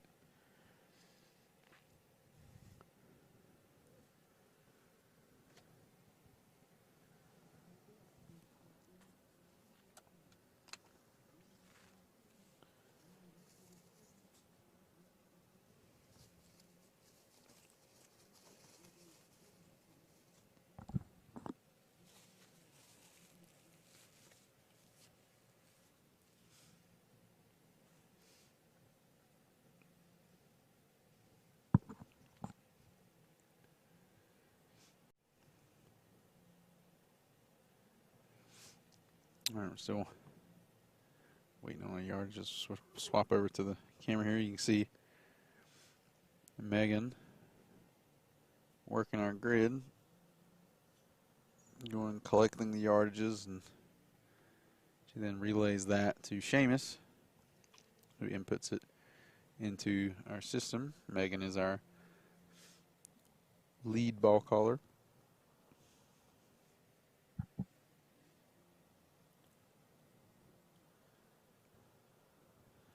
On the tee box now, we have Kevin Blakehorn in slot 1, David Mobley in slot 2, Daniel Lambert in slot 3, and Mark Lawrence in slot 4. Yardages from the previous group were Jim Heflin at 363, Vince Chiarlini at 361. Ryan Gearhart took first place at 381. Then it would be Jim at 363, and then Vince at 361. Followed by John Griffin at 329. And I'm back in the booth. Gearhart just turned 45, so this is his rookie senior event. Well, starting out strong. 381, 392. Seems like he needs to be hitting in the open division too. Yeah, he's definitely strong enough to do that. He got some big sluggers right here. David Mobley with a good ball down the left side right there. And Kevin seems, Blankhorn in slot 1 seems to be still trying to find it, kind of faded that out right.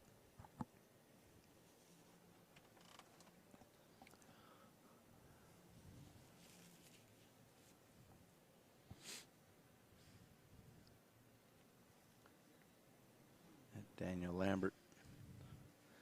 Daniel hits a lot of balls, typically anyway, trying to find that swing.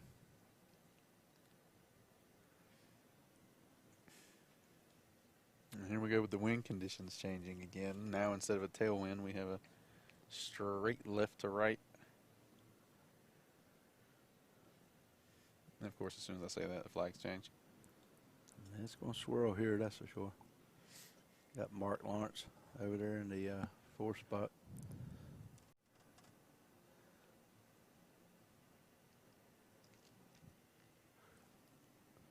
Keeps walking funny. He might have tweaked his leg there a little bit on that swing. I think I haven't been able to hear the big numbers. What's been like the biggest yardage, Robbie? so far, the longest ball that we have is a 392 That was Ryan. from Ryan. Yeah. There's a 386 from David Mobley. Oh, okay. And a 381 from Ryan. 389 from EJ. Oh, that's big. A couple 360 balls. Yeah, I think EJ's like 46 also. He's a young senior. Young senior. Yeah. Mobley, the KG veteran, has a open world title and a senior world title.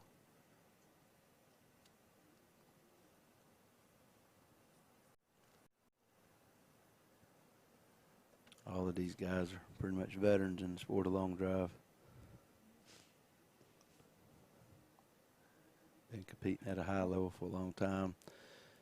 Jim actually took off coming up in the 1st spot. Jim Heflin actually took off about 4 or 5 years and made his comeback at the last event that we had out here. And Took home the hardware. yep, came away with a win. Everybody was like, "Where'd this guy come from?" And I was like, "Extended vacation."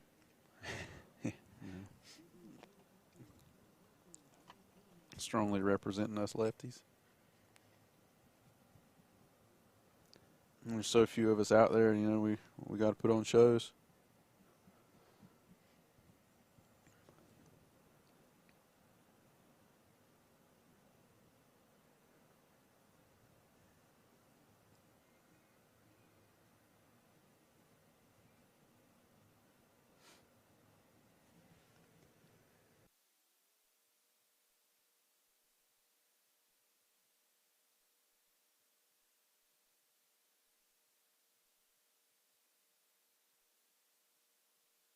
In here? Yeah.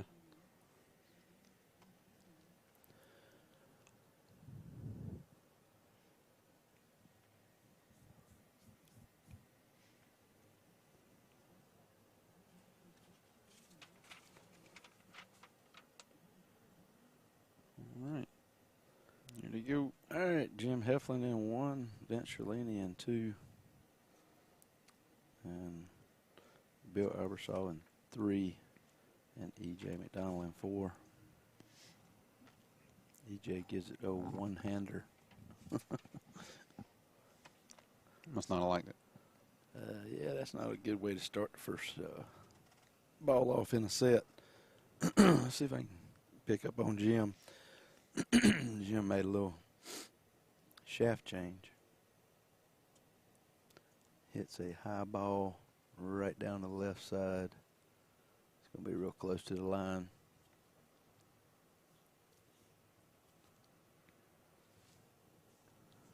Might be an advantage to be left-handed in a high ball flight in this wind since it's blowing out left to right.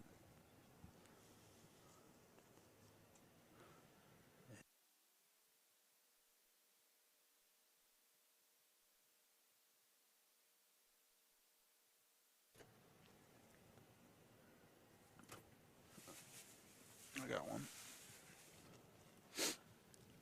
Jim hammered that ball. We're currently working on a scoring system that we'll be able to live stream. We were hoping to have it ready to test at this event, but still got a little work to do with it before we can throw it out there. But it's coming, so hold on. I mean, we're still experimenting to try to get the information out to the public because we know everybody can't always travel and stuff. So.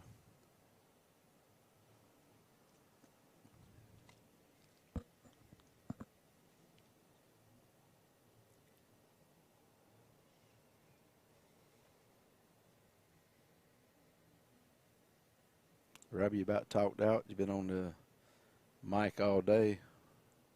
I've definitely said more words today than I normally say in a day.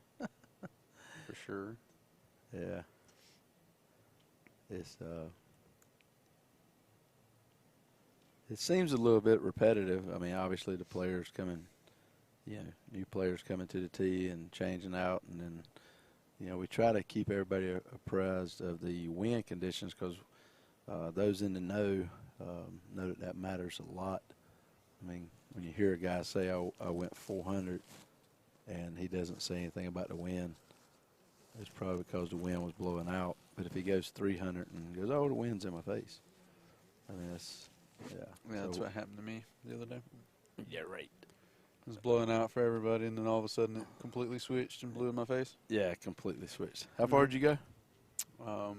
Not very. 344. I got to get a needle in, man. That's what long drive's all about, is having a little fun. Yep. And, yeah, I mean, I only got you by a few yards. Yeah. Of course, I had a little better equipment.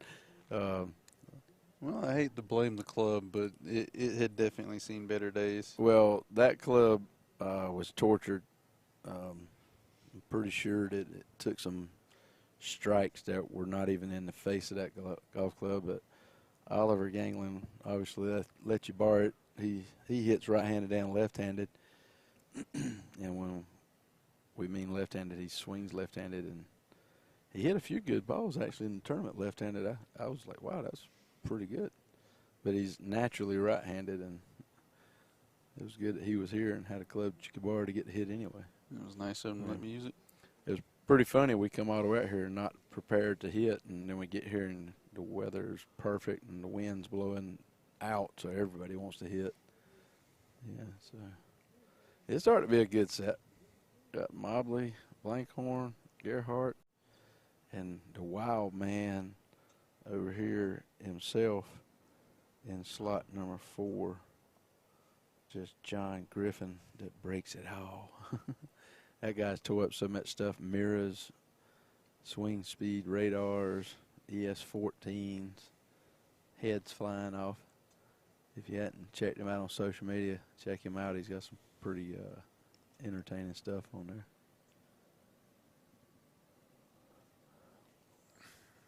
So y'all threw a monkey wrench at me with the current formatting.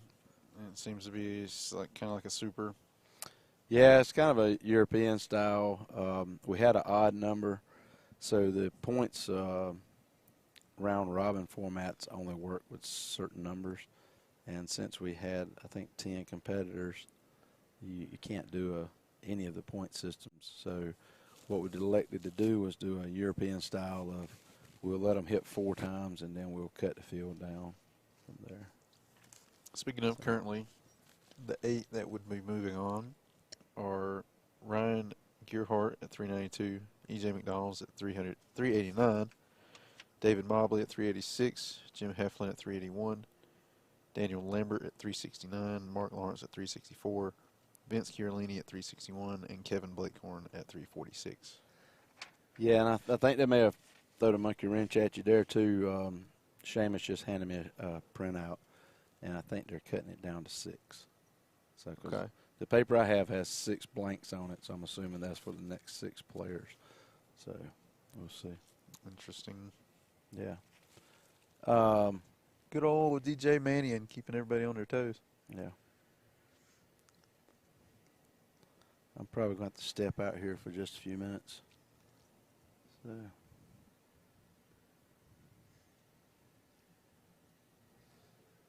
Yep. Give me 1 second. I'll be back. Please, take your time. I'm just kidding. Or am I? That is the question. All right. David Mobley has one going right down the center of the grid. You probably couldn't, or at least I couldn't, draw a straighter line. It's about the only ball that I was able to see through that set. And once again, let me flip over.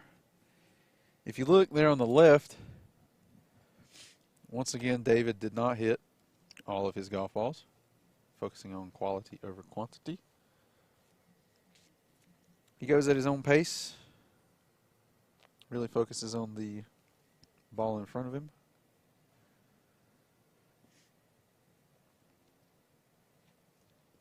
Works for him, but me personally, I like to, no matter what happens, I pace myself in a way that I'm able to hit all 6 balls and get at least 6 opportunities to squeeze out a few extra yards.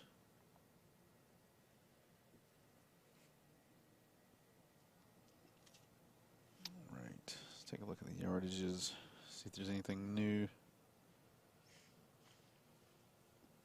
So from the previous set, Jim Heflin took first at 381, followed by E.J. McDonald at 361, Vince Carolini with 346, and Bill Ebersol at 319.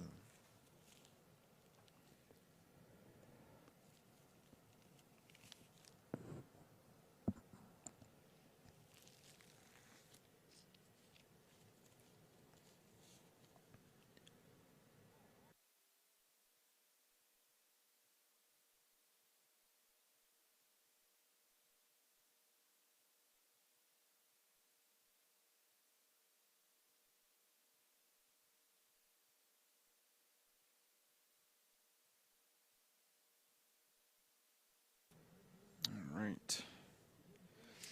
And then from that set right there, it looks like Kevin Blakehorn is going to take first at 365, followed by David Mobley at 364. And then Ryan Gearhart at 354, and John Griffin at 335.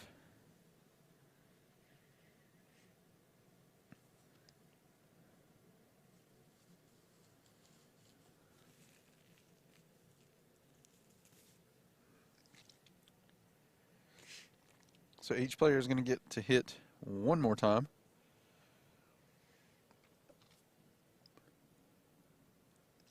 Bill Ebersol in slot 1, E.J. McDonald in slot 2, Mark Lawrence in slot 3, and Daniel Lambert in slot 4.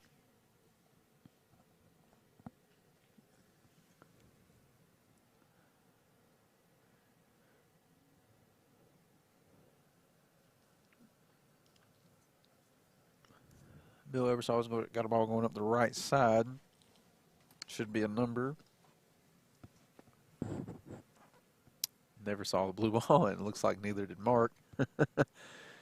Immediately turns around, looking at the ball caller. EJ's got one going up the right side. Not sure if it's going to stay in or not. And I think I was going to the right side for Daniel. He's looking that way.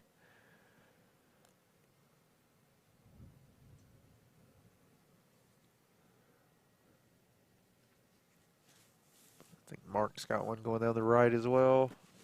Hoping it'll hang on. EJ's going to be OB left. Bill Ebersol's got one right side.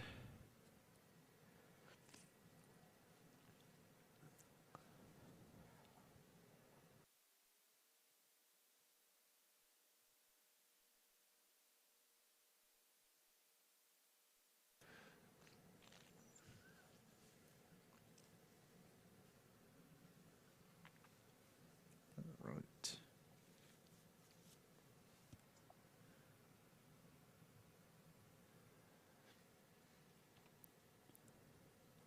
All right. That'll do it for that set. Wait for the callback.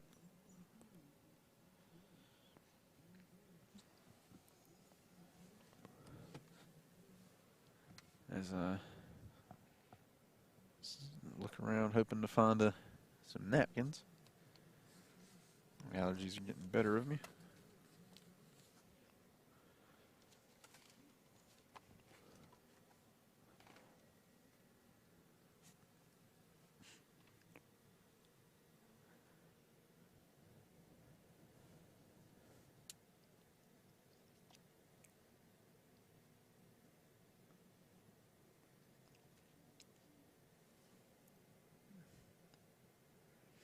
In slot 1 this time, we're going to have Ryan Gearhart, John Griffin in slot 2, Jim Heflin in slot 3, and Vince Chiarlini in slot 4.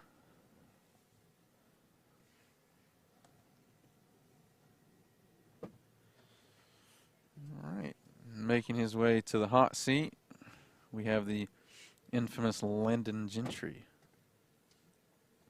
That for me? Did you want one? No, I'm good. I've got one. Thank you.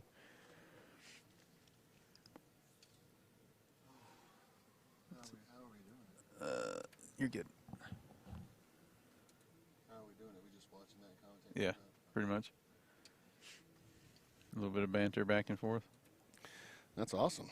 Well, at least I mean, you got the setup here, though, bud. You got like AC going. I mean, it's windy out there and hot. I mean, Yep, I get to avoid all of it.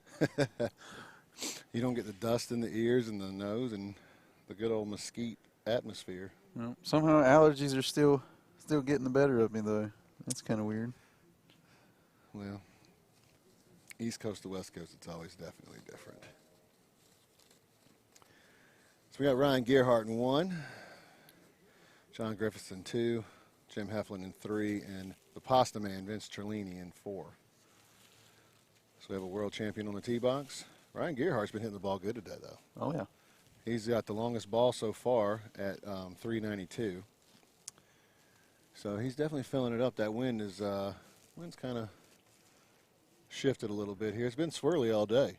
Yeah. It was tough this morning. I mean, I hit in around the 16, and you'd be on the tee box, and all of a sudden it'd be downwind, and then it would just absolutely switch, in the blink of an eye from downwind to left to right almost, and you'd have to kind of, you'd have to adjust on the fly.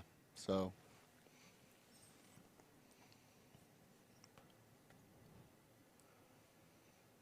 Jim Heflin, he's the defending champ here from March.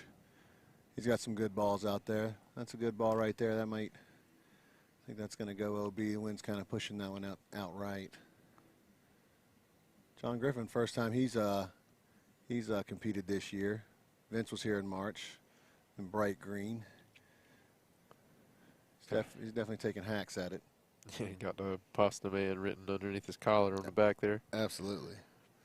Vince is a long LDA world champion when it was Remax, so he's a senior champion. So he's definitely got the pedigree and the power to get it out there. It's a good ball by John right down the middle.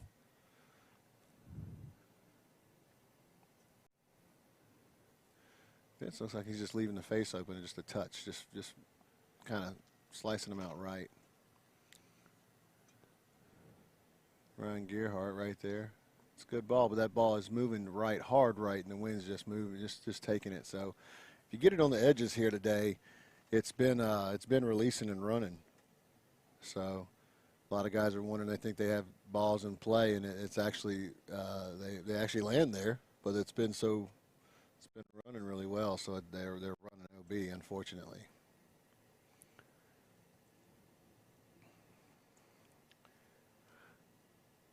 Jim's last ball, I don't know, he looks like he kind of fanned that one a little bit, so.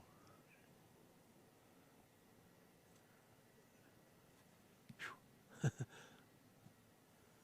you one thing, Ryan goes after it, doesn't he? Oh, yeah. For being a senior, he's definitely taking rips. He's definitely taking hacks. Which he's the baby senior of the group. Yeah, definitely. I think everybody asked for his ID or birth certificate when they were warming up, because I think he's just freshly over the 45 mark.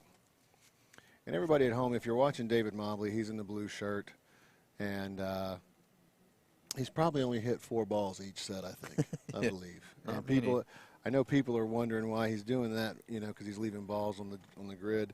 And a little bit of history, back when World Long Drive first, or when Art had the national championship and stuff like that, when it was Remax, they actually only hit 4 balls. That's all you got when it was Long Drive Championship. So they actually only got 4 balls, and so that's kind of what that's David's. That's his alma mater, so to speak. Yep. So he came up in the when he was younger, hitting 4 balls. So he gets laser focused in, and he tries to just groove shots, which he's done a pretty good job today. I think he's went 386 was his longest ball And you got some guys out there in the 380 mark. E.J. McDonald, I think, went 389. Mobley went 86. I think Kevin Blakehorn, I think he went close to 80. I think he was 79 or 80, 81, somewhere around there. So these guys are getting it out there for sure. You got notes up there? Did you come prepared or something? I'm sitting here hearing you recite these yardages like you brought some notes. Well, you know, it's funny. Like, I've been on the tee box getting content for the social media stuff and shooting videos and making sure we got plenty of stuff to share with the fans out there for the PLDA. I just happen to hear it. So, you know, you always remember the good ones. You never, you know, people always say you remember the bad ones. I try to forget the bad ones. They creep up in your head and stick too long. You don't need to remember them. I like the memories where when you hit it like 460 or something like that, which I didn't do today. I probably should have. I definitely needed that because there was a lot of big balls earlier today in the round of 16 in the Open division. Yeah, it was. I mean, I think we saw a 414 come in fourth place. Yes, yes, that's always a bad feeling when you hit it 4 bills and you don't win a set. That's a good ball by Daniel Lambert. And a good ball, that blue ball by David Mobley. It's hard to catch, but it looks left center, so he stared it down.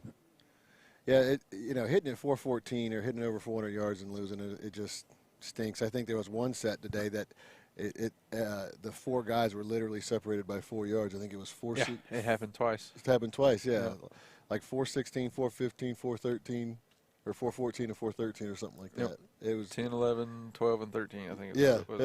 It was absolutely. I've never seen that. That's a first for me, and I've been doing this a long time. So, and then shortly after that, I think it was like a 91, 92, 93, and 94. That's another good ball by Daniel. Daniel's got a real flat ball flight. Doesn't put any spin on it. So if he hits it on the edges, it just takes off and runs. He's getting it out there, 65, 70 mark. I don't think he's going to touch those 90 marks just because he's not getting the ball high enough. But he definitely put it out there. It's a good ball by Kevin. Kevin normally wears a knee brace too, so I don't know. Maybe his knee's feeling better, or maybe he forgot it and he's being ginger on it. But that was a good ball by him. Another good ball by Daniel, just filling it up. Mobley. That ball's going to go out left, I believe.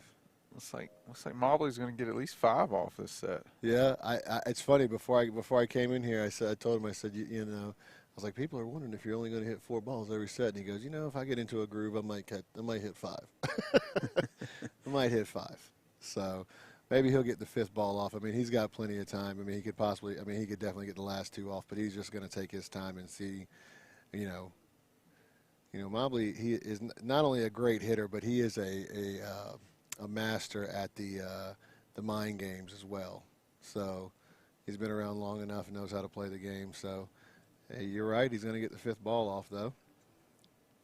That's going to be a little slinger, a little toe hook back to the middle of the grid. He's not going to be happy with that, and you can tell by his body language. But hey, new record, 5 balls. Only took him 4 sets. Mark Lawrence there. He caught some good balls. Had a little injury earlier that was kind of nagging him. So got some ibuprofen, he said, and kind of fixed him right up. All right. That's going to wrap up the first, what would you call it? I guess the first qualifier? Well, it's a super. So people that don't, so the people at home watching, it's technically what we call a super qualifier. So they'll hit 4 rounds, and at the end of the 4 rounds, they'll take the longest ball from every set, and they'll take the top 8 competitors. I think it's top 8 or top 4. I think it's 6. It was either 8 or 6. Oh no, you're right. It is 6. I apologize. I apologize. Because my score sheet here has 8 highlighted, but I think. No, I think we're going to do 6, Yeah. and then I think what we're going to do is we're going to hit another 2 rounds, and they're going to take the top 4, and that will be your final 4 going into the semifinals. Which will then be match play. Yes, they'll be seeded based on what the yardages are, and that will be your match play semifinals and finals for your senior division.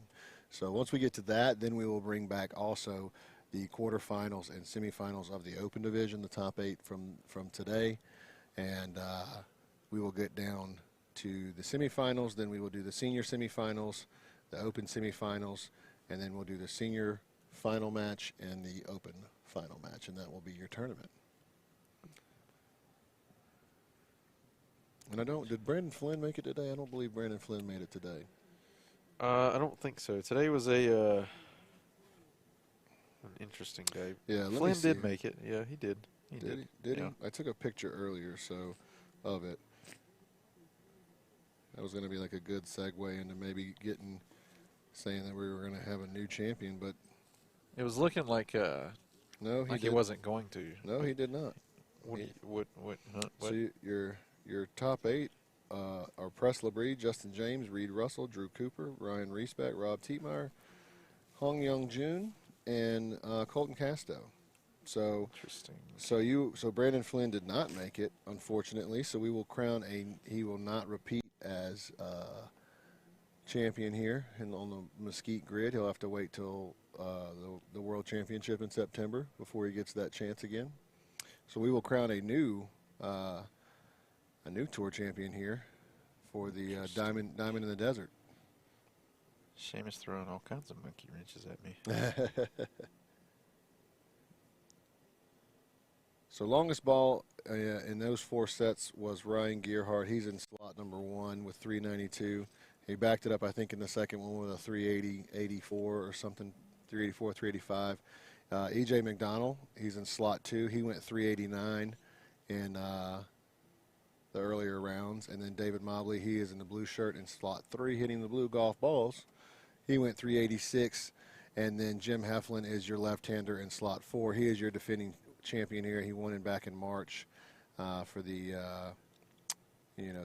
desert launch, and he I believe he went 384 earlier today. So all these guys have definitely put it out there and can continue to put it out there. So this will be interesting to see who comes out on top out of these 4. Again, I think they're going to do 2 rounds again, and at the end of the 2 rounds, they'll take the top 4 longest hitters.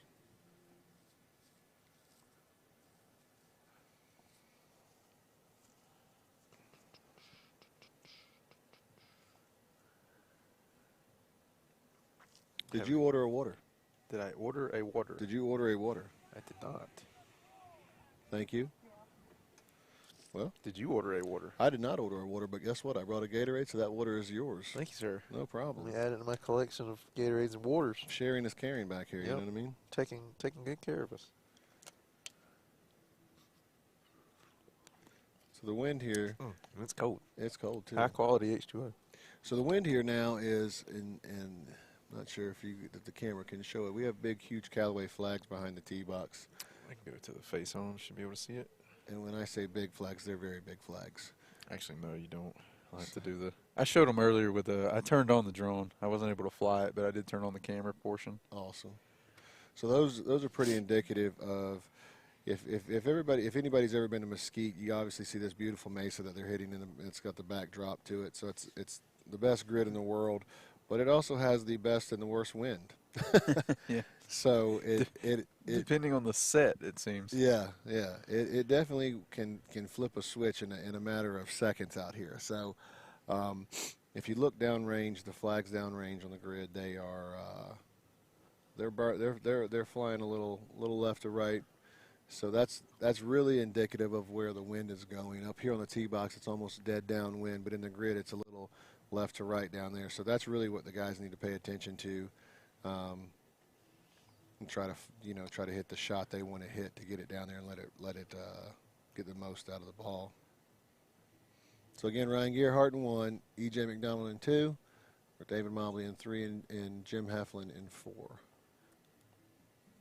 I'm pretty sure we did take 8, because it looks like I have 8 names on my list here. Okay. So then we're going to take the top 4 out of this 8 then. correct. Well, that's good. So they'll hit 2 rounds, I believe, and then take the longest 4.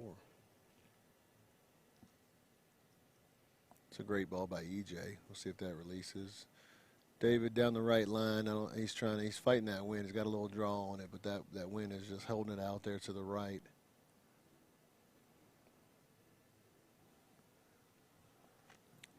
Is it possible? Is this 2 sets in a row where he gets 5 golf balls in play? You know, he has got 44 seconds left on the clock, and I will tell you, he walked up to that pretty quick. So you know what? We could see a 6-ball set here, but I'm a betting man, but that's a dumb bet. That's a good ball from him right down the middle. Well, he's teeing it up. Well, he's teeing it up. He's got 21 seconds left, so he's got enough time to actually get it off if he'd like. Final balls for everybody. Good ball by EJ right there. That's a great ball by EJ. Looks like the roulette wheel is going to drop a 0 on us. I had a lot of those last night. It was not fun. But we did win a lot. We ended up breaking even, so we had fun. It's just free entertainment at that point, right? Whenever you break even, it's free entertainment, folks. So we had a lot of guys show up this morning. We had 27 in the open division. A lot of new names, a lot of old names. I was one of the old names, unfortunately.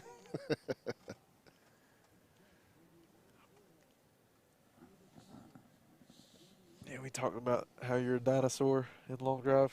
I am. So everybody, I'm 197 in long drive years for people that don't know. Still haven't even touched the senior division and won't for, what, 10 years? Nope. No, I'll be 38 in July, everyone. So I have 7 years, and then I'm coming for that senior title. I'm still chasing this open title. You know what I mean? I think the day that I don't feel like I'm competitive is probably when I'll hang it up. But I can still beat these young boys. You hear me out there, y'all watching? I can still beat you. If you don't believe you can win, don't come out.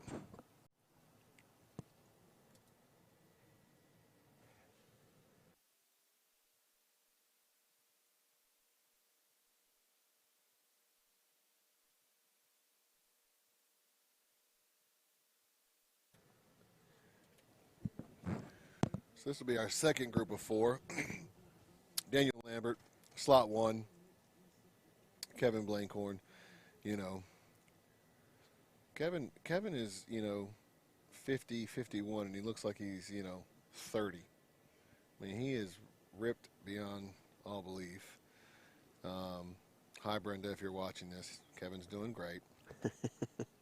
Miss you. Mark Lawrence in slot 3. Hit some pretty good balls earlier today. And the pasta man, Vince Gerlini, in slot 4. So those first couple balls are going to be out right. Daniel's going to go out left. So no marks from anybody on those first balls. I'm glad you can see them. Yeah, it's tough. It's funny. Like, if you're a little further back, then you can actually pick it up a little bit better. So.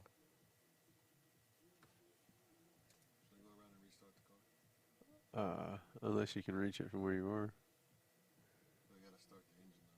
You got to hit the brake and hit the button. Josh was able to hit it from that seat with his long arms.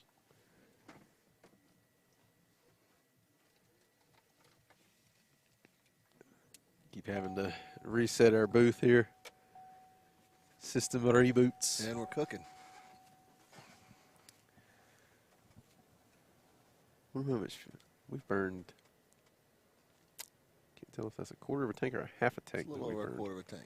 It's hard to see those blue balls from Mark. He kind of plays a little pull cut. But if you don't get it above the mace, it's very hard to see that blue golf ball. Daniel, that was hit pretty good, but that's going to go out right. Not sure where Vince is at. Vince is he's leaving the face open a lot on his swings. He's not really finishing. He's finishing. He's a little late, as we would say. So the face is wide open. That's a good ball by Kevin down the left line. That's going to come back. That ball from Mark's going to go out right. I think the wind's going to take that one. Daniel's fighting the left line. That might stay in. Wind might hold that up and keep it in, depending on if it rolls out or not. See what Vince does. So Vince is down the right line. It's actually hit really good, but I think the wind's going to push it out.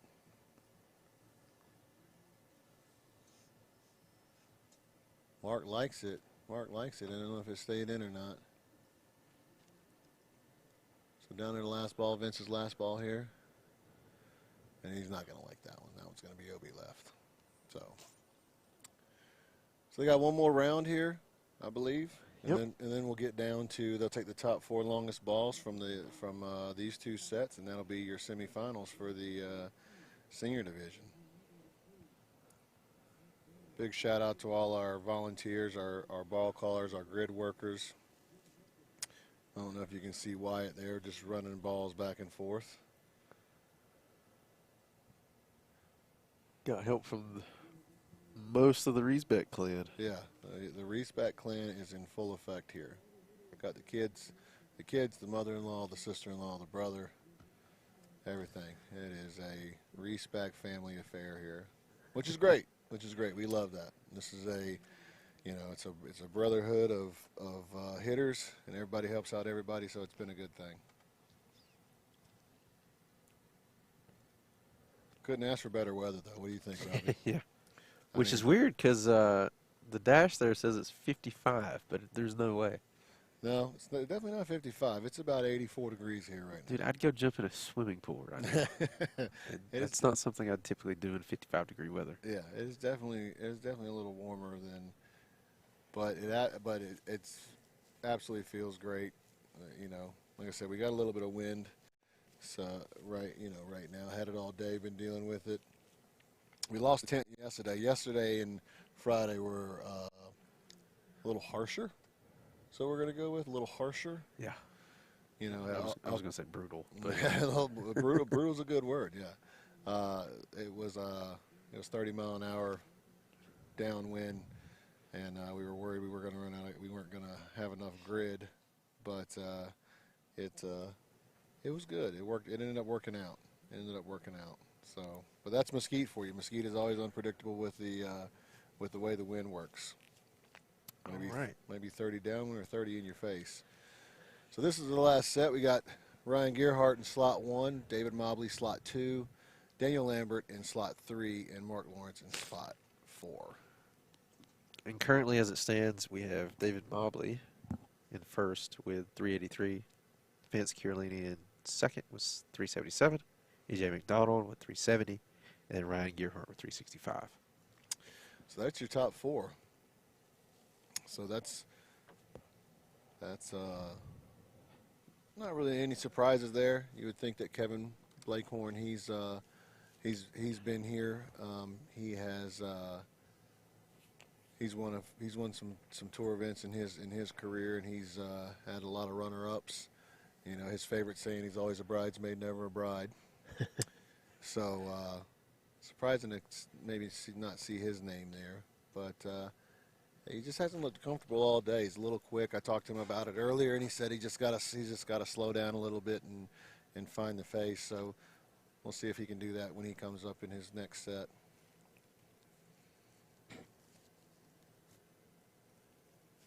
All right. And surprisingly, Jim Heflin not being there either. Yeah. That's a surprise. I mean, this is awesome. He plays a little baby draw. He's left-handed, so his ball moves left to right. He likes moving the ball that way, so this win is definitely a win that it would be advantageous to him. That's a great ball by David. Staring it down right there, right down the middle. And Ryan Gearhart, that's a good ball by him. That's going to be right center of the grid. And he might have just improved on that 365 mark that he had. Blue ball from Daniel. Daniel, it's hard to see Daniel's ball because folks, if you're directly behind him and you're looking down and you see the mesa, if you don't eclipse the mesa with the golf ball, it's very, very hard to see that blue ball. Luckily we got Josh Cassidy, all day Cassidy, calling blue balls there. So, and then Mark Lawrence, he's on the far end. Let's see if he can connect with one.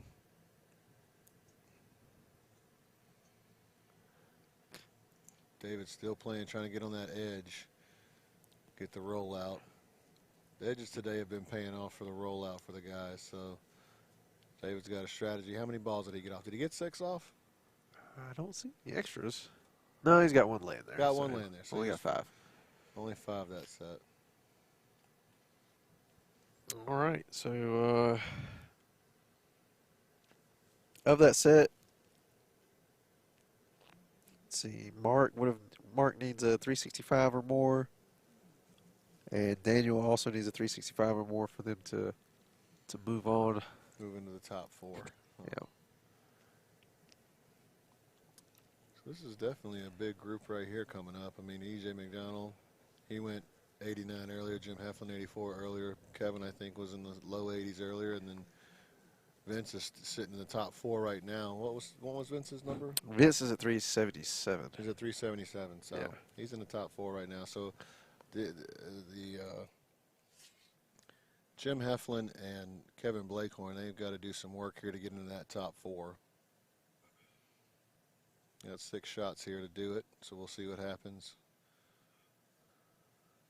Jim Heflin, the only lefty in the field, the senior field today, wearing the Denver Broncos shirt. He said it's his lucky shirt when I talked to him about it, so we'll see if it pays off. He needs a little bit of, I would say, luck here, but he probably just needs to hit a solid golf ball, and I think he can get up there above 65, depending on. Oh yeah, what, of course. Depending on what Ryan Gearhart did. Well, he had a 381 earlier, so Yeah. it's still a toss-up.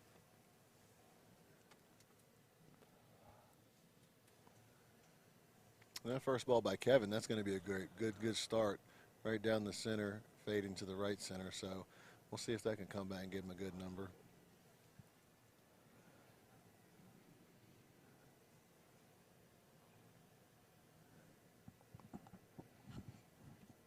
I think he just mouthed 70, so if he hit at 370 and Gearhart didn't improve, that would put Kevin in the mix. So Yeah. Ryan was able to get a 372. 372, so it's 370. So 372 is the bubble now, huh? 370 by EJ. EJ. Yeah. Okay, so EJ's sitting on the bubble at 370. Did Mobley improve? No, he did not. So he's still sitting at 383. Awesome. Okay.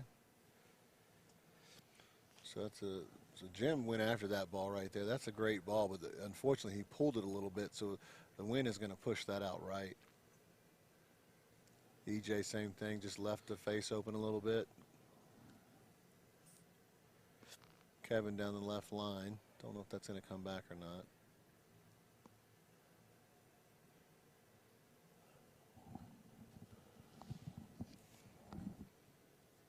Say one thing, this is one of the few times I've ever seen Vince wear a hat. Most of the time he has the locks flowing. He's got awesome hair. Awesome hair. Oh yeah, I just now noticed he's wearing a hat. He coordinated with the shirt. He just wanted to be bright today. Looks like a very bright M&M. Yeah, like Yeah. like one of the Easter M&Ms. Yeah, one of the Easter M&Ms. But it's all good, you know. He's actually Vince had a heart attack about a couple years ago. So it's good to see him back up on his feet and doing what he loves. I know he loves being a part of Long Drive and hitting some big shots out there. So it's great to see him back doing what he likes to do. And that's a great ball by Kevin. Right down the center again, fading to the right center. So we'll see if he, can get in that crack that top 4. EJ's got to think that he's got to go better better than 370 with Jim and Kevin on the tee box.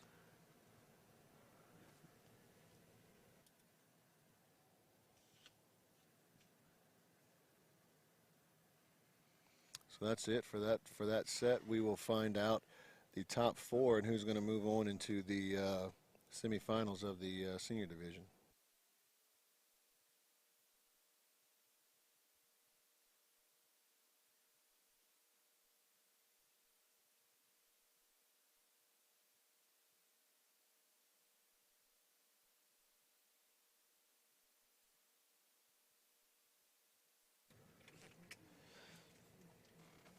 All right, we're still waiting on the official numbers.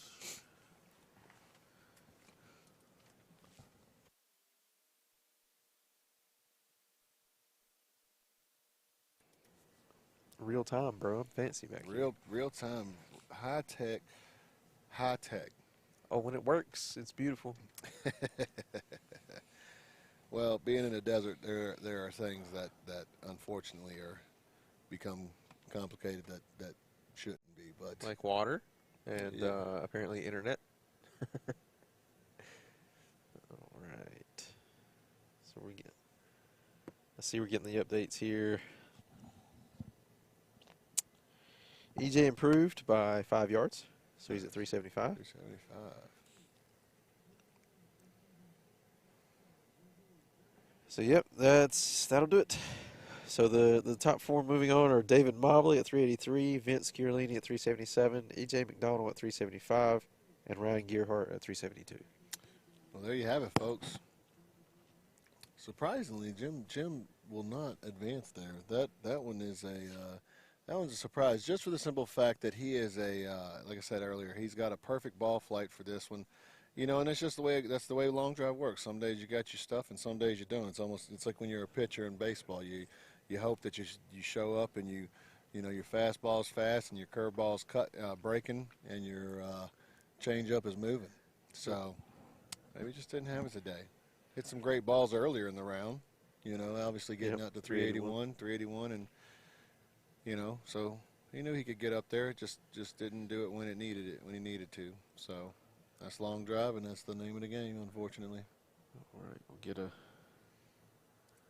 switcheroo here. You can see Josh rebuilding our tee box. Absolutely.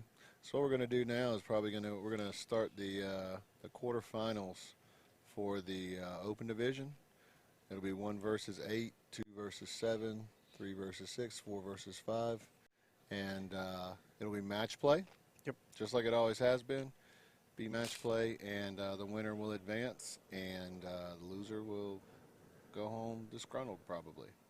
I mean, somewhat disgruntled. Still Yeah. gets a check. Still gets a check, which is awesome. You know.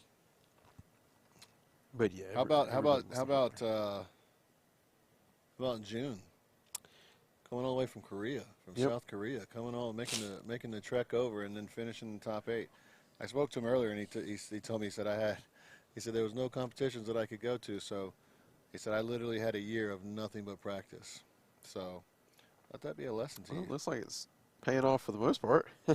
Practice pays off. So It'll be him versus Justin James to start us off.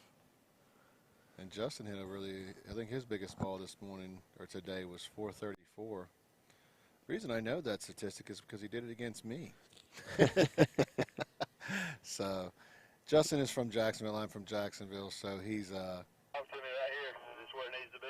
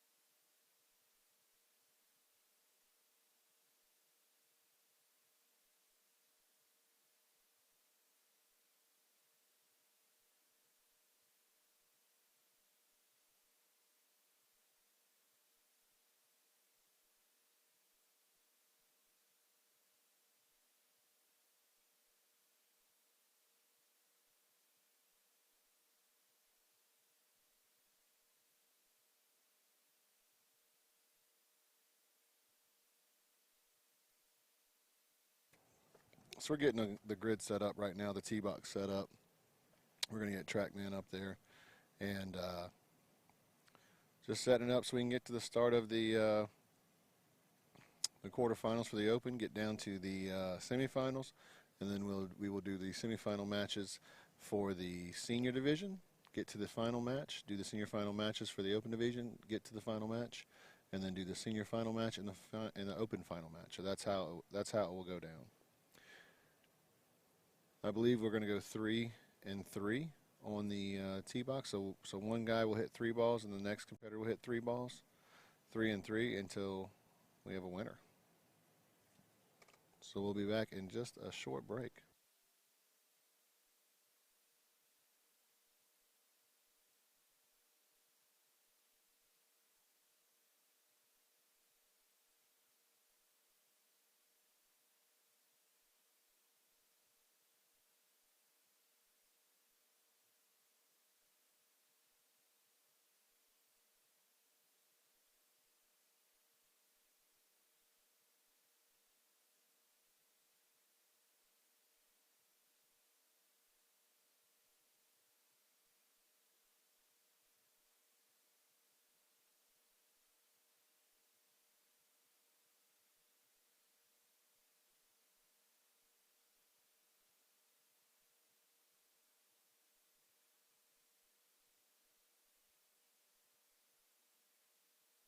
Alrighty. So we got our cameras readjusted there. Brenda says hi. Hi, I love you. I miss you. Alright, so we'll have the down the line like we've got here, along with the face on that everybody loves. And then hopefully we'll have the grid footage as well. So we're gonna send somebody out there, stick them up in the air, and hopefully we'll be able to see some golf balls. Mm-hmm. Okay, that'd be pretty cool.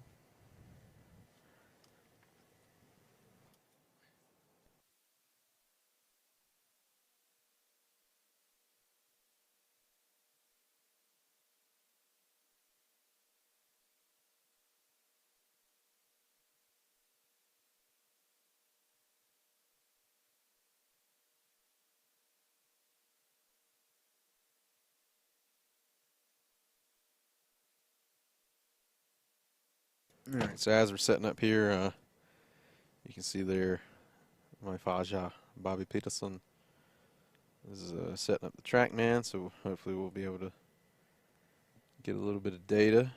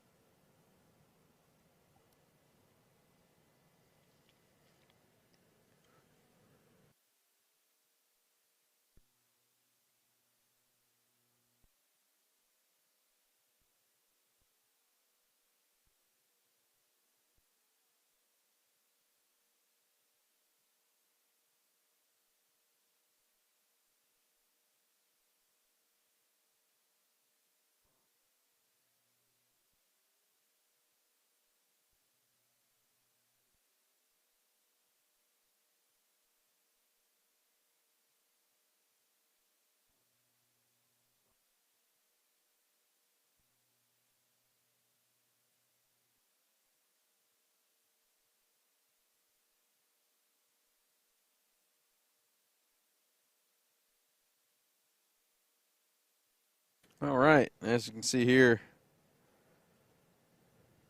or, well, supposed to be able to see, but, hey.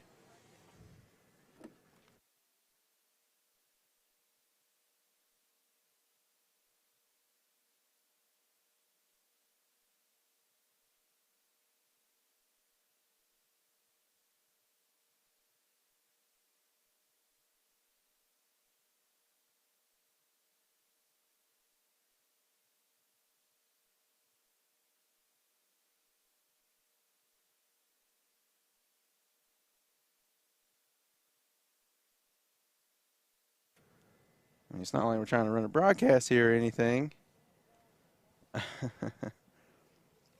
So here are your 8 finalists.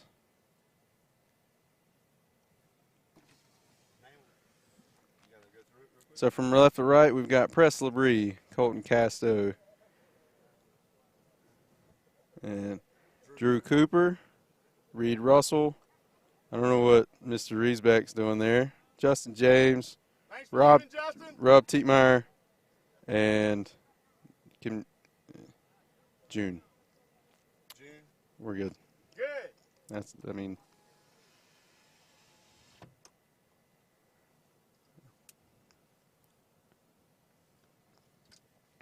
we do the best we can do with the stuff we're provided.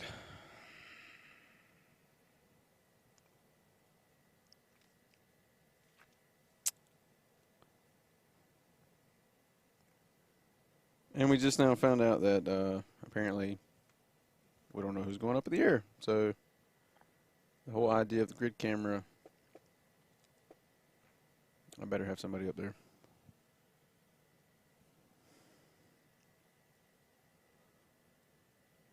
All right.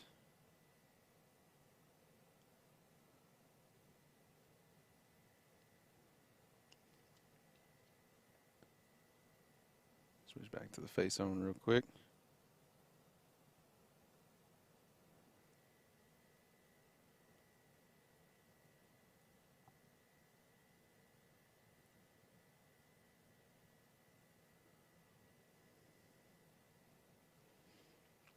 You can see the players congregating underneath the tent there, getting ready, trying to stay loose. Up first, we're going to have Justin James versus Hong Young Jun.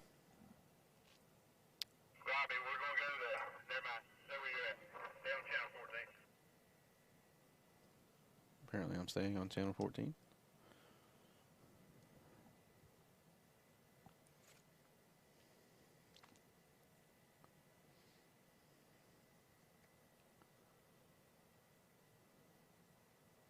Shot of Ryan giving some final instructions.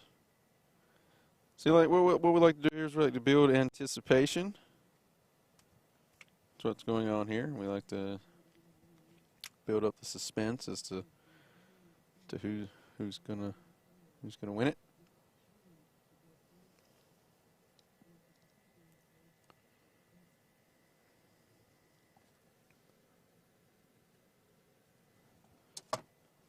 Real quick.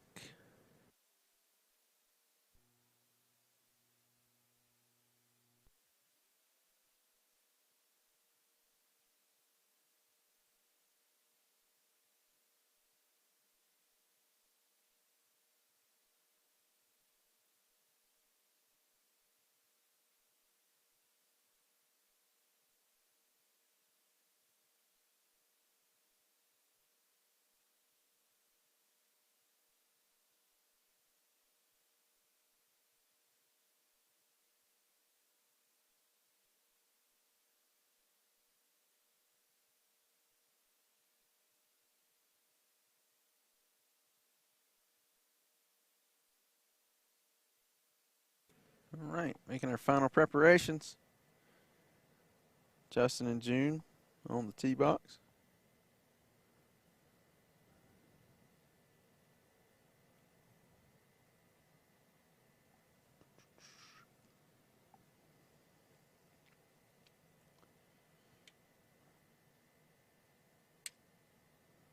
All right. Looks like Landon will be back here in the booth with me. Yeah.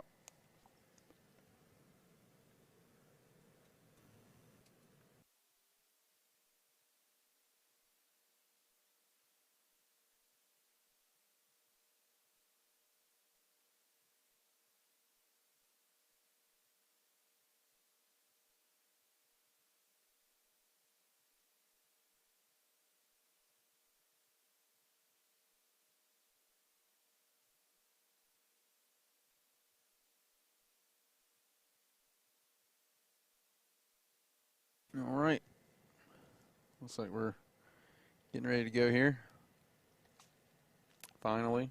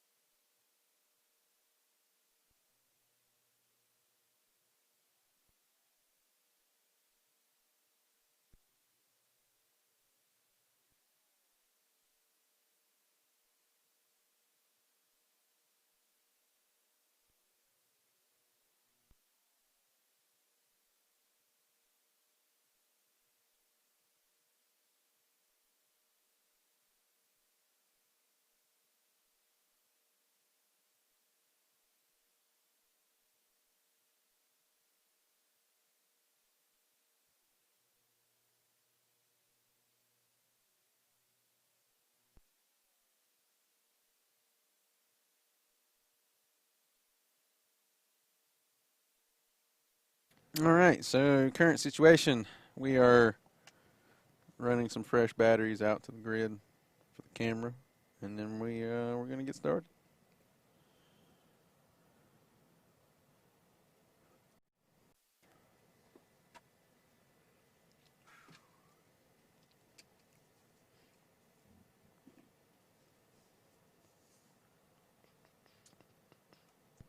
Megan, just hold on.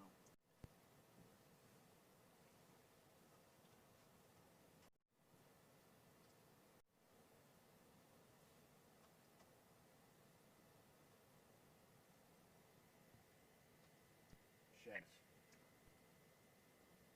Go ahead. do we need to let them go back, or ask Ryan real quick? Do we need to roll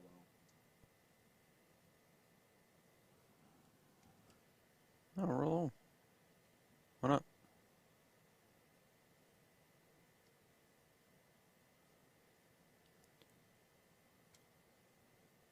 I mean, we're icing the crap out of Justin here. Brian says we're going to roll. Yeah, just roll on. 10-4, we can go to that camera later. Production's ready. Grid workers ready? Yeah. All right, we're rolling. Y'all got it. Take over, Landon. All right, here we go.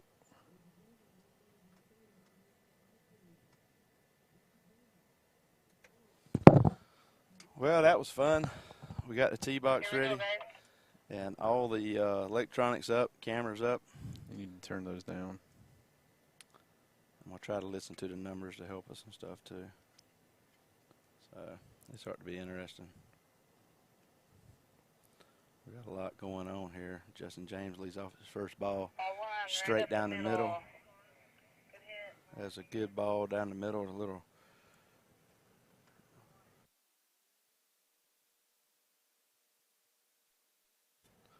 .217 yards. I mean, 217 balls.